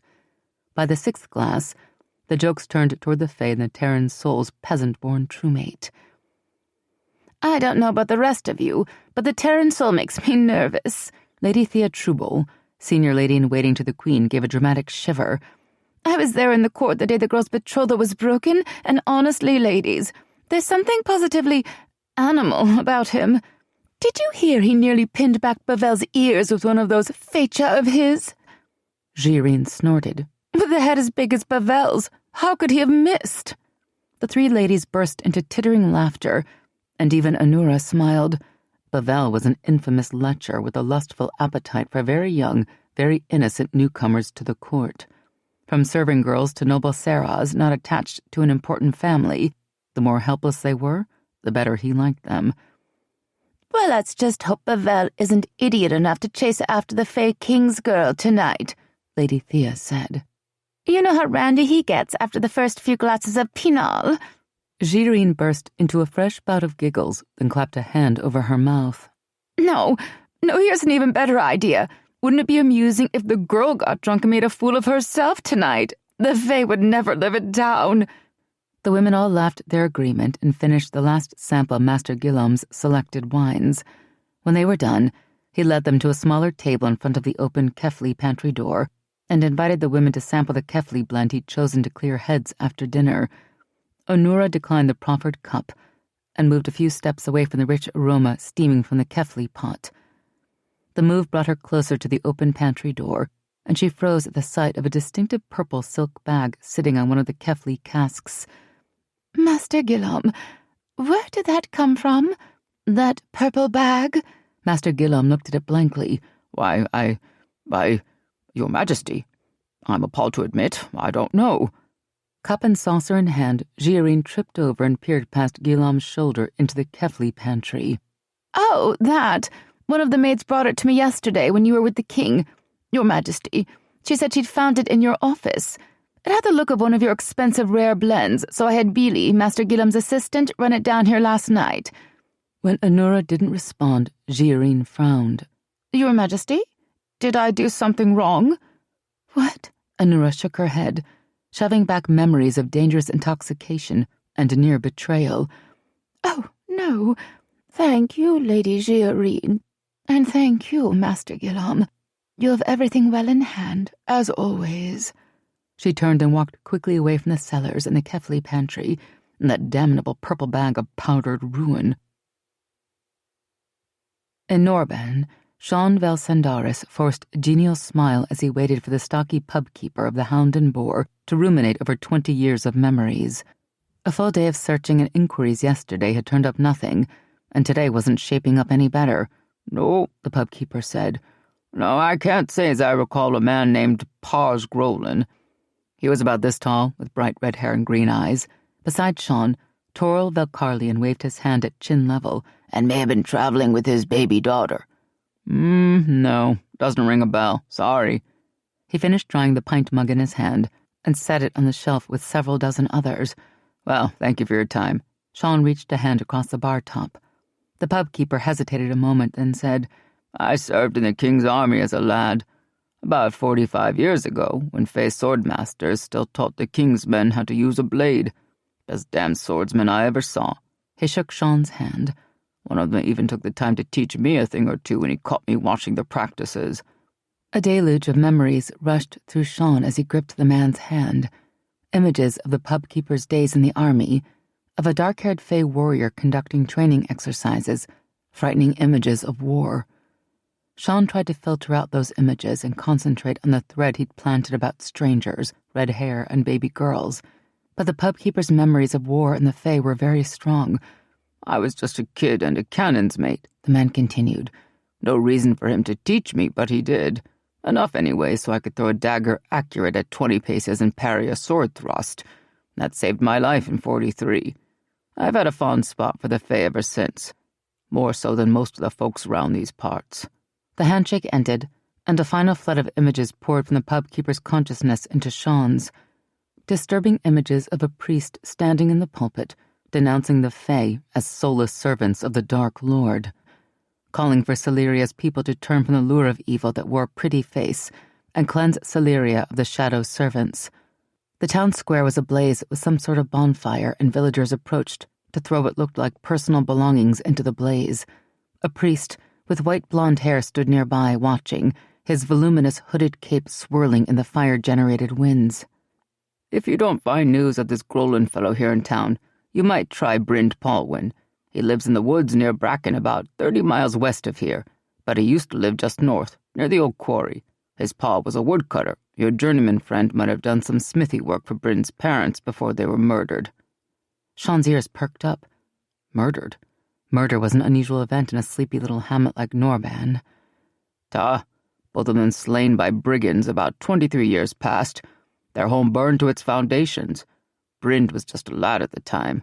Come to think of it, they died around the time you said your journeyman friend was in town." Caution clouded the pubkeeper's previously open gaze. "No one ever did find the men who killed them. Ours was an honorable man, one who'd give his life defending a stranger," Toril assured the man. Not even 700 years after Pars Grolin's death would Toril let another impugn his friend's honor. "The Fey do not grant their regard lightly, nor to the unworthy." The pubkeeper flushed. "My apologies. Suspicion is second nature in the north. If you want to speak with Bryn, take the King's Road north about 2 miles to Carthage Road, then head west for another 30 or so. His place is just off the river by the falls. He's suspicious of strangers, so tell him Wilmus sent you, and have a care if you're out past sunset. These woods aren't the safest after nightfall." "Oh, thanks," Toril said. "The gods' blessings on you." "What do you think, Toril?" Sean murmured as they left the inn. "Should we head west to visit this fellow?" "Let's finish here first. Another few bells won't hurt." Toril's lips lifted. "Unless you're afraid of the woods after nightfall." Sean gave Toril a shove. "Get scorched." Then his expression grew serious. "I don't like those memories we've been getting from folk about that pale-haired priest and the bonfire. Since when did the Church of Light start preaching that face of the Dark Lord?" "Good question. That's certainly something we should include in our report to General Velgeloni tonight." Ellysetta's lesson with Master Fellows passed far more quickly than she would have liked. All too soon, the clock tower rang, and Master Fellows prepared to take his leave. "Thank you for everything, Master Fellows," Ellie said as she walked him to the door. "I hope I will do credit to your instruction tonight." "A sentiment we both share, believe me." Master Fellows' expression softened. "Just remember, don't let anyone call you Mistress Berestoni tonight. It's Lady Ellysetta or my Lady Feyriza. Anything less is a deliberate insult. And don't smile. They'll think you're currying favour. Just be grave and gracious. Don't fidget, don't laugh, and for the haven's sake, don't speak unless you're directly engaged in conversation by another. The Fae have named you their queen. It is far better to remain silent and be thought aloof than to speak and be proven a fool." He stepped across the threshold, then paused and turned back for one final word of advice. "And remember this, my Lady Feyriza. Being regal is a state of mind. Act like a queen, believe it in your heart, and a queen is what everyone will see." As twilight settled over the city, Den entered the Inn of the Blue Pony and headed for the stairs leading to Captain Batte's room. He'd done all the Cerulean had asked, and he was still no closer to getting Ellie Berestani. It was time to lay down the law to the good captain. Den Brodson was no man's lackey. He wanted results for his efforts. "He's not there," the innkeeper said as Den passed him. Den paused and growled. "What did you say?" "The Cerulean. He said he was going out tonight and wouldn't be back until late. He left this for you, though." The innkeeper drew a sealed note from his pocket. Den snatched the note and broke the seal, irritated that Batte had skipped out before he could catch him, then grew more irritated by the command scrawled on the scrap of paper. A music box with paste jewels on the lid? What in the name of the seven hells did Batte need with something like that? Den crumbled the note and stuffed it in his pocket. "When he gets in, tell him I was here. I'll be back tomorrow." In the private carriage he'd hired after leaving the Inn of the Blue Pony, Colas shed the hooded cloak he'd worn to cover the nondescript clothing of Goodman Black and whispered the unmaking spell to erase Batte's blue-crossed swords tattoo from his cheek.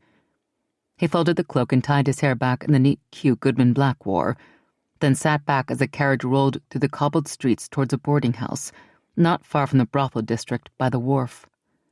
The common room there was empty, save for the housemistress, who bobbed a respectful curtsy as Goodman Black walked past her up the stairs, then bobbed again a few times later, when a mysterious beauty in a concealing hooded cloak entered, went up the same stairs, and knocked on the door the merchant had entered.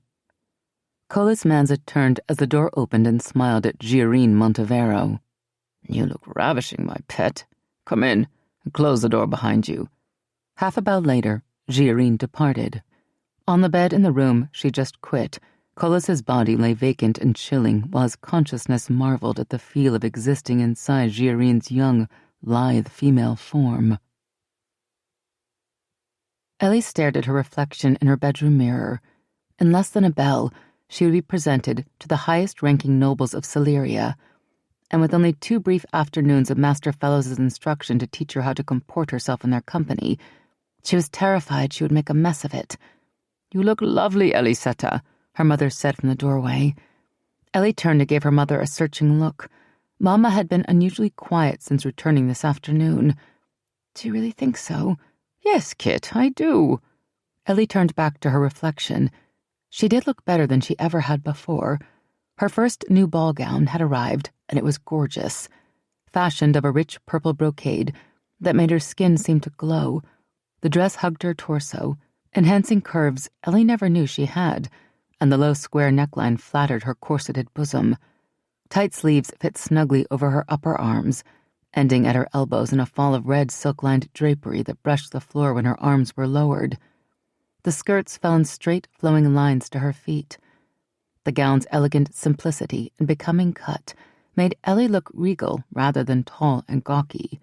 Her hair, which had been dressed by a seasoned apprentice to the Queen's own coiffeuse, was piled high, woven in an elaborate display of plaits and curls. Against one hip, Belliard's dagger hung in Kieran's golden sheath. She put a hand to her throat to touch the diamond necklace Rain had given her. "I'm so afraid they will laugh at me, the woodcarver's daughter pretending to be a queen." "In the Lord of Light's eyes, we're all equally worthy." Loriana put her hands on Ellie's shoulders and met her daughter's eyes in the mirror. "Promise me you'll keep to the bright path, Ellie. Promise me that even in the fading lands, you'll observe your devotions and guard your soul against evil." "Mama, Ellie turned in surprise and took her mother's hands. "What's wrong?" "Just promise me." "You know I will, Mama." But Ellie bit her lip. Apart from today at the cathedral, she hadn't said her devotions since the day Tairen's soul entered her life. Was that what her dreams were telling her? That without constant vigilance her soul would fall into darkness? "I'll say my devotions right now with you, if you like." "Would you?" The surprise in her mother's eyes hurt. Ellie blinked back tears. Had the last few days torn such a rift between them? "Of course I will." She took her mother's hand and knelt beside the bed. Devotions were the one thing Ellie had always been able to share with her mother, no matter what, the times when she'd always felt her mother's love the strongest. She bent her head and closed her eyes and murmured the familiar words. "Holy Adelis, Lord of Light, shine your brightness upon me. Glorious Father, Son of my soul, grant me strength to stand against darkness. Adelis, Bright One, Lord of my heart, bless me and keep me always in the light." She gave the fanning wave of the Lord of Light. "Blessed be," Loriana murmured. When they rose to their feet, Loriana had tears in her eyes, and she clasped her daughter to her in a tight hug. "I love you, Kitling." "I love you too, Mama. You're my beacon." Mama stepped back, wiping her eyes with the heels of her palms. "Go on, then," she said gruffly. "I won't follow you down. I wouldn't want to embarrass myself by turning watering pot in front of the Fae." Rain was waiting when Ellysetta descended the stairs. He was once again dressed in magnificent black, red, and purple, with a chain of large gold discs and Tairen's eye crystals around his neck. The six-pointed crown rested on his brow, and he looked imposing and kingly. He was scowling. The knot in Ellie's stomach tightened. His gaze raked over her in one critical sweep. "You won't need that necklace tonight. Belle, bring her jewels." Ellie lowered her eyes to hide a sudden flare of hurt and reached behind her head to undo the clasp of her necklace. What had she expected? That he would be dazzled just because she was wearing a gorgeous dress and had done her hair? Belle approached, carrying a silk-covered box. "You are lovely, Ellysetta Berestani." She gave him a tremulous smile. Beside her, Rain gave a quiet grunt, as if someone had just hit him. His scowl deepened, and he flashed a dark look at Belle. Then he returned his attention to Ellie, and warm approval touched her senses, mingled with faint apology. "You bring pride to this Fae, Ellysetta." She nodded, not looking at him.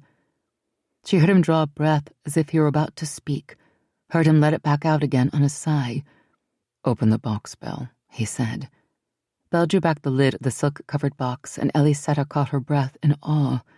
Against the rich velvet lining gleamed a stunning golden tiara set with pearls and precious jewels, and 3 large, shimmering Tairen's eye crystals. 2 equally stunning crystals adorned a pair of magnificent matching golden bracelets. "These jewels are a gift for tonight only," Rain said. "The Tairen's eye crystals are the Sarai Zukir, the soul quest crystals of your quintet. They requested the honor of having you wear them as we present you to Celeria as our queen." Ellysetta glanced around the room, meeting the shining eyes of each warrior in her quintet. "The honor is mine. Thank you all." She stood still as Rain settled the tiara in place and clasped the bracelets on her wrists.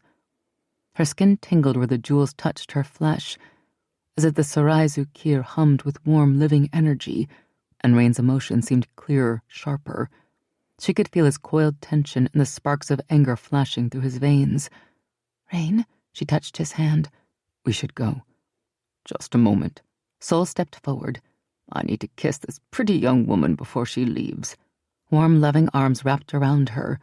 The familiar scent of fresh wood shavings and pipe smoke filled her nostrils. "I love you, Ellie girl," Sol whispered. Fresh tears sprang to Ellie's eyes. She blinked them back before anyone saw them and returned her father's hug. "I love you too, Papa." "Enjoy yourself tonight." "I will," she lied. A royal carriage was waiting outside. The bewigged footman standing attendance beside the carriage door helped Ellie into the vehicle. She took her seat on the blue velvet cushions, folded her hands in her lap, and stared out the far window at the throng of people surrounding her family's home. A strange, disturbing sense of darkness brushed her mind, and the hair at the back of her neck rose. Troubled, she scanned the crowd. Dan Brotson's face stared back at her from a distance, his eyes filled with malevolence and thwarted desire. Black leather moved at the corner of her eye, and Ellie turned her head to watch Rain take his seat opposite her. When she glanced back out the window, Dan was gone. Ellysetta. She felt Rain's concern even before she heard it in his voice. Something frightens you. The carriage lurched forward and began to roll through the parting crowds. No, I'm fine. Dan was no threat to her or her family. The Fae had seen to that. Rain's lips tightened in a faint grimace. I did not mean to hurt your feelings a moment ago. Belle tells me I am an insensitive old chart for not telling you how lovely you look. It's all right. Nay, it is not. His hands fisted, then opened with obvious effort and pressed flat against his thighs. I do not wish to attend this dinner. I do not wish to take you there. Not, he added quickly, holding up a hand to forestall any misunderstanding, because I am unhappy to take you, but because I do not want to expose you to their darkness. Or my anger. Because of what happened yesterday? In part, I suppose. But even without the current unpleasantness, I would feel the same. The last Silurian dinner I attended ended badly, and I cannot forget the memory of it. Ellie suddenly understood Rain's scowl. His inattentiveness and the tense anger coiled inside him.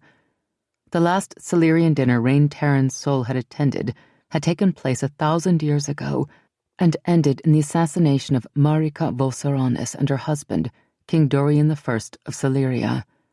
That dinner provided the spark that Galen Velsaranis, Marika's twin brother, fanned into the flames that became the Mage Wars. I'd forgotten you were there, she admitted. I expect many have forgotten. I imagine it was horrible. Ellie heard the words leave her mouth and could have groaned. Of course it had been horrible. It was a bloody, evil night that had led to an even bloodier and more evil war. I'm sorry, she apologized. You don't have to talk about it. Nay, it's all right. It was a very long time ago. The wound is no longer fresh. But it still has the power to hurt. He smiled a little. Your heart is kind, Sheitani, to worry over such an ancient wound. Then his smile faded. Marika died. Galen, her twin brother, gave himself to the wilding rage to avenge her and plunged us into war. Millions died. These things I cannot change, and I no longer weep for might-have-beens. It's simply that my memories remind me of what can happen at such seemingly innocuous events. She leaned across the carriage and reached out to take his hands in hers. She meant the gesture to be comforting, friendly, loving, too, but in a gentle way. Perhaps it was his unsettled emotions. Perhaps it was her own unsettled emotions. Perhaps it was just the Shaitanitsa hunger rising in both of them. Whatever the reason, the moment she touched him, sudden desire roared up inside her, a gout of invisible flame leaping from her body to his. Ellie's field of vision narrowed until she saw nothing but his eyes, searing amethyst, piercing her senses, her consciousness, then deeper. She felt her soul stir in response, a restless disquiet, a yearning for something more than physical, something more than emotional. Her breath rasped down her dry throat on a ragged inward moan. He gave a low, deep-chested growl, the warning purr of a stalking Tairen, and invisible hands hot and hard cupped her through her dress. Invisible lips, firm and silky, tracked a burning path down her neck. Her pulse thundered in her ears. Her eyes closed on a swell of unbearable pleasure. Her head tipped back, and real hands reached out to grasp her waist and bring her hard against his chest. Real lips devoured the too sensitive skin of her neck, dragging up, teeth grazing the curve of her jaw. His mouth claimed hers in a hot, demanding, erotic kiss. In her mind's eye, she saw the Tairen, magnificent, sleek, as black as death itself.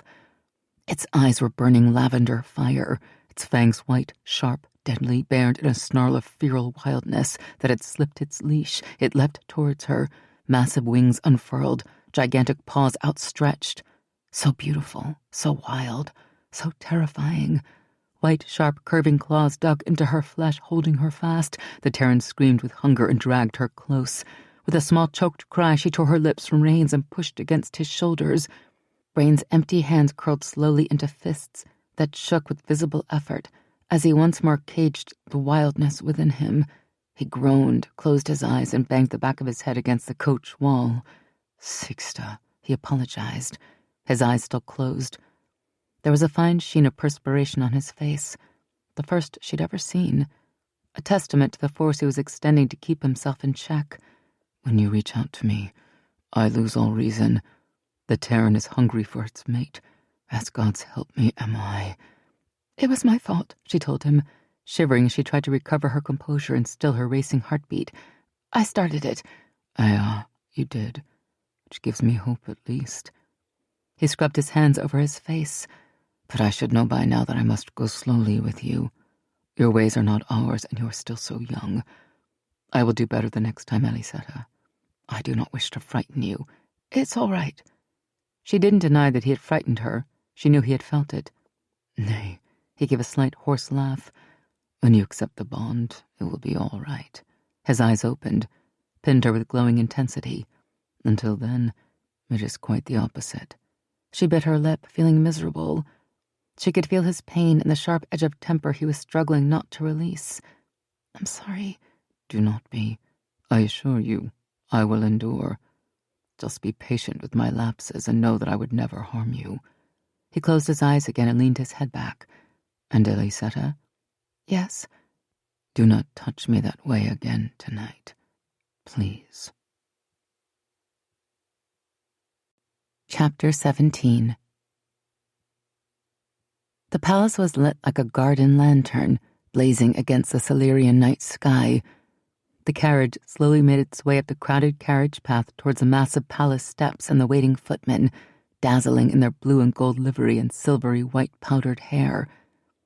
Ellie stared out the window, up the wide expanse of stairs to the brightly lit interior of the palace beckoning from the opened doors at the top of the stairs. How many young Silurian girls had dreamed of a moment like this? She had dreamed it countless times, and yet now that the dream had become reality, she couldn't stop wishing she were safe back at home, spending another dull night wrapped in the security of the familiar, even while another part of her was eager to climb those stairs and taste the wonders of the dream. What are you thinking? Rain was watching her with an intent expression. That I'm an awful lot like Ashlean, the hearth-minder, she replied with a self-deprecating smile. And you're the fey gift father and the handsome prince all rolled into one? Then perhaps that is to your advantage. The weave doesn't have to unravel at midnight if you don't wish it. I'm not so sure I don't want it to unravel right now. I'm feeling cowardly. The corners of his eyes crinkled. You are not the first to dread a royal dinner, even without my dislike of the nobles and the memories of what happened here before. I admit I have never enjoyed these affairs, especially in Siluria. Your people use far too many forks. She laughed, grateful to him for trying to put her at ease even when he himself was not. The carriage pulled to a stop before the blue-carpeted stairs. Protective shields sprang up around them as they descended from the carriage and remained in place as they climbed the palace steps, not disappearing until they passed through the palace doors. A servant appeared before them. His livery, the same rich Silurian blue as all the other servants wore, was much more elaborately decorated with gold braid. His hair was gold-powdered and tied at his nape with a Silurian blue bow. He bowed deeply to Rain. Your Majesty?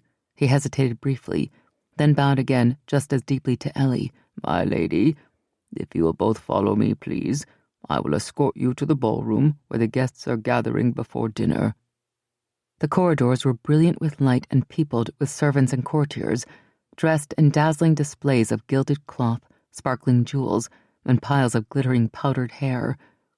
The extreme radiance of wealth was stunning to a girl so used to sensible moderation, and Ellie found herself holding her breath and trying desperately not to look like a goggle-eyed fool, while still attempting to drink in every sight, every sound. When they entered the upper level of the already crowded ballroom and stood at the top of the curving staircase awaiting their introduction, Ellie became instantly and self-consciously aware of how her deep purple and Rain's black leathers stood out like dark beacons in a sea of gilded pastels. As they stepped onto the landing, every eye in the room below focused on them. She shrank back against Rain. Peace, Ellysetta. There is nothing to fear. She tried to stiffen her spine, tried even harder not to let her fear show on her face. Her free hand fell to the fecha at her waist, fingers closing around the black handle with desperate need. But Belle's dagger did not offer her the comfort it usually did. Perhaps because she knew that if she made a fool of herself tonight, it would reflect badly on Rain and the Fae. The servant who had led them to the ballroom whispered their names to another servant, this one dressed in pure silver. The silver-clad man announced in ringing tones, "His esteemed Majesty Rainier Valendaris Fae, the Tairen Soul, King of the Fading Lands, Defender of the Fae, and Lady Ellysetta Baristani Fae, truemate of the Tairen Soul, Queen of the Fading Lands." Ellie had an hysterical urge to laugh at the titles attached to her name. Oh gods, this was all a mistake. Who did Rain think he was fooling? She was plain Ellie Baristani, woodcarver's daughter, not a queen. And judging by the haughty, sneering looks on the faces of the nobles below, every one of them was thinking the same thing. How could Rain hope to win their respect and convince them to stand firm against the Eld when he confronted them with a peasant on his arm? Even the servants of the aristocracy looked down their noses at her when they visited her father's shop at their master's bidding. Belle and Kieran preceded them down the stairs. Keel, Adriel, and Rowan followed them. Ellie's knees trembled as she and Rain descended the stairs into the ballroom. She was aware of King Dorian and Queen Anura sitting in gold and silver radiance on their thrones at the far end of the room, watching her with unblinking eyes. She looked out over the sea of faces and sensed the courtiers' swelling outrage and stiffening pride. They resented having a peasant's daughter shoved down their noble aristocratic throats. She was beneath them. She didn't belong here. She sensed anger rapidly escalating and thought it came from the nobles. When they reached the bottom stair, Belle turned his head to give her a warning look. "Peace, Ellysetta. Your emotions wake the Tairen." Her gaze flew to Rain's unsmiling, stone-carved face. His eyes were on fire with power. His mouth was grim. The anger she felt was his, and he was struggling hard to contain it. "Rain," she whispered, "I'm sorry." "Apologize for nothing. Not to me, and especially not to these dark-souled mortals. You are the Fae." She winced at the harsh bite in his spirit voice. "My Lord Fae." A glittering man in a blue and silver coat dripping lace and jewels stepped forth from the throng. His hair was silver-powdered, his blue eyes cool above a pleasant smile. Though Ellie had never met the man, his face was famous throughout Celeria. Lord Corius, Celeria's prime minister, bowed very deeply to Rain. "Mistress Baristani." Lord Corius bowed to her as well, more deeply than a woodcarver's daughter had a right to expect, but less than a quarter the depth of the bow he had given the Tairen Soul. Not that it mattered to Ellie. She was too busy struggling with the nervous fear that clogged her throat to care about the implications of a bow. It mattered to Rain. "She is the Fae." Rain's voice was an iced shard of sound, the barest whisper, and yet it sliced across the rising murmurs of the onlooking crowd with chilling ease. "You insult her at your gravest peril." The Prime Minister blanched and immediately fell into a bow even deeper than the one he had offered Rain. "My Lady Fae, please accept my apologies. No insult was intended." "Peace, Lord Corius. No insult is taken." Maricia von Solon's calm voice broke the tense silence. Deeply veiled and exquisitely gowned in unrelieved scarlet, the Shadowland descended the stairs on the arm of her truemate. Tairen's eye crystals flashed at her throat and wrists, and dozens more hung about her hips on golden chains. Lady Ellysetta is the first Fae in over 2,000 years, and the only one ever to be true-mated to our king. One small lapse in protocol can be forgiven. As Lord Corius rose, Maricia's voice sounded in Ellie's head. "Last little sister, Rain will not be able to keep his promise if you cannot control your fears." Then hesitantly, "I can help calm you, if you will permit me." Ellie shook her head. She wanted no Shadowland mind control worked on her, even if it was to make her feel better. The very thought of it made her stomach clench. "Don't be frightened. I will do nothing without your permission. You must calm yourself so Rain can control his temper." Ellie took a deep breath and tried to do as Maricia asked, but she was too conscious of the many eyes on her. Whenever Ellie drew too much attention, she could almost feel people looking at her, as if their sharp gazes were fingers pinching and poking at her. It was an unpleasant, unsettling sensation, and trying to combat it always gave her a sick headache. Tonight, the sensation was stronger than ever before. "Peace, Shaitani." "I'm trying," she muttered. "Can we just get this over with?" "Of course." Even though Rain's eyes still glowed fiercely, his mental voice was warm and gentle and almost as soothing as the Shaidolin's. "Lord Corius." None of the warmth Ellie felt from Rain was apparent in his voice as he turned his attention back to the Prime Minister. "Please escort us to the King and Queen so that we may pay our respects. Then you may introduce us to your other guests."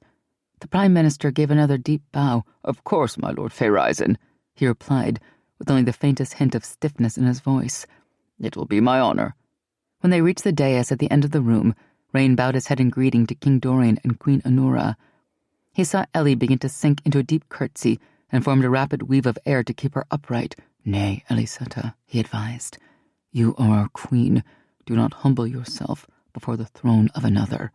It is acceptable merely to bow your head to them to acknowledge their sovereignty in their own land." Blushing, she did as he instructed. Garbed completely in gold, with huge yellow diamonds draped around his throat, sparkling on his fingers, and winking from every fold of his gold-cloth doublet, King Dorian was the sun. His dark hair had been pomaded, curled, and powdered with gold dust. A bright Silurian blue sash was angled across his chest and fastened at his hip by a large gold disc stamped with Siluria's royal seal. His feet, clad in gold shoes with stacked heels and yellow diamond-encrusted buckles, were crossed comfortably before him, and his strong, sun-bronzed hands curled with familiar casualness on the arms of his massive throne. Beside him, shining in cool silver and diamond-white radiance, Queen Anura was the moon, though in truth she outsparkled her husband. Her hair was powdered silver, her eyebrows gilded to match. Brilliant blue-white diamonds set in shining platinum cascaded like a waterfall down her slender throat and across the deep expanse of skin exposed by the low heart-shaped décolletage of her gown. One large egg-shaped diamond trembled between her breasts. More diamonds winked at her ears, on her fingers, around her wrists, from the silver fabric and lace of her gown. Even the tips of her silver-polished nails gleamed with small diamonds. The overdone brilliance of the king and queen offended Rain's fey senses. In the fading lands, elegance and beauty were found in simplicity rather than ostentation. Ellysetta's unadorned gown and the restrained dazzle of her Tairen's eye jewelry were far more appealing to him. The queen's sharp gaze roved over Ellysetta. Her lips tightened as she examined the bracelets and tiara, and Rain knew Belle and the others had been right in offering their Saraizu Kir. Anura had no doubt hoped the Fae would forget the Silurians' custom of declaring social rank by the quantity and value of the jewels they wore. Instead, each one of Ellysetta's crystals surpassed the combined worth of all Anura and Dorian's diamonds. Finished with her perusal, Anura arched a mocking silvered brow that set Rain's teeth on edge. His expression, however, remained stone blank. He would rather dance naked before the entire court than give Siluria's queen the satisfaction of knowing she could annoy him. "My dear," the queen purred to Ellysetta, "you must meet the ladies of our great houses. Giorine, Lady Montevero, will introduce you." Anura waved, and a sapphire-bedecked young woman came eagerly to the queen's side. Her large, silver-lidded eyes swept over Ellysetta, and a too-sweet smile curved her pretty lips. Rain didn't like the look in her eyes or the hint of darkness that clung to her neatly packaged form. She reminded him too much of the Kelly-sond creature who took such pleasure in wounding his Shaitani's heart. "That is unnecessary," Rain interrupted, flashing a cold look at Lady Giorine. "Lord Corius has graciously offered to introduce us." The silver lace fan in Anura's hand snapped open and pumped draughts of air onto the queen's flushed cheeks. "How kind of him!" Now Rain permitted the barest hint of a smile to reach his eyes. "Indeed. Must you go out of your way to annoy her?" Mauricia asked in an aggrieved tone. "Only when she begs to be annoyed." The queen might enjoy playing her game of trumps, but her attempt to use Ellysetta as a pawn would stop tonight. If Anura persisted, she would soon discover that a Silurian queen was no match for a Fae Tairen soul. Corius is going to introduce you." Dorian gave a hearty smile, either ignoring or oblivious to his wife's stifled pout. "You couldn't ask for a better man to steer you through this court's shark-infested waters." "Then we shall be well served." Rain gave a shallow bow. As Rain turned to leave, the king's voice stopped him. "Be sure he introduces you to Lords Morval and Burial. Both have indicated their interest in pursuing closer ties to the Fae. I understand the Fae Risa's sisters will soon be of marriageable age." Ellie gasped in surprise, as did the courtiers close enough to hear the king's comment. A rapid murmuring rose up around them. "A happy way to strengthen the bond between our two countries, wouldn't you say?" "Border lords," Dax supplied before Rain even asked the question. "Burial was the one who stood up with Telios yesterday. He holds the land along the Elden border from Carthage to Kreps. Morval controls everything from the Estamere seaport to Norwal." Dorian was offering nearly a sixth of the Elden border. Rain eyed Dorian with new appreciation. The king had been very busy, and much more effective in dealing with his nobles than Rain had been.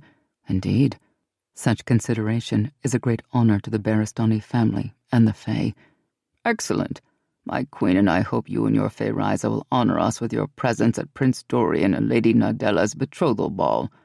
The ball would initiate a week of citywide celebrations leading up to the betrothal ceremony itself. "We will be there, and we thank you for the honor of the invitation." Rain bowed. "Your attendance will bring us joy." Dorian smiled and laid his hand over his wife's. Her face was a frozen mask. "Lilith and little Fecha are but children." Stalking at Rain's right-hand side as he and Ellysetta walked away from the throne, Kieran did not even attempt to disguise his displeasure. "Fae do not sell children, not even to protect Eld borderland." "I don't like the idea of betrothing Lilith and Laurel to anyone," Ellie whispered at the same time. "They should have a chance to grow up and find someone they can love." Rain wove a quick net of air and spirit about their small group to ensure privacy before he responded. "It is the offer of alliance that is important, not the manner of bonding." "Then why would the king mention marriage?" Ellie asked, frowning at Rain. "He was telling us Lords Morval and Burial are willing to garrison Fae warriors in their holdings," Dax said. "Ellysetta, they know the Fae would not leave your family members anywhere in Celeria without a substantial number of warriors to protect them." Rain wondered how the king had achieved such a coup. As he'd spent the past few days discovering, reason alone didn't seem much of an inducement to the nobles. And, Marissia added, by publicly inviting you to the prince's ball and mentioning the possibility of a betrothal between your sisters and two of the great houses, the king has also made it clear that you and your family are to be accepted by the other nobles. "That's all well and good, but I don't want Mama or Papa thinking high-ranking political marriages are in the girl's best interest. Lilith and Laurel aren't chattel to be bartered and sold." "Los Shaitani," Rain said. "I will speak to Morval and Burial and make it clear that no formal offers of marriage are to be extended to your parents." He dispelled the privacy weaves and turned to the Prime Minister. "You may begin the introductions, Lord Corius." During the next 2 bells of introductions and polite mingling, Lord Corius introduced Ellie and Rain to what seemed like hundreds of Celerian nobles, and whispered a steady stream of information into Rain's ear as they went, identifying each individual's estate holdings, and what each one stood to gain or lose if the Eld borders were opened for trade. Ellie's head was swimming with the bombardment of information, but Rain seemed to take it in and process it with enviable efficiency. She stood at Rain's side, trying her best to be grave and gracious. It was a good thing Master Fellows had told her not to smile, as that would have proven difficult. The Tairen's eye crown and bracelets, while physically light, discomfited her. A low constant hum of power radiated from the crystals, resonating in her skin and setting her nerves on edge. Despite the king's announcement, many of the approaching nobles made a point of eyeing the sparkling crystals before forcing themselves to bow before the woodcarver's daughter. Some pretended to be more welcoming. They smiled with 2 bright smiles, complimented her hair and dress, and murmured concern about yesterday's attack, but she knew their hard, glittering eyes were sizing her up and searching for any little fault in her appearance or behavior that would put Rain to shame. She refused to give it to them. Holding her head high, she greeted each with solemn reserve. Rain, to his credit, kept his temper in check, and was even on occasion rather charming. The nobles who'd come hoping to gawk at a wild Tairen and his peasant bride found themselves meeting a fey king and his reserved queen instead. After the first dozen or so introductions, Rain began sending little private communications to her in weaves of spirit, things like, "You didn't like Lord Bregus at all, did you, Sheatani? Can you tell me why? Or, you seem to like Lady Clovis. Perhaps we should arrange for you and Mauricia to meet her for tea." His spirit voice was calm, reassuring, and even occasionally wicked. "Lady Zelina had best not lean over tonight, or those breasts might just leap for freedom." The intimacy of the conversation, private words shared only between the two of them, made the ballroom seem less crowded and the nobles a bit less terrifying. Occasionally Rain would reach over to stroke the hand she kept on his wrist, lift the corner of his mouth in the faintest of smiles, and whisper in her mind, "You're doing fine, Sheatani. You bring pride to this fae." One of the few genuinely friendly faces in the crowd was a fey-eyed border lord named Telios from the west, whom Rain greeted with a warmth he'd not shown any other Silurian. Even without Lord Corius's whispered summation, Ellie knew who Lord Devon Telios was. His family's ancestral estates lay at the foot of the southernmost Fayal Mountains, guarding the Garaval, gateway to the Fading Lands. On that land, 50 miles north of the Garaval, the Battle of Eadman's Field had been waged, and Sariel had died. "Lady Ellysetta," Telios bowed to her, "the gods have shown their grace in the Tairen soul indeed. You make me envy him his good fortune." Ellysetta blushed at the generous compliment. Just as she'd sensed the false welcome in the other lords, she sensed the truth in Telios. Like the fae, he looked at her and saw beauty. How amazing. "You are too kind, Lord Telios," she replied, "but in truth I received the greater grace. What girl has not dreamed of Rain Tairen's soul and fae devotion? And all this time I believed the thought of me would send them fleeing in fear," Rain quipped with a faint smile.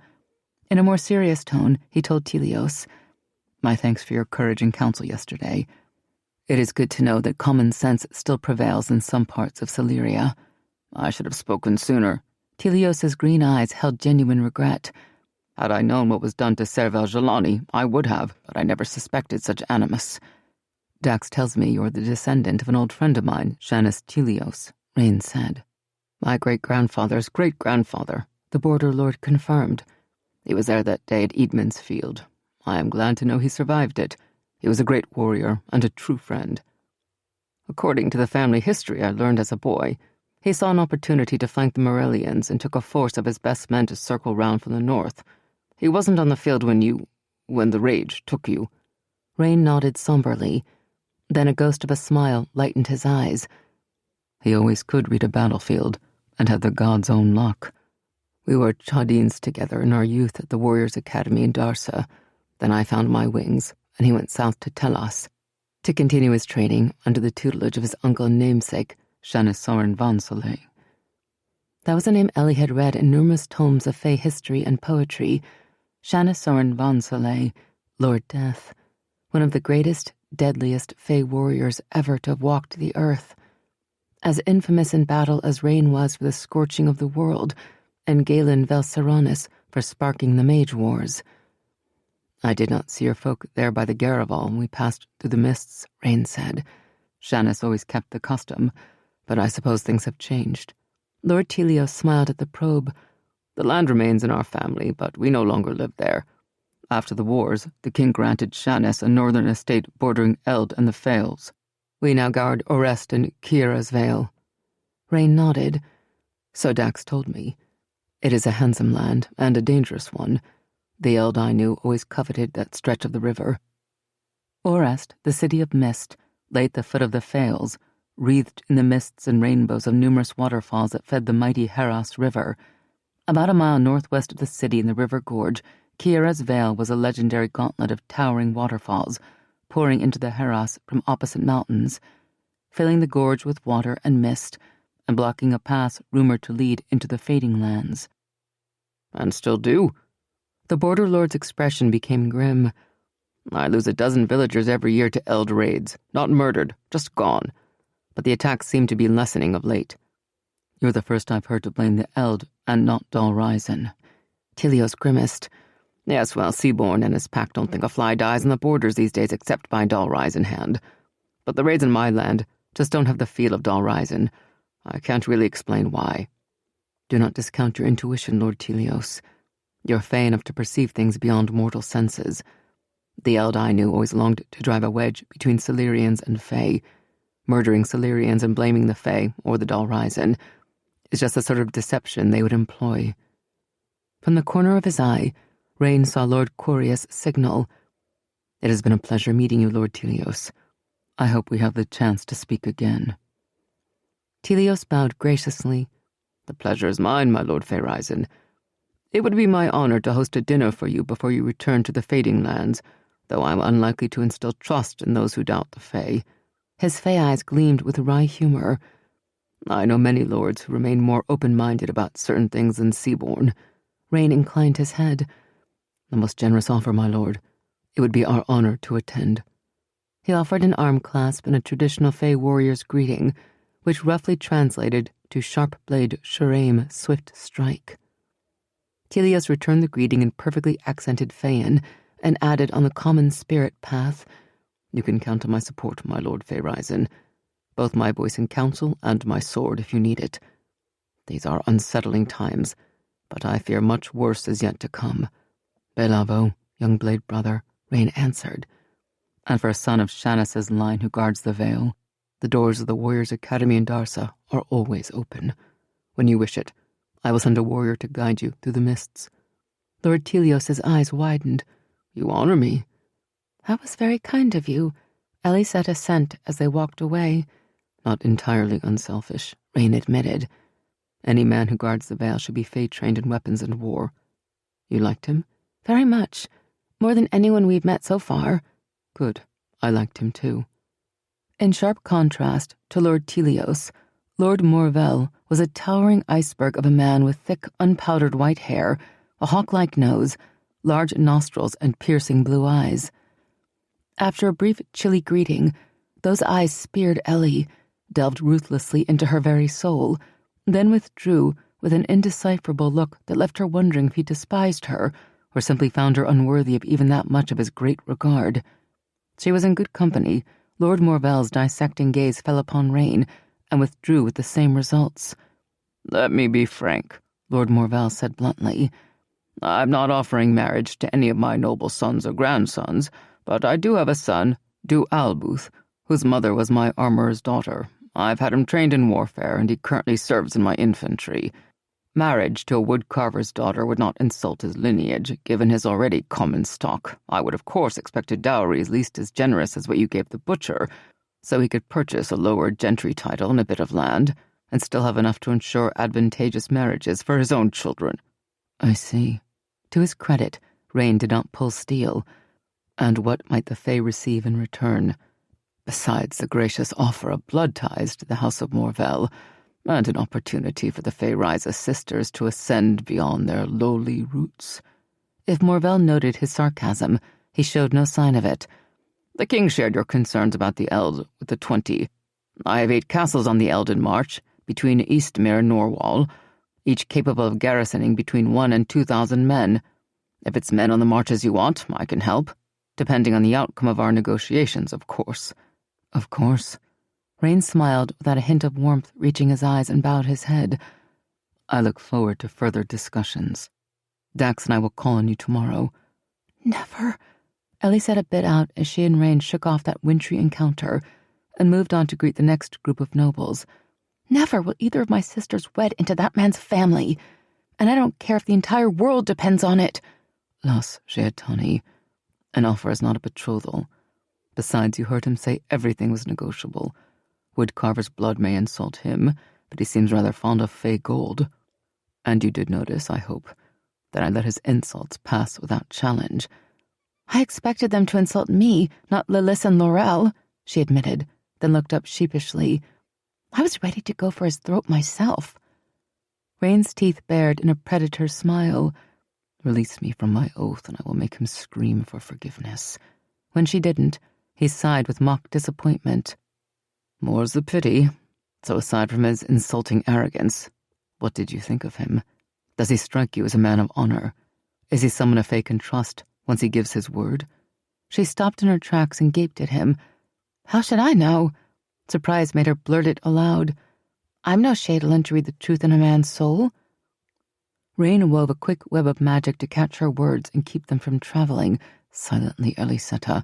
Corius is recording every word for his report to Dorian and the Queen. And as for reading a man's soul, you can. You've been doing a Shadowland service all evening. What?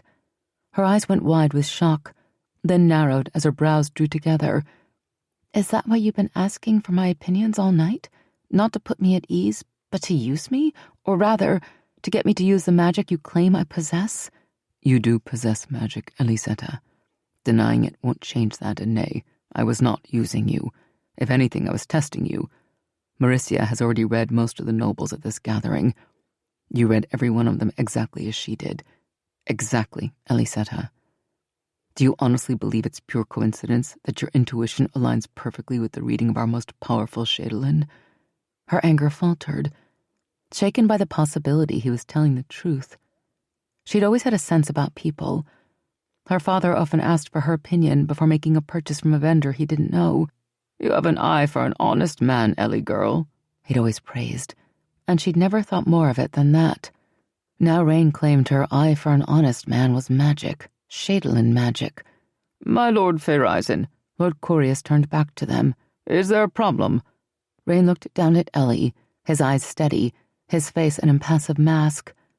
She took a breath and gathered her composure. No, my lord, no problem.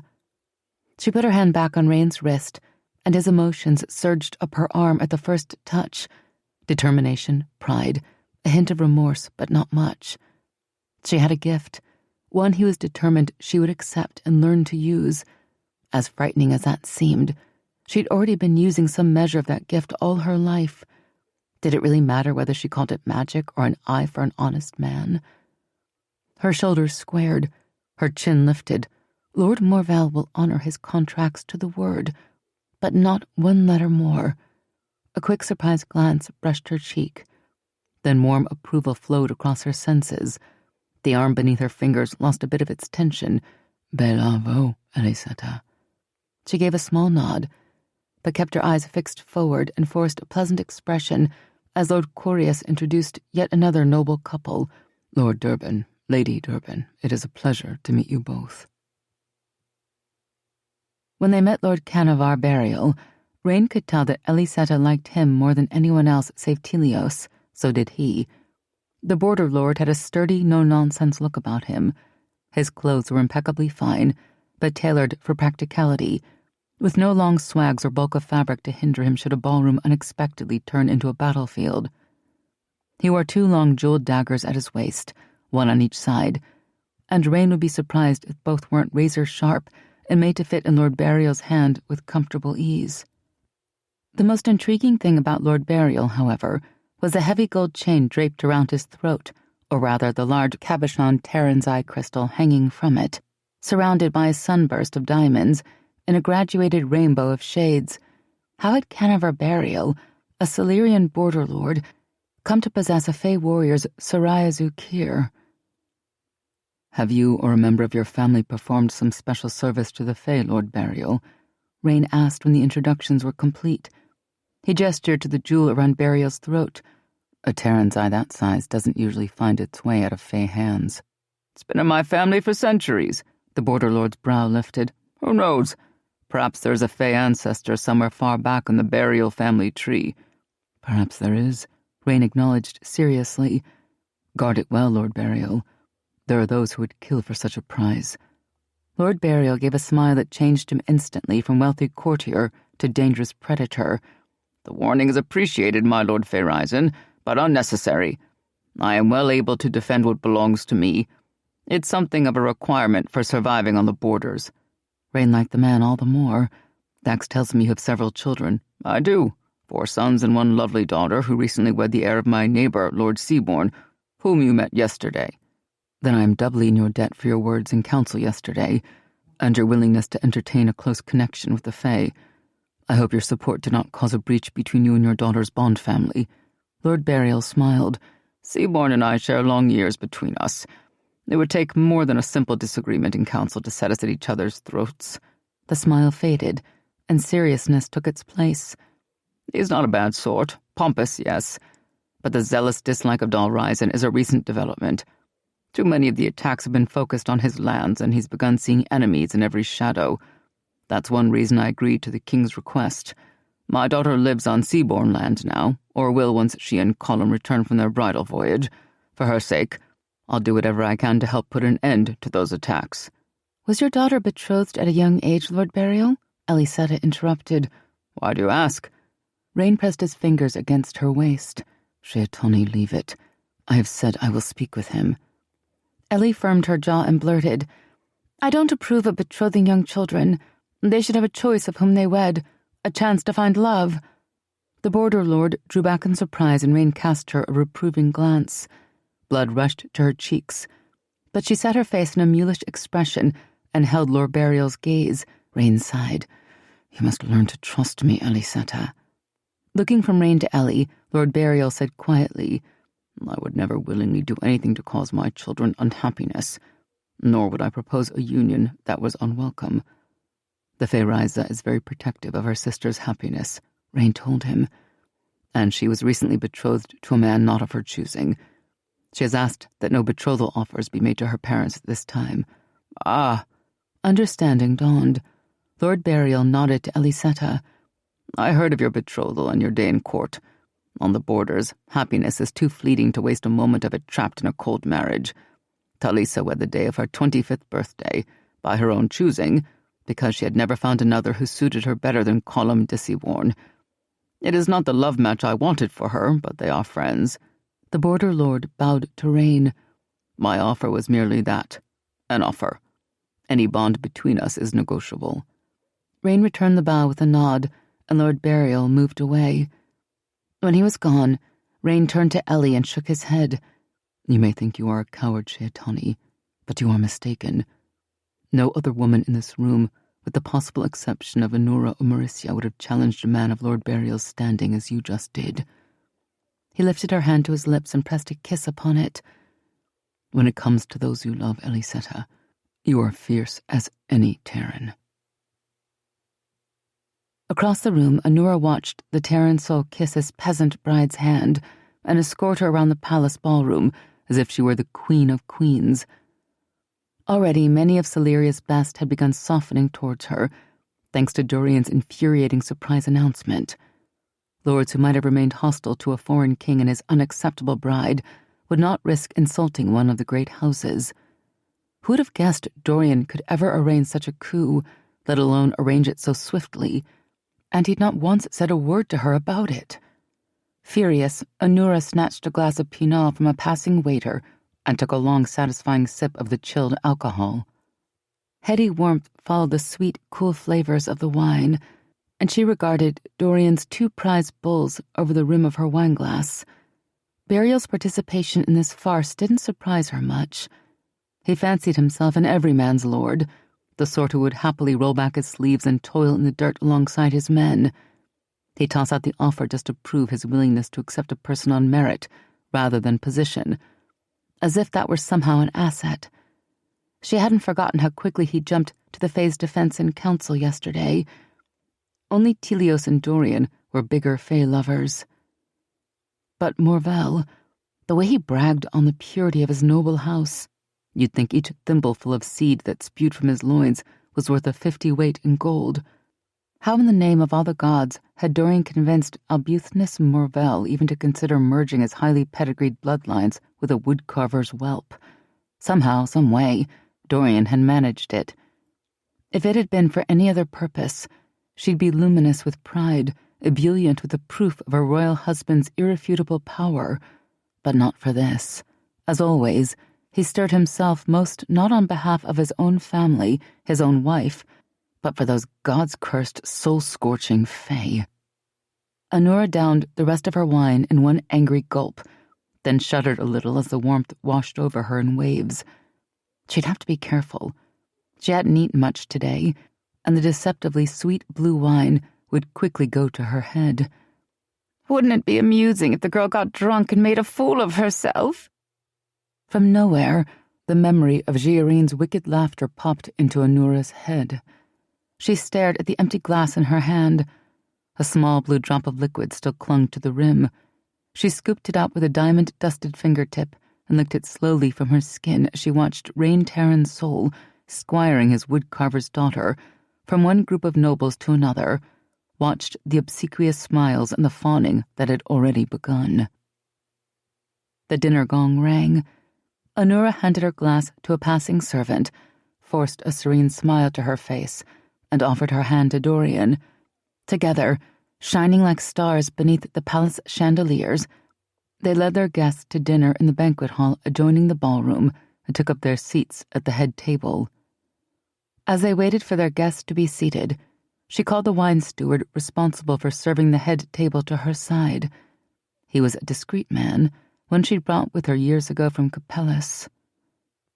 "Do be sure to keep the fair riser's wine glass full," she murmured to him, "and when Kefli is served, brew her a special cup from my private stock.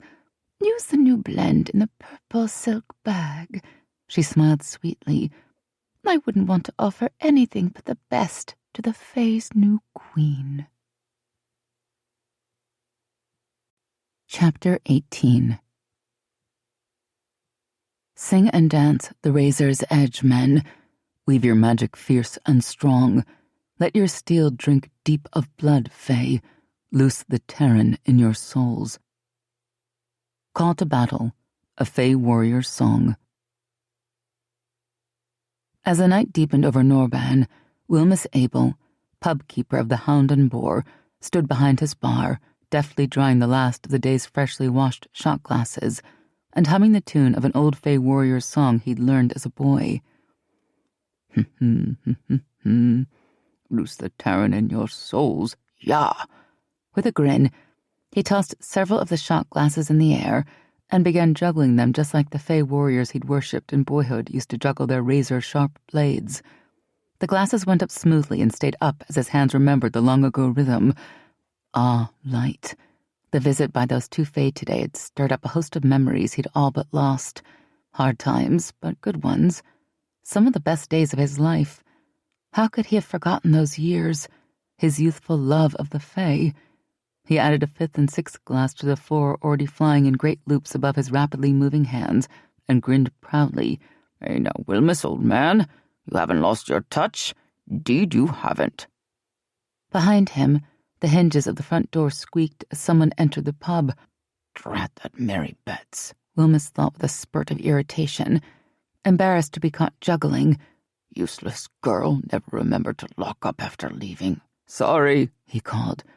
He kept his eyes on the airborne glasses, catching the first four as they descended and setting them on the counter. "We're closed." Silence answered. A draught of chill air swirled around him. He frowned in confusion as his breath fogged before him. Oddest damn thing. He caught the fifth shot glass out of the air and flicked a glance at the mirror hung over the bar. His face went white. "Light save me." The sixth glass dropped past his nerveless fingers and shattered on the floor at his feet. Mother and daughter moons rose over the treetops of Greatwood Forest. Their dual brightness illuminated Carthage Road so clearly, Sean and Toril didn't need to rely on Fae vision as they loped down the rutted dirt track. Somewhere in the miles of forest behind them, an unearthly scream ripped the night, then abruptly fell silent. Sean's smooth stride faltered. "Did you hear that?" "Lyrant," Toril said. "They scream like a dying man." "You sure?" Sean cast a cautious look around, pupils widening, as he tried to pierce the darkness of the surrounding forest. "Sounded human to me." Toril rolled his eyes. "They scream like a dying human, man. I thought you said you weren't afraid of the woods after dark. The woods didn't flaming well scream, now did they? You going to quiver at every twig snap? Get scorched." Toril's teeth flashed. "We've 30 miles to go, my blade brother. Race you?" Sean grinned. "Beat you." He took off, long Fae legs sprinting rapidly, dust rising up in his tracks. Toril swore and leapt after him. One day he would stop falling for that. Silurians did use too many forks. Sitting in the place of honor beside King Dorian at the head table, Ellysetta stared at the intimidating collection of flatware surrounding her plate. There were at least 10 forks of varying sizes and shapes to the left of her plate, plus 6 knives and 4 spoons on the right, and another selection of spoons, forks, and small knives spread in a decorative fan at the top of her plate.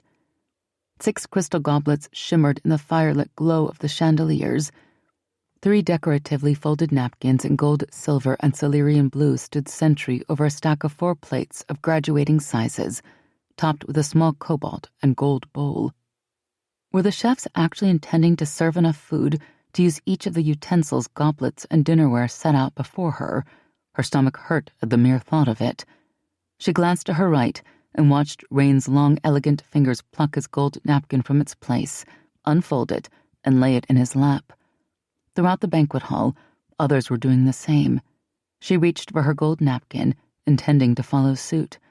"And how are your wedding preparations going, Mistress Baristani?" Ellie jumped and sent one of her goblets toppling. The crystal made a loud pinging noise as it rolled against the selection of small knives at the top of her place setting. Several heads lifted. Dozens of eyes looked her way. She made a hurried grab for the fallen goblet, but Rain beat her to it, righting the glass and feathering a cool, reassuring touch across the back of her hand as he smoothly handed her the gold napkin. "You will address her as my Lady Feyriza," the Tairen soul corrected softly, "or Lady Ellysetta." Bright flags of color spotted the pale cheeks of Lady Thea Truebole, senior lady-in-waiting to the Queen, who sat directly across the table from Ellie. "My apologies, Lady Ellysetta." Ellysetta forced her nerves to calm before unfolding her napkin and draping it across her lap. "There is no need to apologize, my lady," she said. "And as far as the wedding plans, they are going as well as can be expected. My mother and Lady Marissia have done most of the real work, and the Queen has been very generous in sending her craftsmasters to aid us." "Weddings are exhausting events, are they not?" Lord Burial remarked.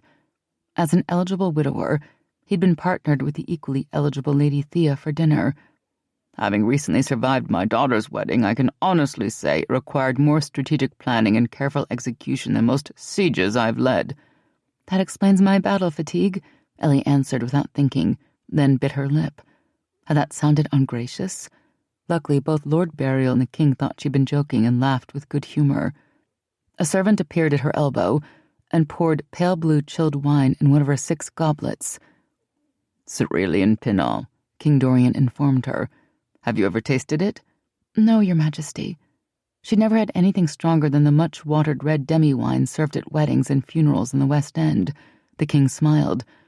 "It has quite a heady kick, so sip it slowly." Nodding, hoping to calm her nerves, Ellie reached for the goblet and took an experimental sip. The Pinot was lovely, refreshingly cool, sweet, and tangy. Following the iced chill and the fruity sweetness came surprising warmth, the heady kick King Dorian had mentioned. Her roiling stomach relaxed. She took another sip. "It is very good, Your Majesty," she murmured, because the King was still looking at her as if he expected her to say something. "Thank you."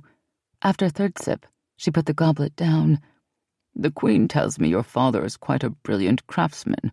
Woodworking, I believe." "Yes, sire," she managed to reply. "He's a master woodcarver." She couldn't believe the King of Sileria was sitting beside her, shining like the sun, asking after her father's abilities. It was with a surreal sense of disbelief that Ellie noted King Dorian had warm, thickly lashed hazel eyes, and a pleasant smile that showed a slightly crowded set of white teeth. After a moment of silence, the King prompted, "My Queen has commissioned a piece from your father, I believe." "Yes, Your Majesty." "Manners, Ellie, remember your manners." "We were very honored to receive her request." She reached for the Pinot and took a quick gulp. "Will you be remaining in Sileria long after your wedding, Lady Ellysetta?" That question came from Lady Thea. Ellie turned her head quickly, eager to escape conversation with the King before she made a fool of herself. "The Fae depart after the Prince's betrothal," Rain answered before Ellie had the chance. Lady Thea smiled at Ellysetta. "I envy you. Legend has it the Fading Lands are a paradise beyond compare." "I am looking forward to it," Ellie admitted. I can't wait to see Darsa and Febarin, and the ivory towers of Cress and Terence Bay on the southern coast, where Felana the Bright first met Savander Valgiolan. Rain gave her a look of surprise. The legend of Felana and Savander is older than time. I would not have thought anyone in Celeria still remembered it. A small collection of Fae poetry survived the burning of the Western libraries, Ellie replied. The books are kept in the museum now, but the curator allowed me to make copies of them. Felana's tale was one of the poems in the books. Who is Felana? Lady Thea asked. According to the poem, Ellie answered, Felana was a female Tairen who fell in love with a Fae king named Savander. She wanted to live her life with him, so she asked a powerful elden mage to transform her into a Fae woman. He agreed, but only on the condition that Felana would seal her Tairen soul into a dark crystal and give it to him. She loved Savander so much that she did as the mage asked, and for several years she and Savander lived happily. They had a child together, a boy named Tavon. I take it their happiness didn't last? Lady Thea prompted. Ellie smiled. She wasn't the only one who loved Fae tales, apparently. No, it didn't. What Felana didn't know was that the mage intended to use her Tairen power to destroy Savander and the Fae. With the crystal's power to aid him, he gathered a vast army and invaded the Fading Lands. When she discovered how she'd been tricked, Felana and Savander gathered their own army of Fae and Tairen and confronted the mage. They killed him in a terrible battle, but not before Felana and Savander were mortally wounded. On her deathbed, Felana gave her son Tavon the dark crystal containing her soul, so that the Tairen part of her would be with him always. And when he put the crystal around his neck, he found he could transform into his mother's true form, and Tavon, son of a Fae and a Tairen, became the first Tairen soul. So Tairen souls only exist because of the mages, Lord Morvell noted from Rain's right. The tale's a myth, Rain replied, spoken of only in very ancient Fae poetry, written before the dawn of the First Age. But it is interesting to note that even then, in the time before memory, Elden mages were an evil corrupt lot seeking conquest over the Fae. Then it's a good thing you destroyed all the mages 1,000 years ago, Queen Anura replied coolly, and that we've seen no sign of their revival since. Ellysetta saw Rain's fingers tighten around the stem of his wine-glass. She caught his other hand in hers. He sent her a disgruntled look, but held his silence. Now we have only to worry about murderous Dalryzen like the Dark Lord Galen Velseranis, Lady Thea agreed. Though of course some say he's a myth too. No. Beside her, Lord Burial took a long gulp of Punal. The Dark Lord is no myth. He definitely still exists. And while I remain skeptical about his involvement in the recent troubles on the borders, I don't doubt that many of the legends about him are true. A more deathly, frightening being I've yet to meet. He glanced at Mauricia, who sat out of earshot at the far end of the head table, then looked at Rain. No offense to the Fae, or to Lady Mauricia. I am well aware of what Celerians say about Galen Velseranis, Rain said. Ellie shivered. Although most believed that Mauricia's brother Galen Velseranis had died in the Mage Wars, Celerian legend proclaimed that he, or his ghost, still roamed the borders, hunting for Eld and stealing the souls of the unwary. You say you've met him? King Dorian inquired. He's still alive? Ta? Lord Burial slipped into his native border dialect before remembering himself. I mean, yes, he is alive, and I have met him, twice actually. Once when I was a lad of 5 during the Elden raid that caused my parents' deaths. Then again this year, just before my daughter wed to Seaborn. What is he like? Lady Thea whispered. Lord Burial stared into the pale blue depths of his goblet for a few silent moments. Cold, he replied at last. When he's near, the world grows cold and your breath mists before your face, as if his presence sucks all the warmth from the living. That's the only sign that tells you he's nearby. Other than that, you don't see, sense, or hear him, unless he wants you to. Ah! Lord Morvell scoffed. Nothing but nonsense and ghost stories, Burial. Quit trying to scare the ladies. Lord Burial gave his fellow border lord a hard look. You don't believe Morvell because you don't want to believe there's a presence on the border greater than yours, but Galen Velseranis is real. Morvell huffed. Never once in all my years have I seen anything to make me believe that some soul-damned ghost warrior roams the borders in search of Eld prey. It's a silly story made up by parents to keep their children from wandering too far from the safety of their own keeps. Morvel, I saw him gut the 10 Elden Raiders who had killed my parents and were about to kill me. I saw his face, his eyes a blue as pale and cold as glacier ice, and his Dalryzen scar, running from the center of his forehead, bisecting his right eyebrow, and ending here just below his right ear. Burial's hand traced the path of the scar in his own face. It was the Dark Lord. You were in shock from seeing your parents killed. You saw what you wanted to see. And how do you explain the second appearance? 3 months ago when he appeared in my own gardens, the night of Talisa and Colum's prenuptial dinner, Lord Burial retorted. It was definitely Velsaronis. He walked through the wards around my keep as if they weren't there, and he was real enough to make even my Dalryzen nervous. Lord Burial leaned forward, his brown eyes narrowing. Do you have any idea, Morvel, what it takes to make a Dalryzen nervous? Bah! Lord Morvel snorted. They're probably in on it, too. Same as they're probably behind all this killing that's been going on. They can charge a much higher fee for their services by keeping Silurian fears alive. Ellie glanced at Rain. Did Lord Morvel not care who was sitting beside him? But Rain raised his goblet and drank a deep draught of Pinal as if the Border Lord's insulting remark rolled right off him. The Dalryzen are beyond the honor of the Fae, Sheatani, he told her silently. They are capable of much that the warriors of the Fading Lands would find abhorrent. Despite his mild words, she could sense the curl of anger tightening within him. The men Morvel discussed so contemptuously were people Rain would have known, perhaps even loved. Dalryzen or not, she knew he did not like to hear them disparaged. Lord Morvel continued in the same oblivious, insulting vein. Your visitor was probably just another Dalryzen cloaked in spirit to make him look like Velsaronis, and the cold was probably caused by someone weaving fire and air. It was a Dark Lord, not some other Dalryzen masquerading as him in order to bilk me of my gold. Flaming souls, Morvel, they're Fae. Lord Burial met Rain's gaze briefly in an unspoken apology. They can make their own damned gold if that's what they're after, and for your information, there are 25 Dalryzen living on my lands, and I only pay the 2 who've been with my family for the last 3 centuries. Beside Ellie, Rain went still. She glanced at him in surprised inquiry. 25 is no arbitrary number, Ellysetta.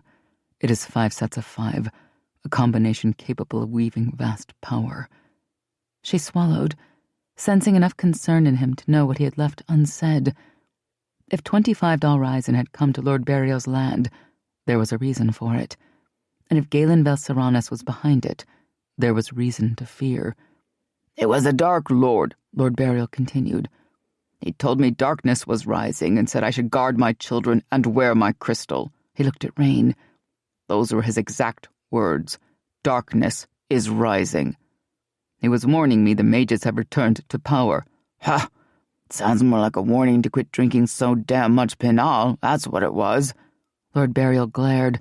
You're a blind, hard-headed fool, Morvel. And you're a superstitious idiot, Burial. Peace, my lords. The king interrupted as servants approached with a cart bearing a huge soup tureen.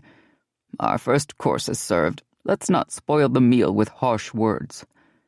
Ellie shifted in her seat as the servant leaned over her left shoulder to fill her soup bowl with a clear brown broth swimming with thin slices of mushrooms and onions. "Thank you," she murmured, earning a startled look from the servant, who then glanced at the king, flushed, and whispered back, "You are most welcome, my lady." Beside her, Rain allowed the servant to fill his soup bowl, then selected the gold-handled soup spoon from the far left of his selection of cutlery. Ellie picked up the same spoon from her own place setting, but waited for the king to begin eating before she did. "You employ Dalryzen, my lord?" Lady Thea asked Lord Burial, after everyone at their part of the table was served.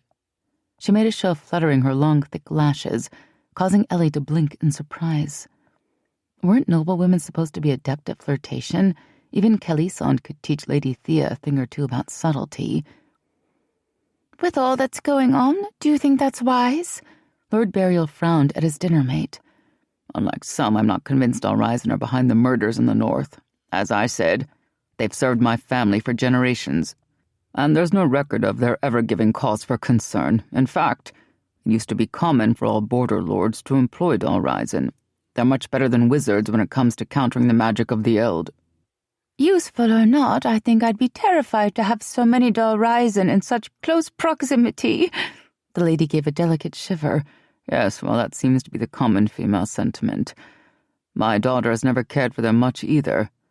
There was a cool finality to his tone that discouraged Lady Thea from continuing her flirtations. Lord Burial, Rain said quietly in the ensuing slightly awkward silence.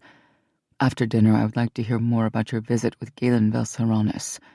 It would be my pleasure, my Lord Fairisen, Lord Burial replied with a nod. So, Lady Morvell, Lady Thea cast a determined smile at Lord Morvell's wife. I understand you're to be a grandmother again. Our oldest daughter is expecting her 5th, Lady Morvell answered, and a light exchange of pleasantries followed as they attended their meal. Across the room, Colas watched through Giarine's blue eyes as servants tended the royals, fae, and great lords at the head table.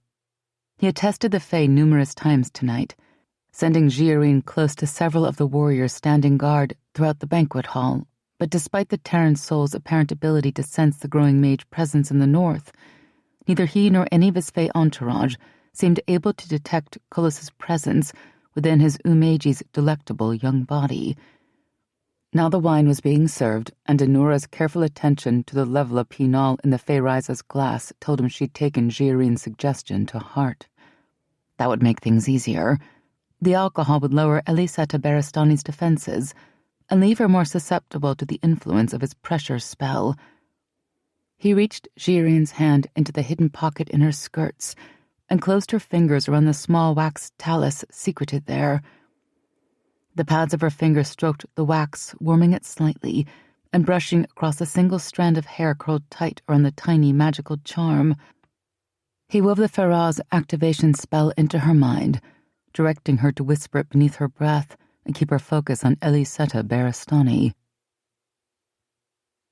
Sean and Toril left the Carthage road and followed Wilmus Abel's directions down a narrow wagon road and into a small clearing, where they found Bryn Paulwyn's house, just as Wilmus had described it.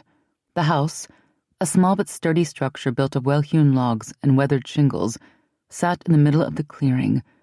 Light shone golden from the windows, and through the faintest of cracks at the bottom of the carefully fitted door, smoke curled up from the stone chimney, carrying the scent of roasted meat.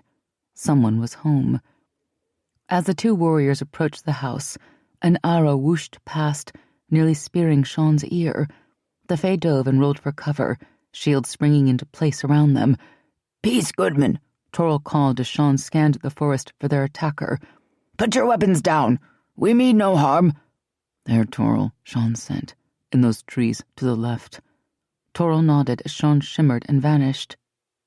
"We're fae warriors, not Dalrisen. We're looking for Bryn Paulwyn. Wilmus from the Boar and Hound in Norban sent us."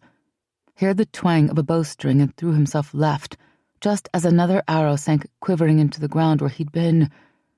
"Wilmus warned us he didn't like strangers, Goodman, but he didn't mention you were so fond of bloodshed. We only want to ask you a few questions. What could the fae possibly want with a woodcutter?" A disembodied voice called out from the shadows of the trees. "We were looking for news of a red-headed journeyman smith who might have passed through Norban many years ago, possibly traveling with his young daughter. Wilmus thought he might have done work for your parents." Half a dozen arrows came spewing out in rapid succession.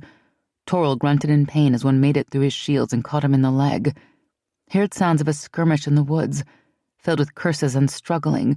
Moments later, a thin man clad in homespun and leather stumbled out of the darkness. Sean walked behind him, holding the man's bow and quiver, and prodding him with the pointy end of a curved mecha. Toril yanked the arrow out of his leg and threw it on the ground, spinning quick earth over the wound to stop the bleeding. He stood up to greet the mortal, a man with an unremarkable face, a shock of brown hair, and eyes filled with an all-too-familiar sorrow. "Bryn Paulwyn, I am Toril Belcarlion. I take it you do indeed know something about a red-headed child in the forests north of Norban, say about 24 years ago?" Ellysetta rubbed her aching temples.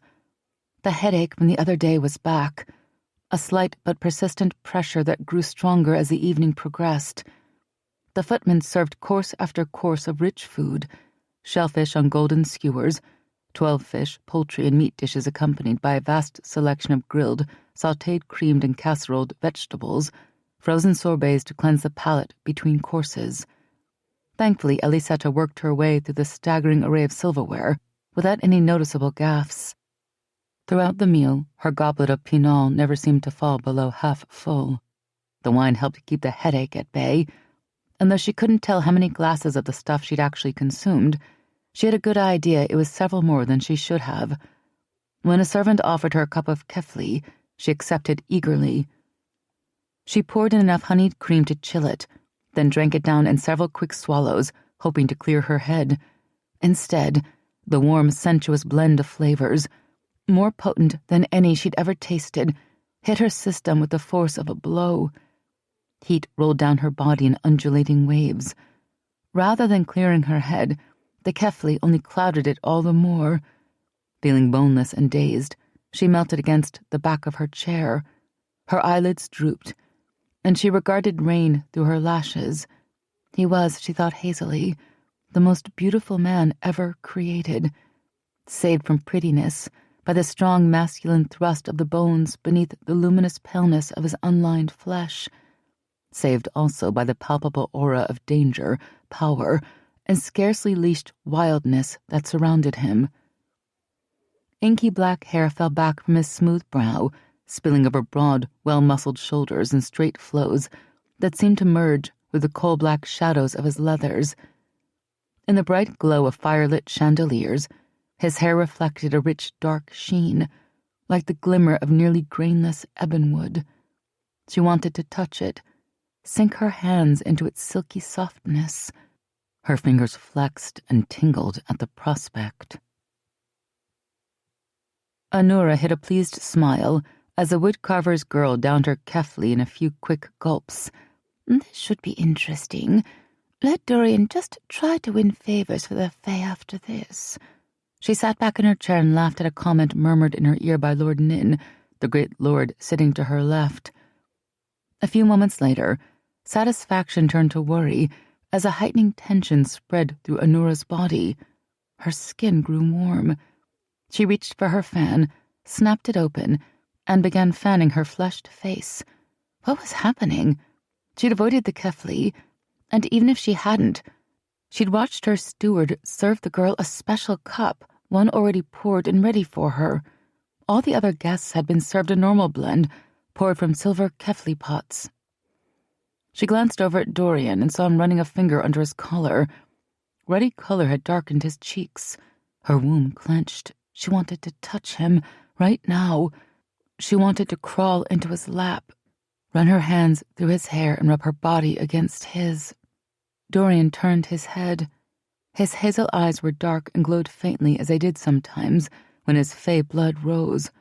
Moisture drenched her silk undergarments. Good gods, she was ready to climax just from a single hot look. What was happening? Rain was speaking with Lord Burial. Sighing to herself, Ellysetta watched the masculine beauty of his mouth form each word, each syllable. Like a kiss, she thought. His lips framed each word like a kiss. The steward had brought her another cup of kefli. She sipped this one, savoring the potent flavors and imagining she was instead sipping heady kisses from Rain's lips. Her gaze slid down his throat to the lean power of his dagger-bedecked chest, clothed in snug black leather. The leather she knew would be warm to the touch, and it would hold the aroma of magic and rain. She remembered the feel of his leathers against her cheek, the hard press of his knives against her jaw and temple, the sound of his heartbeat in her ear, low and pounding, a thrumming, sensual beat that sang a magical weave of compelling desire. She watched in appreciative wonder as his spine stiffened and his chest expanded on a deep breath.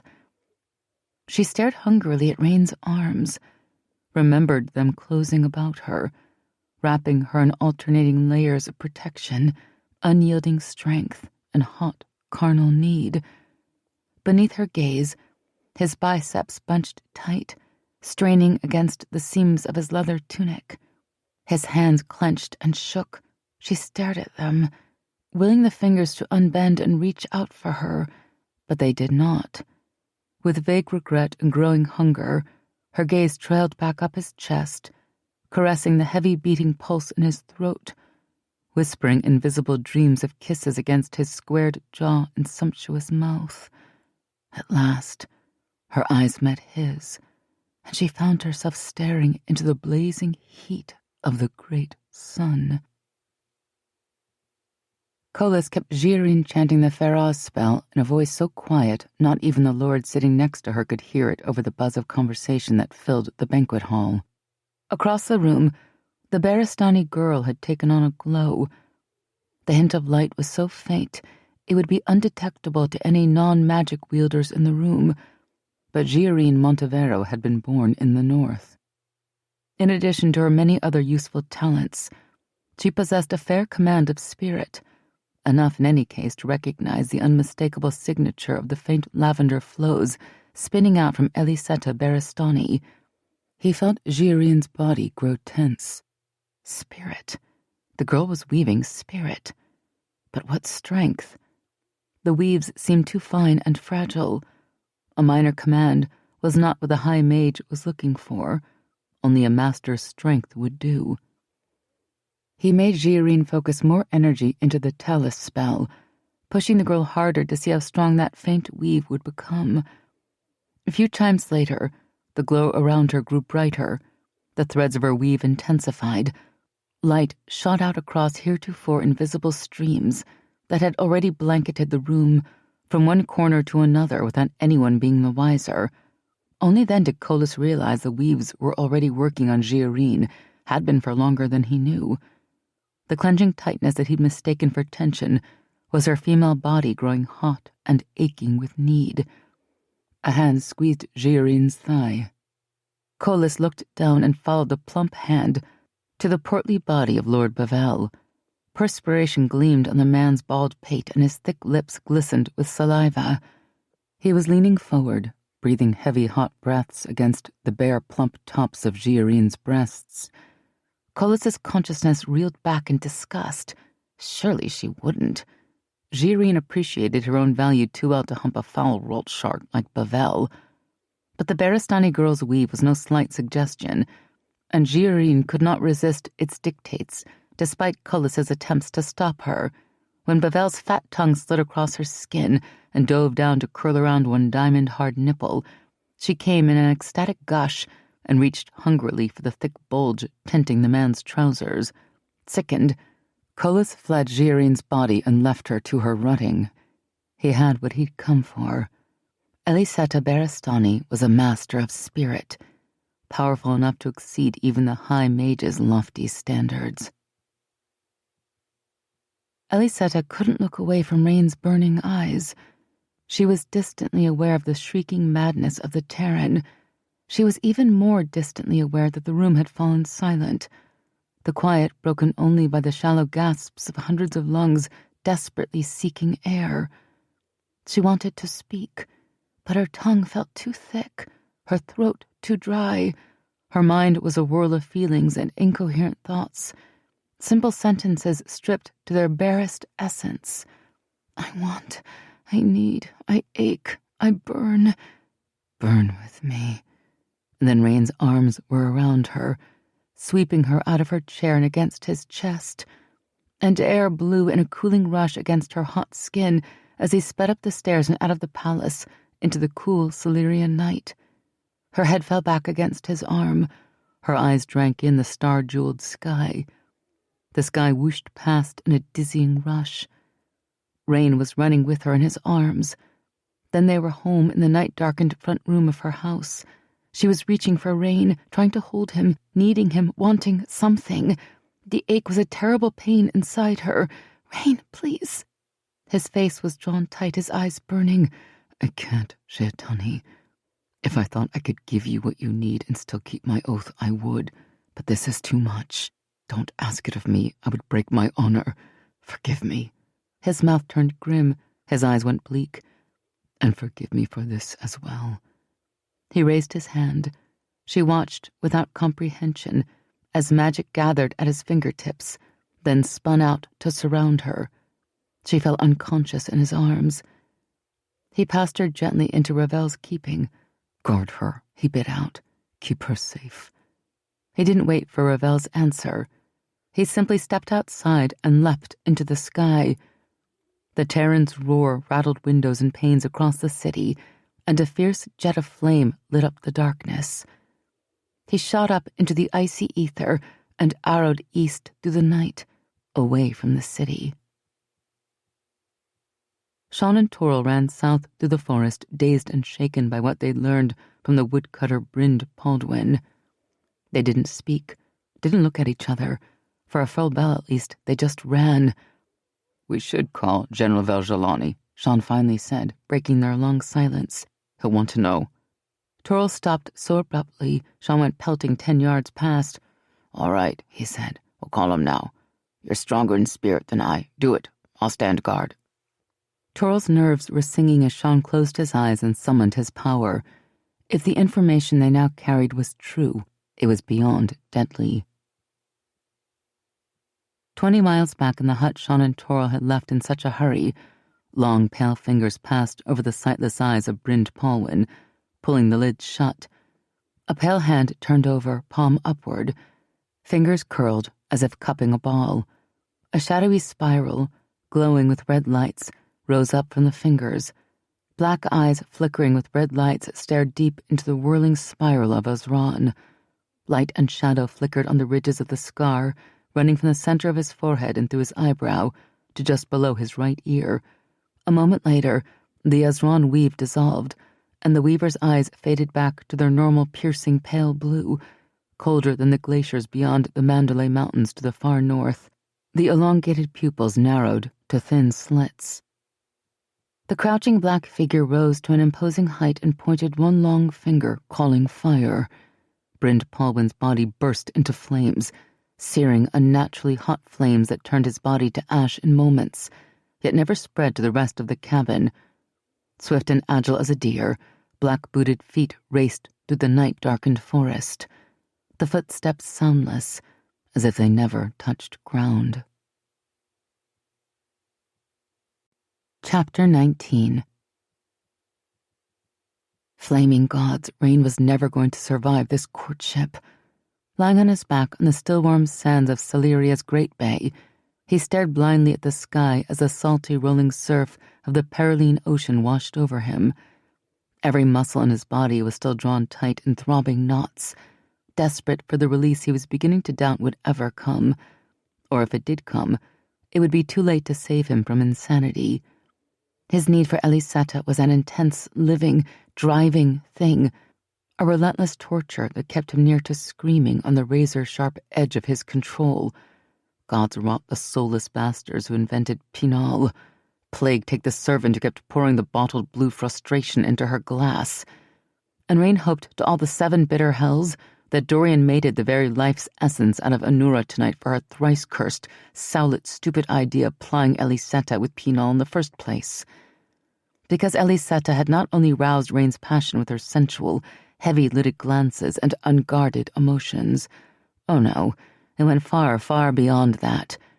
In her uninhibited, Pinal-induced and Kefli-enhanced days, she had woven a spirit web of carnal hunger so subtle and yet so scorchingly strong that she had sent every breathing person in the banquet hall, mortal and fey alike, spiraling into an abyss of driving sexual need before anyone knew what was happening. When last he'd seen his fellow dinner attendees, they were falling upon one another like ravening wolves, some couples staggering off to find privacy, while others shed every last ounce of reserve they ever possessed on the very spot where they stood. Belle and the rest of Ellie's quintet had barely managed to make it to the Baristani home before pleading for Rain to release them from their duties. He did, of course. They would have been useless in the state they were in. They'd all 5 taken off walking towards Celeria's brothel district, but by the time they reached the end of the block, they were running. After leaving Ellysetta in Ravel's care, he'd thrown himself into the sky and flown here, to the silver beaches of the southern coast, hoping to find some respite, or at the very least, a lessening of the weave. He'd found none. The gods alone knew how long the effect of her weave would last, but it was still going agonizingly strong 3 bells after its inception. even with hundreds of miles separating himself and Ellysetta. Lying in the surf, rain shrieked his fury to the open skies above and pounded his fists in the wet sand around him. Toril paced restlessly as Sean attempted for the 6th time in the last 2 bells to contact Belliard Veljalani and relate what they discovered. "You still can't reach him?" Toril asked in concern. He ran his hands through his dark hair and blew on his fingers. The woods seemed colder than they had just chimes ago. Sean shook his head and dissolved his weaves. "Try someone else." "I already have. I can't reach Belle or any of the Fey Rise's quintet, nor Dax, Lady Maricia, or any of her quintet. I even tried to contact the Fey Risen. None of them are answering me. They must still be at that palace dinner Belle mentioned earlier today. We dare not pass the information on to anyone else." Although Bryn Polwyn had steadfastly insisted he knew nothing about a red-headed child, Sean had woven spirit between them and retrieved the man's memories. Those memories had contained exactly the information Sean and Toril had been sent to find, but not at all what they'd expected. As a child of 10, Bryn had seen his parents tortured and killed by an Elden mage looking for an escaped slave and a flame-haired child. A child the Elden mage had claimed was a stolen daughter of his master, the High Mage Vadim Mar. Even now, Toril wanted to cry out that it wasn't true, that it couldn't be true. He'd seen the Fey Risa with his own eyes, seen her brightness, but Bryn's memories were so vivid he couldn't doubt they were real. The Baldwins had only offered a night's shelter to the slave and the child, but afterwards, unbeknownst to his parents, Bryn had agreed to hide the baby in the woods while the slave drew off her pursuers. That task had kept Bryn from dying with his parents. The slave girl, he later discovered, had set her own body aflame and thrown herself off the cliffs of Norban's quarry to avoid being tortured and questioned by the mage. Bryn had retrieved what little remained of her burned and broken body and had buried it alongside his parents. As for the baby, Bryn had followed a Silurian couple traveling through the woods and put the baby beneath a tree where they would find her. He'd stayed hidden until he was sure they would take the child, and then he'd spent the rest of his life trying to forget everything that had happened. He'd been relatively successful, too, until recently. While searching Bryn's memories, Sean discovered another disturbing image of local villagers bringing treasured Fey gifts, passed down through generations into the town square to be destroyed in a huge bonfire, while a white-haired priest in a voluminous hooded blue cloak stood by and collected shards of Tairen's eye crystal from the villagers. Bryn had inquired about the bonfire later, but none of the villagers remembered anything about the fake gifts they'd thrown into the fire or the Tairen's eye shards they'd given to the blue-cloaked priest. It was as if those memories had been wiped clean, but Bryn, who'd watched from the woods rather than participating in the bonfire, remembered, and he'd suffered nightmares about his parents' deaths ever since. Sean had erased all memory of mages, death, and Ellysetta from Bryn's mind, then gave the poor man what he'd wanted his whole life, memories of a happy childhood, unmarred by tragedy, memories of parents who died happily in their sleep after a satisfying life. It wasn't legal. It broke the Fey Silurian Treaty and several Fey laws, but Sean did it anyway and dared Toril to say a word. Toril wouldn't, of course. He'd still been young when the Mage Wars started. He hadn't even completed his first level of the Dance of Knives, but he too had seen his parents slaughtered by the Eld, just as Sean and Bryn had, and there were days Toril wished someone would weave spirit to remove his memories of that horror. "Come on, then," Toril said, clapping his friend on the back. "With a little effort, we might just make Celeria City by moonset tomorrow." "Do you think it's true?" Sean didn't elaborate, but he didn't have to. Toril didn't want to believe it, but Faye didn't lie. So instead he forced a chiding look on his face and said, "She made Belle's heart weep again. Do you think she could have done that if even the smallest part of her were tainted by Elden evil?" "Of course, you're right." Sean nodded and stared at his booted toes. "Silly Pachita." Toril grabbed his friend around the throat and scrubbed his knuckles against Sean's skull through his wavy brown hair. "Come on, then. All doubts are forgotten. Let's get back to our brothers." They were still smiling when the cell door shrapnel ripped through them. Sean and Toril staggered, fell, then leapt back to their feet with red fascia steel bared, automatically assuming the slightly crouched battle stance of a Fey warrior. Only then did they detect the reek of Azran, and see the red-black glow of it around them. Only then did they see the shadowed mob of attackers lying in wait for them. There were 50 or more, Toril estimated, too many to beat. He and Sean were already surrounded, so there was nowhere to run. It was a fight to the death, then, his and Sean's. Where did they come from, Toril? Hands moving at incredible speed, Sean fired red fecha into the surrounding mob with deadly accuracy. Scorched if I know. Guard my back. Toril cursed as a barbed Seldor arrow pierced his thigh, then gritted his teeth and sent 4 of his own red fecha whirling into the shadows that surrounded him. Muffled shrieks, quickly silenced as Tairen venom did its job, made him grin with savage victory. He would take as many with him as he could before he died. Though he had yet to see the face of a single attacker, Toril was certain they were Eld. The sickly sweet reek of Azran was too strong for them to be anything else. He and Sean should have sensed them miles away, if only through their fey instinct for danger. Yet neither of them had detected the Eld, even when standing virtually on top of them. The Seldor piercing their flesh prevented Toril and Sean from summoning magic to their defense. The black metal of Eld burned fey flesh like acid and twisted even the weakest weave into agony. They could not weave spirit to cry out a warning to the fey warriors in Celeria, but they could fight. With naked steel, deadly skill, and grim determination, Toril and Sean fought like the fey warriors they were. Within mere chimes, dozens of their attackers lay dead about them, and more fell dead each moment. It wasn't enough. Toril and Sean were bleeding heavily, both from the hundreds of tiny shrapnel wounds and the numerous arrows bristling from their bodies like quills. Toril heard his cradle friend grunt in pain as another of their attackers' arrows pierced his body. Sean fell heavily to one knee. I hear the Tairen calling, Toril. Sean's breath wheezed out of lungs rapidly filling with blood. His hands, though still fired fecha daggers with a fierce precision perfected over 1,000 years as a warrior. I know, my brother, Toril replied. Even the small thread of spirit required to mind-speak over the short distance between them caused agony to rip through him as each tiny piece of Seldor shrapnel in his body twisted his spirit weave into pain. It would all be over soon.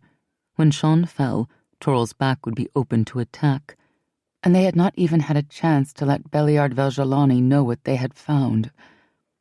It's beautiful, Toril. So beautiful. The sending was a whisper of sound. Save a piece of the sky for me, Sean. I'll fly with you soon. Toril heard the rattle of his cradle friend's last breath, followed by the low, heavy thud of his lifeless body falling to the ground. A tear slid from Toril's eye. Over 1,000 years they had known each other. Soar, Sean. Soar high and laugh on the wind. Dark, shadowy figures moved closer, circling. Toril pulled his 2 Seani longswords free of their scabbards. Come then, he shouted. Come dance with the Tairen if you dare. Miura Fela, Ti Feyriza, joy to the Feyriza, and death to you all. And he became a whirling blur of motion, black leather, shining steel, red blood, spinning in the moonlight, delivering death to all he touched until he moved no more. It was time. Dawn was only a few bells away, and the daughter moon had nearly set. The sky was as dark as it would become tonight. Vadim Mar entered his spell room. Rings gleamed on 3 fingers of each hand, 5 colored cabochon stones, and 1 gleaming black sakar, each surrounded by a rainbow of smaller cabochon stones in repeating 6 color patterns. Rings of power, worn in the most powerful configuration possible, earth, water, and spirit on his left hand, mated by air, fire, and Azran on his right. On each wrist, he wore thick gold bands that held dark, gleaming Selkar crystals. Tairen's eye altered by Azran to unleash its vast, dark power. He carried Kolis's mage blade, placed it on the stone table, and began the cleansing ritual. When he was finished, he plunged the mage blade into the clear water in the offering bowl and murmured the spell to release the rich blood stored in the dark Eld metal. Streamers of red billowed out from the blade, tinting the water. He added a fresh vial of blood from his prisoner in the levels below and submerged the Tairen's eye crystal to complete the spell. When the water cleared after his last incantation, he dipped his cup and drank. Magic flowed over him in a rush of near-sexual pleasure, making his eyes flutter half-closed. She was powerful. With just that little bit of her blood to strengthen the spell, he could feel the promise of her power coursing through his veins. He summoned his own magic, wove the camouflaged rope of Azran, and sent it spiraling upwards through the pipe and into the world. "Girl," he whispered in the darkness. He sensed her frightened flinch, felt the brief twinge of his own muscles as her blood reacted in his veins. Oh yes, she was there and still trying to hide from him. She would not be able to hide any longer. A smile widened on his rapidly chilling lips. Rain swam down to the deepest depths of Great Bay's main channel, where the water was only a few degrees above freezing. Even that did not cool the need that had driven him for nearly 7 full bells now. Giving up, he swam back to the surface and made his way to shore. He was close to the city, less than 20 miles away, and desperate to keep that distance. Already he'd let the Tairen draw him back towards Ellysetta. Control was but a ragged illusion, a bare thread he clung to with desperate hope. If the weave didn't end soon, gods help him, he had no more strength to resist. Ellysetta dreamed of heat. Rain was with her, eyes glowing like lavender suns, arms holding her close. His hands and spirit weaves played over her skin in endless, breathtaking torment. Dear gods, she wanted so badly. What she wanted, she didn't know, but the need for it burned inside her, hungry and yearning, desperate for fulfillment. They were in the glade overlooking Great Bay. Soft, cushioning grass lay beneath her back. The warmth of Rain's body pressed against her. His lips tracked down her throat, leaving a path of fire in their wake. "Kushala aya tone." "Aya," she breathed. Her fingers threaded through the silky thickness of his hair as his head lowered. Cool air rushed across her breasts. She gasped, then arched her back as his mouth closed around her. "Rain," she cried. He laughed softly against her skin. "You are so sweet," he murmured. "So very, very sweet." His teeth nipped at her with just enough force to make her gasp in surprise and shiver from the resulting tumult of sensation. His hand slid down her side, found the hem of her skirt, and ducked beneath. His fingers swept up her leg, towards the tight ache burning inside her. Alarmed and shocked, she caught his hand. For the first time ever in his company, a feeling of wrongness came over her. "Rain?" She shivered again, but this time from cold, not pleasure. The night air had grown chill and biting. Rain's body no longer offered the warmth it had only moments ago. He acted as though he had not heard her. His fingers dug into the soft skin of her thigh. "Give yourself to me. Open up and let me in, my sweet." "No," she said, pushing at him. The arms that had held her close now seemed like shackles, imprisoning rather than embracing her. "No, this is wrong. You promised my father." He laughed again, but the sound was ugly this time, mocking. "You think any oath to a mortal could ever keep a fae from taking what he wants?" He lifted his head and ice rushed through her veins. His eyes. Instead of the glowing lavender eyes she'd come to love, they were only pits of blackness, flickering with malevolent red lights. She screamed and shoved him away. Mocking laughter rang in her ears, and Rain disappeared in a swirl of black smoke. The twinkling glow of the fairy flies was extinguished, plunging her into darkness. "Bright Lord, protect me," she whispered. She knew where she was, knew what was happening. This was a place she'd been many times before. This was the malignant womb from which all her nightmares sprang, the dark home of monstrous horrors and unspeakable evil. This was the pit where the Shadow Man dwelled, haunting her, hunting her. Hide deep and well. Never let him find you. If you reveal yourself to him, all will be lost. The urgent directive that had guided her from her earliest memories now shrieked from the depths of her soul. "Hide, child! Hide now!" It was already too late. She tried to flee, as she'd fled so many times in the past, but something held her fast, trapping her in the dark nexus, Panic rose swift and sharp. Unable to escape, she tried to make herself small and invisible, and tried to direct her consciousness, her thoughts, her entire being inward, hoping silence could conceal her. But she could feel him coming closer. Cold enveloped her, terror choked her, each beat of her heart became a painful blow, as if someone were hammering spikes of ice into her chest.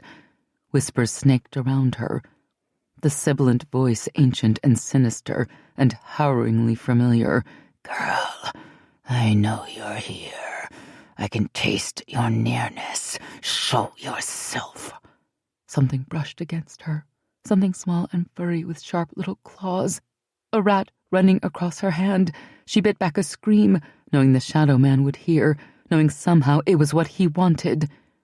If she made a sound, even the tiniest whimper, she would seal her doom.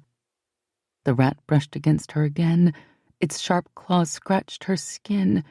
The long naked tail slithered across her hand, twitching back and forth like some hideous pendulum as its pointed snout poked and sniffed at her. She squeezed her eyes shut, shrieking in silent horror and revulsion as the verminous creature crawled over her. She didn't dare move, didn't dare fling the filthy thing away. Something else brushed her hip. Another rat had joined the first. A third climbed over her leg, then a fourth brushed her foot. Soon there were dozens, circling around her, crawling over her skirts and up her arms, growing bolder as she offered no resistance. "I sense your fear. Have my little friends found you?" When she didn't respond, his voice hardened. "Come now, show yourself. I can use much more unpleasant methods to get what I want." Sharp teeth sank into her finger. As the first rat closed its jaws and bit, agony lanced up her arm. Another rat bit, then another. Oh, gods! The silent scream ripped through her soul. She was being eaten alive. Her flesh was on fire. Though her eyes were blind in the utter darkness, she could feel each tiny scrape and bite, the pierce of long, sharp teeth, the agony of skin peeling back from bone in bloody shreds. With frantic urgency, she began to whisper the bright Lord's devotion in her mind, reciting the words again and again. "Holy Adelis, Lord of light, shine your brightness upon me. Glorious Father, Son of my soul, grant me strength to stand against darkness. Adelis, bright one, Lord of my heart, bless me and keep me always in the light." The devotion offered only a fraction of the peace it usually did, but even that little bit she grasped with desperate gratitude. Again and again she repeated the devotion, and with each repetition, the pain in her flesh grew slightly more distant, still there, still agonizing, but muted, as if she'd managed to push it into a small corner of her mind and lock it there. Time crawled by, moments stretched out for what seemed like bells. She clung to her silence with ragged determination. No matter what he did to her, she mustn't reveal herself. "You are stronger than I believed." The shadow man sounded triumphant, almost proud. "But your efforts are in vain. You will reveal yourself to me." His voice became a cold whip of compulsion, battering at her mind, eating away at her defenses as relentlessly as his vermin gnawed at her flesh. "You want to reveal yourself to me. You can feel the darkness within you, demanding release." She closed her eyes and swallowed a silent cry, trying to block out the sound of his voice, the insidious words worming past her defenses. She wanted to scream out that he was wrong, that she wasn't dark, that she didn't feel the evil inside her, but she couldn't. Such a claim would be a lie. Deep, deep inside, in a place she had long ago refused to look, in a place so terrifying she'd never spoken of it to anyone, not even her father, something monstrous lived. An evil thing she'd always feared. A terror that dreamed of rending flesh with fangs and drinking blood rain from the sky. It shifted inside her now, restless and hungry, its rage growing by the moment. Her skin felt stretched, her hands clenched in fists. She mustn't let that thing out, not now, not ever. The world would fall to darkness if she ever set it free. "You think the Fae can protect you, but who will protect them from you? Shall I show you what you will do to them?" Around her, the pure blind blackness began to lighten. Shadow became gray fog, swirling in eddies. Smells rose up, thick and overpowering. smoke scorched flesh, blood death. Gradually the mists began to clear, enough to see the aftermath of a terrible battle stretched out before her. She was standing in a field of corpses. Shattered swords lay useless in dead, decaying hands. Torn pennants of a once proud army fluttered on broken shafts. Blood soaked the ground and congealed in dark pools. The stench of death filled the air, so thick each breath made her gag. Horror mounted as she realized all the bodies strewn around her were either Fae or Silurian, King Dorian, Queen Anura, Lady Marissia, Lord Dax, Bel, Kieran, Keel. Faces she knew and thousands more that she didn't. Flies filled the air in swarms so thick they darkened the sky. Rats and crows flowed over the bodies like hideous rivers feasting on the dead. "Do you think it's only the Fae who will suffer on your behalf?" A loud caw drew her attention. Atop a piled mound of bodies, a pair of crows were fighting over something long and pink, tugging it between their beaks and flapping their wings angrily. Their clawed feet hopped back and forth over a tangle of bloodless limbs. Ellysetta's heart clenched with dread as she saw a child's hand. The fingers were still plump with youth, the lifeless grip clutching a small stone painted in a pattern she recognized. "Oh, gods, please, please, no!" Her gaze climbed up, following the slender child's arm to the tangle of mink-brown curls. Lilith lay dead upon the pile of bodies, Laurel beside her. Mama and Papa lay close by, faces etched with expressions of horror, dead arms still reaching protectively towards their children. Ellysetta wept with voiceless grief and denial, although some part of her knew this was just another of the Shadow Man's tricks to force her to reveal herself. The sight of her parents dead before her, of Lilith and Laurel's small bodies being ripped apart and fought over by carrion birds, was more than she could bear. She tried to close her eyes against the hideous vision, but even that escape was denied her. The scene played relentlessly against the backs of her eyelids, refusing to be shut out. A shrouded figure stood on the hillside. Behind the figure, black-armored soldiers stretched out towards the horizon like a stain upon the earth. The Shadow Man's army, the dark promise of what was yet to come. "You'll kill them, girl. You'll kill them all. It's what you were born for." Something brushed against her ankle. She looked down and found Rain lying on the ground at her feet, his throat and chest slashed open, his eyes milky and dead, a crow perched on his head. The dark wings flapped and covered his face like some hideous shroud, brushing against her ankle again as the bird bent to peck at one dead eye. It was too much. The scream ripped from her, the sound a shriek of anguish and despair. "Get away from him! Don't touch him!" She flung herself at Rain's body, tearing in hysterical revulsion at the birds and vermin feasting on him. Fury gathered inside her and pulsed in a fierce, hot blast of rage. The rats and crows burst into flame. "Liar! Foul, evil liar! I'd die before hurting the people I love!" A hand clamped hard around her throat. The Shadow Man who had been on the hillside just a moment ago now stood before her, shrouded in black, his face hidden by the deep hood of his cloak. Ice froze her blood in her veins. "Bright Lord, save me," she whispered, more from instinct than hope, knowing it was already much too late. She'd given herself away, revealed herself to him. Worse, she'd revealed her magic. The Shadow Man laughed, the sound triumphant.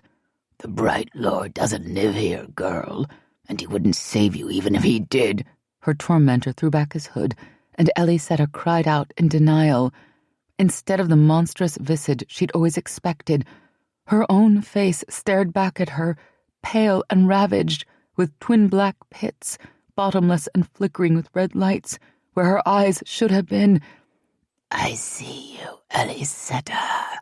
The voice came out of her own mouth, but the sound was a familiar, malevolent hiss.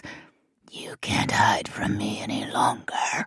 The cloaked Ellysetta lifted a wavy black blade and sent it plunging towards her heart. "No!" she shrieked and threw her hands up. The savage thing inside her howled with wrath. Fire boiled from her hands in voracious incendiary clouds. The cloaked Ellysetta shrieked in agony as the flames enveloped her. Hot wind blew across Rain's face. He stared with dazed incomprehension at the flames leaping all around him as pella trees crackled and burned. The sand at his feet smoked and shattered as a wave tumbled over molten glass.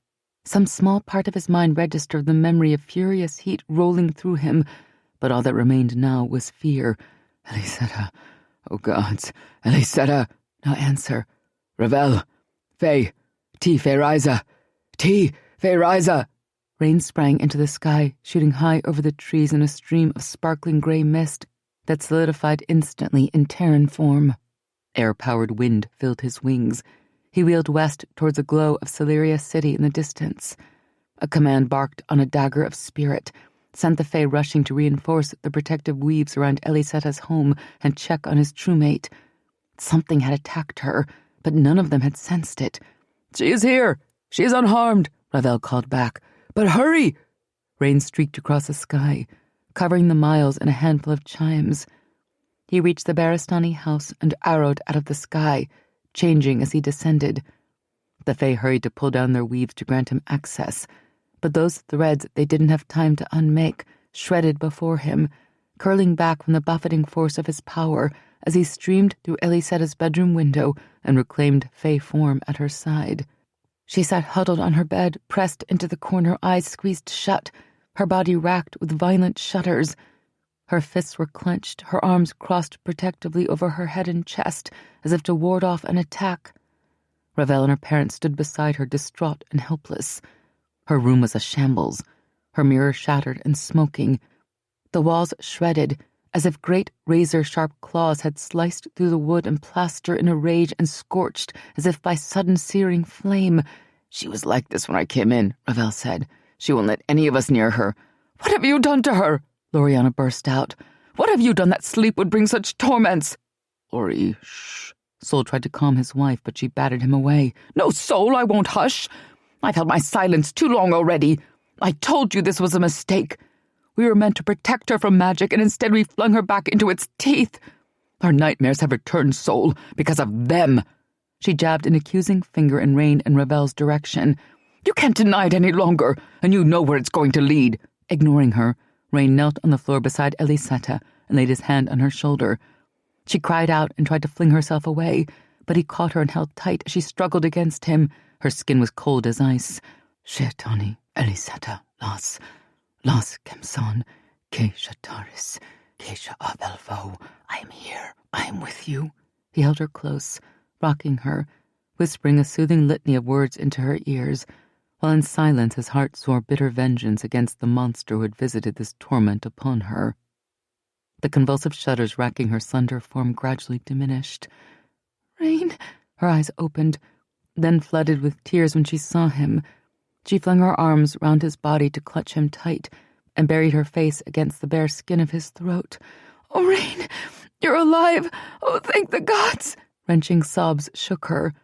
Though her grief tore at his heart, his eyes closed with relief. She was safe and unharmed. She was whole and in his arms where she belonged. I'm here, Shaitani. Hold me, she whispered. Hold me and don't let me go. I'm cold, so cold. His arms tightened, pulling her closer, wrapping around her as if with his body alone he could shield her from whatever evil hunted her. Ellie! Loriana rushed forward, hands outstretched, but as she neared, Ellysetta flinched away, burrowing deeper into Rain's arms. Desperation flooded his senses. Rain, tell her to go. Tell them all to go. I can't bear for anyone to touch me right now. No one but you. Leave us, all of you, Rain barked. Ravel, get everyone out. The Fae nodded and tried to usher the Baristanis out the bedroom door. Loriana resisted the eviction. Don't you dare touch me! I'm not leaving my child here with you, not after this. I won't do it anymore. Sol flung out an arm towards Rain and Ellysetta. Can't you see Ellie doesn't want either of us here right now? He's the only one who's even been able to get near her. Clearly, he's what she needs now, not us. For the gods' sake, Lori. If he can bring her peace, let him do it. He can't bring her peace, Sol. He's only brought all her old torments back, worse than they ever were before. How can you not see that? Mama. Loriana and Sol both turned. Ellysetta was still in Rain's arms, but she had lifted her head.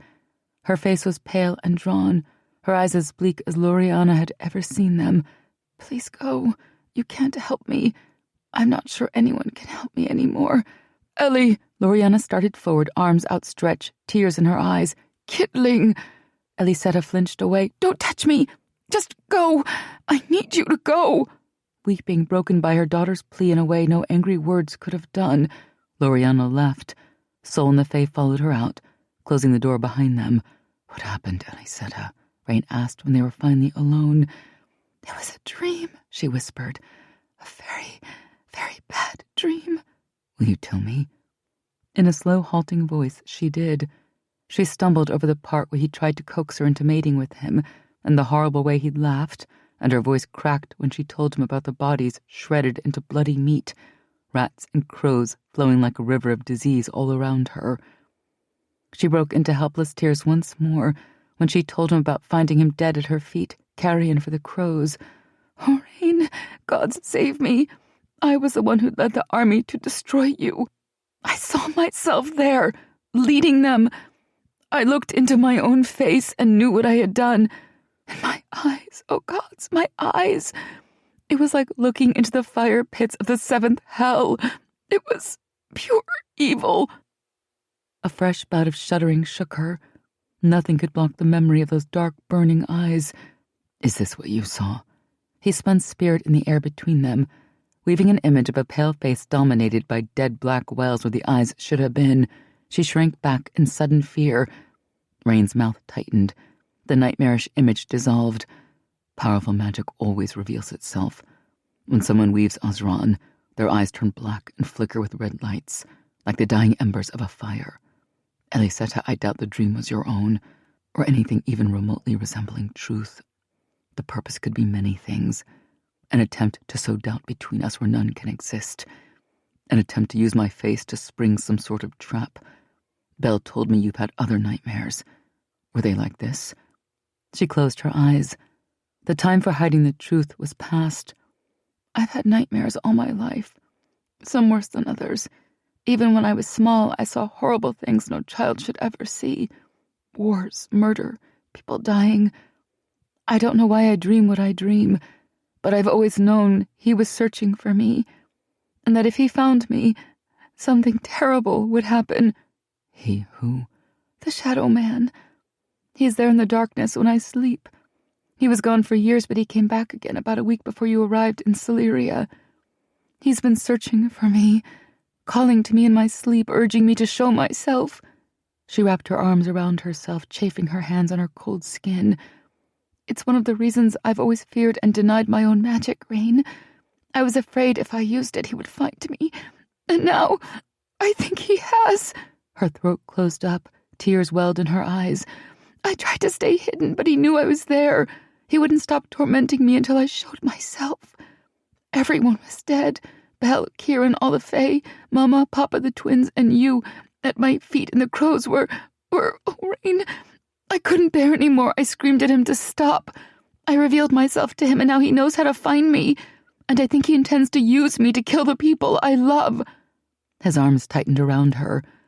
One hand cupped her chin and urged her to look up at him. "I will permit no one to harm you or the people you love, Ellysetta. And if this Shadow Man thinks to try, I promise you, he will regret it." The look in his eyes was lethal. This was the man who'd once scorched the world, and for the first time she realized he was fully capable of scorching it again on her behalf, would scorch it again, if the evil that stalked her laid claim to her soul. "I make you fear me," he said. The fire faded from his eyes. He pulled her tight against his chest and held her close. "Do not fear me." "It's not you I'm afraid of, Rain." She had to tell him about the exorcism, about the demons the priests said haunted her soul. Now that the Shadow Man had found her, she couldn't afford secrets. Whatever evil lived inside her, he might find a way to use it against Rain and the Fae. "It's not even the Shadow Man. Not really." She blurted out the truth before fear could silence her. "It's me." He drew back and stared into her face. "What do you mean?" She tried to speak, but the words caught in her throat. Would he revile her? She pulled herself out of his arms and huddled closer to the wall, needing to put some distance between them. "Ellysetta." "No, listen to me. I've been afraid to tell you, but you need to know." She took a deep, shuddering breath. She could do this. She could. She must. "He told me I was evil. He said he knew I felt darkness calling me, and he was right." The admission came hard, each word forced out of her through sheer will, but once the first secret found freedom, the rest followed in a rush. From the time I was very small, I've had seizures. There's nothing particular that makes them happen. They just do. An unbearable pain engulfs me, and all I can do is fall to the floor, screaming. Sometimes it can go on for days. Memories long buried swirled in her mind, as vivid and terrifying as they had been the day she lived them. The echoes of her own wild screams rang in her ears. Her vision turned red as if veiled in blood. She pressed the palms of her hands to her eyes and whimpered. Rain's hand covered hers, offering strength and comfort. She clutched it tight and held on until the worst of the memories faded and she could speak again. When I was little, the seizures came every few months, sometimes more often. They frightened Mama and Papa. They didn't know what to do. The doctors didn't know what to make of it. They said it was demon possession, something wrong in my soul. Mama brought in the exorcist from the Church of Light. I was very young, but I remember. She bent her head, and her hair fell forward to veil her face. She remembered the candles and the chanting and the fierce eyes of the exorcists as she screamed and her small body convulsed. At first they just prayed and rubbed me with sago flowers. But the seizures began to grow worse, and they decided they must do something more aggressive to draw the demons out. They had a little box filled with needles, long shining needles lying on a bed of red satin, needles to pierce her so the demon could escape her body, each topped with a tiny dark crystal bead the exorcist claimed would draw the demon out. They thought that if they drove those needles into me, they could trap the demon. Ellie rubbed her arms as the memories washed over her. She was screaming as the needles sank into her flesh. Ellysetta. Rain pulled her closer, his body so warm against her chilled skin. They put one needle through my shoulder and another through my leg before Papa made them stop. Papa so fierce, snatching her up and shouting, "Are you mad? You torture her more? She's only a child. Get out of my house!" How she'd loved him in that moment. He'd pulled the needles out of her body and flung them away as if they were polluted things. He'd held her close, rocking her and weeping. "Papa's sorry, precious kitling. They'll never come back, sweetheart. Papa won't ever let them hurt you again." Never again did he allow them to enter his house. Never again did he allow Mama to speak of the exorcists, not even when seizures flung Ellysetta howling to the floor. Thereafter, only Papa could get near her when the seizures came, and he would hold her and rock her as every muscle in her body clenched in agonizing pain. He would sing to her softly, his tears spilling on her skin, his love wrapping around her, and she would cling to him, finding refuge in his unwavering love, anchoring herself to him until the torturous seizures passed. "He is a good man, your father," Rain murmured. "Yes, the best I've ever known." But she knew, she'd always known, that as much as Papa loved her, he also feared the thing that lived inside her, and she knew he was right to fear it. "Rain, if he hadn't stopped the exorcists, I don't know what would have happened, but it would have been bad. Very bad." "What do you mean?" "I wanted to kill them. The men who drove those needles into me. I was only a child, but I'd already seen death through my nightmares. I saw it again then in my mind, but this was different. It wasn't a nightmare. It was what I wanted to happen, what I wanted to do to them. I saw those men torn apart, screaming as their limbs were ripped from their bodies. I saw myself laughing, dancing in a shower of their blood, drinking it like a child drinks rain as it falls from the sky." She pressed her hands to her cheeks. "Oh, Rain, what kind of monster am I?" She waited for his horror or revulsion, but it never came. Instead, his arms enfolded her and pulled her close against his chest.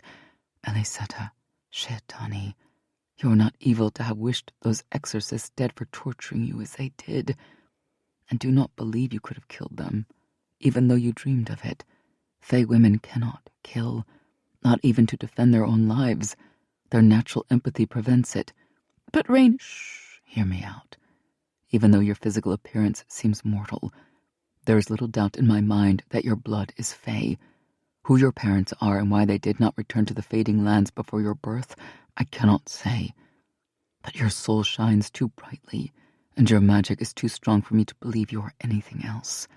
When those men hurt you, adding more pain on top of that you were already suffering, Your Fey heritage must have stirred in anger against the crimes done against you. The Tairen lives in us all, and it is not a tame creature." He smoothed her hair back from her face and stared earnestly into her eyes. "Do you think Mauricia has never wished death upon another? Nay, Fey women are not so timid as that. They are gentle, and compassionate, but even they feel the Tairen rouse when pushed hard enough." Hope flickered in Ellysetta's heart. "Do you really think that's what it was?" "I have no doubt." The unwavering certainty in his eyes made her consider, for the first time in her life, that perhaps the dark, dangerous thing inside her wasn't evil after all. But even if that's true, it doesn't explain why all my life I've suffered those horrible seizures and nightmares. "That is a separate matter." Cold anger flickered in his eyes, making them glow. "If I am right, this shadow man of yours is a mage, and he's been hunting you all your life, definitely in your dreams. Night is the time when Azran grows strongest, and dreams are one realm where Azran lives in us all. I suspect your nightmares, your seizures, and probably those wandering souls, those ghosts you feel walking across your grave, are all connected, and all in some way spawned by the mages." He stroked her hair. "But why would they do that to me?" "You are a Tairen soul's mate. Your magic, though you keep it locked away, is powerful beyond measure. Even as a child, they must have known something about you, or known enough to hunt for you. Soon we will be wed, and I will take you back to the fading lands. We will search for answers there. When I discover who has been tormenting you, I will make certain they can never do so again." This time, the cold, implacable promise of death and retribution did not frighten her. It made her feel safe instead. She told him the worst nightmare of her soul, and he had not reviled her. She turned to him, burrowing into his arms, pressing her face to the warmth of his throat. "Hold me, Rain. Keep me safe." "I will give my life before allowing harm to come to you, Shehatani." He rested his cheek against the soft spirals of her hair and closed his eyes, breathing in the delicate scent that was already imprinted on his soul. The Tairen in him stirred to life, but this time with fierce protectiveness rather than hunger, solicitous of its mate and her fragile state. With more instinct than thought, Rain began to croon a soft, wordless, purring song, a song of thought and magic and emotion all woven together in silken, resonant waves. In his arms, Ellysetta went still. He felt her breath catch in her lungs, then release in shallow, delicate gasps filled with wonder. Within her soul, a tiny, unseen door cracked open. Communion, like a shimmering beam, fell upon him, and in that shining sliver of warmth, the first fragile bond between them was formed, a tender, tremulous thing, a warm light where moments ago there had been only cold, dark solitude. His ancient soul trembled, its fierce arrogance humbled. Tears, his first in 1,000 years, glimmered in his eyes. He blinked. The tears spilled down his cheeks, and he marveled at the feel of them, warm and wet, cooling rapidly. One tear tracked to the corner of his mouth, and the long-forgotten flavor of salty wetness touched the tip of his tongue. "What was that?" Ellysetta whispered when his song died away into silence. He tightened his arms around her and buried his face in her hair, breathing her in, rubbing his skin against her, like a Tairen exchanging scents with its mate. Tairen song. She tilted her head back to stare up at him, her eyes filled with as much wonder as his own. I could feel it, inside me, in my heart and in my head. She raised a hand and touched the cooling tracks of his tears. My song sang to you, as a Tairen song sings to its mate. His voice sounded low and husky to his own ears, rough with longing and long-buried emotion. Hope was a fragile flicker that he wanted to cup with both hands to protect against the harsh winds of reality. Ah, gods, I know I am not worthy, but I will devote my life to becoming so. He bent his head to kiss her, mating his lips to hers, his breath to hers, mating even the beat of his heart to hers.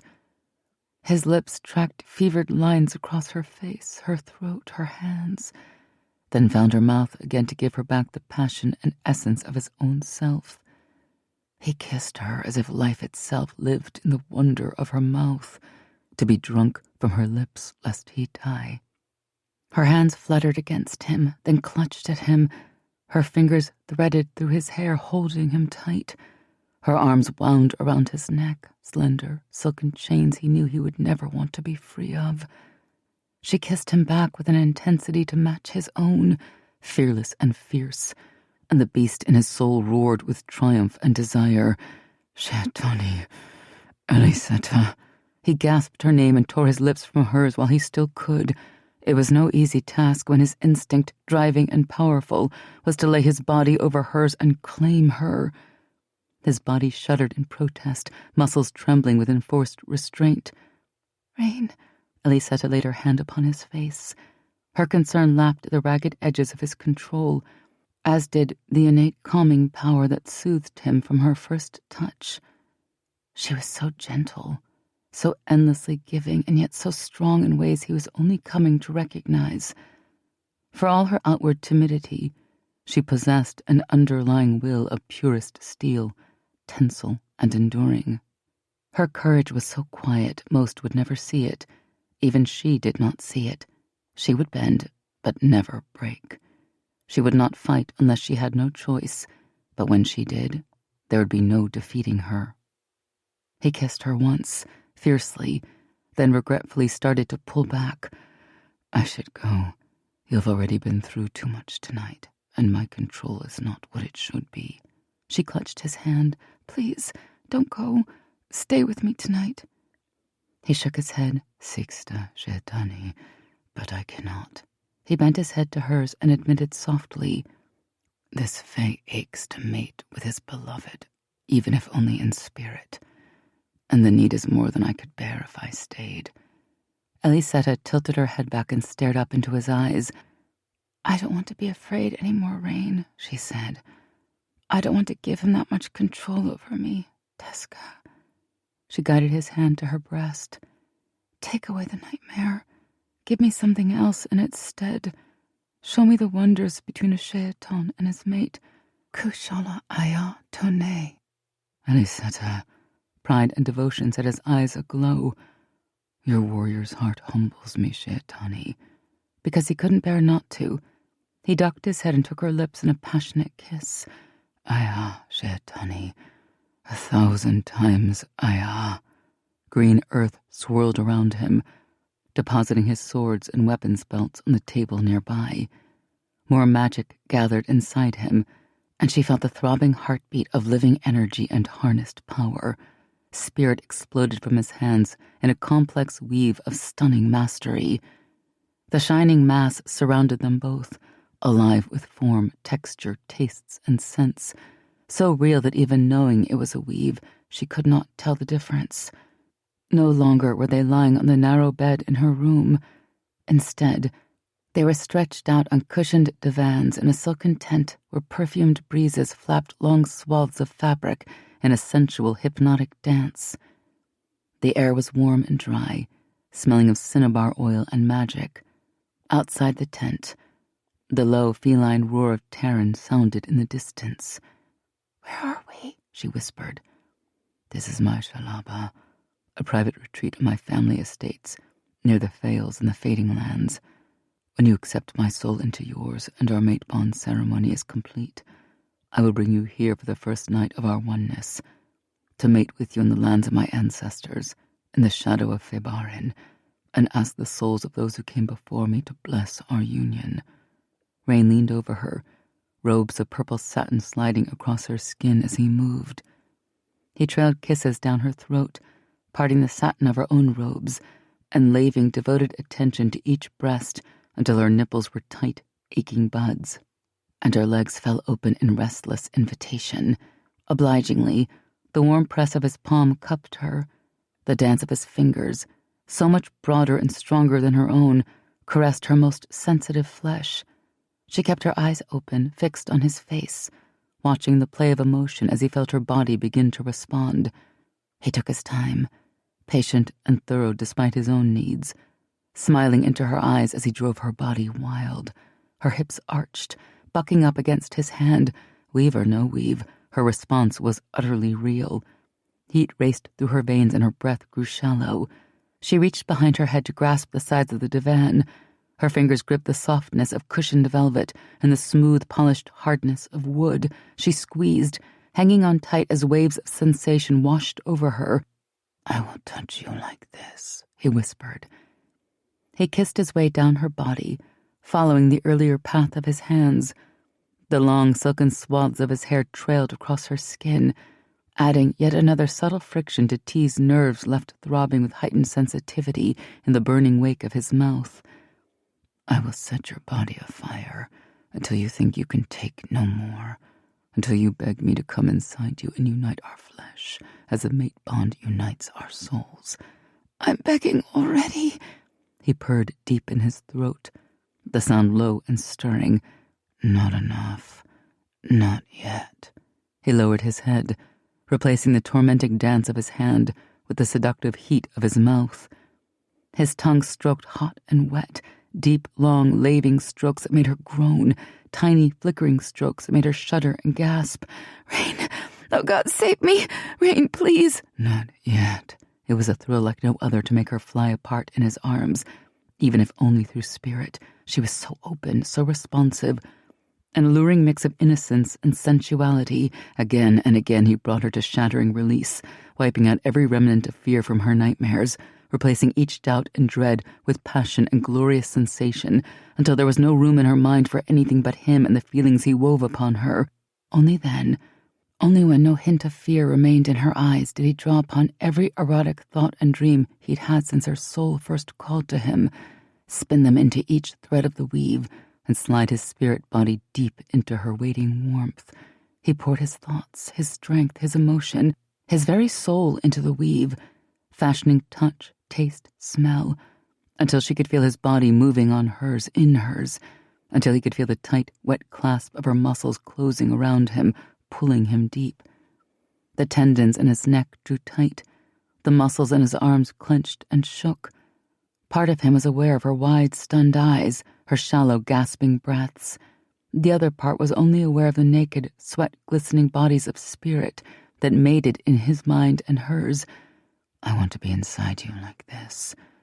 I would crawl inside your soul and live there if I could. Veraiza kuchai, kemsara sheatani." "Rain," she gasped. "Shaitan!" He pulled her to his chest and plundered her mouth as the bodies in his weave arched against each other in screaming, shuddering release. He felt her quake in his arms, felt his own body give itself over to a powerful orgasm that ripped through him with stunning force. The weave dissolved. The images of his shalaba faded into mist, leaving only Rain and his mate, still fully clothed and lying boneless as sated cats on the bed in her tiny room in the woodcarver's house. Much later, when he rose to leave, Ellysetta's hand curled around his wrist. "Don't go," she whispered. "Stay with me, at least until I go back to sleep." The glow in his eyes warmed to tenderness. Green earth swirled in a fresh mist, smelling of springtime and blossoming life. His leather tunic dropped neatly beside the blades and weapons belts on her nightstand. Warm, pale flesh lay beneath her palms. Strong arms wrapped tight around her, and the aching beauty of Tairen's song purred across the newly forged first thread of their bond, singing a stirring vow. Rain kissed her with exquisite care and smiled into her eyes. "I will stay with you for eternity, if you allow it, Sheatani." This is Abby Creighton. We hope you have enjoyed this unabridged production of Lord of the Fading Lands by C.L. Wilson, presented by William Morrow and Harper Audio. This program was produced by B Audio Limited. Executive producer Jennifer Lopes. Text copyright 2007 by C.L. Wilson. Production copyright 2021 by HarperCollins Publishers. All rights reserved. Thank you for listening.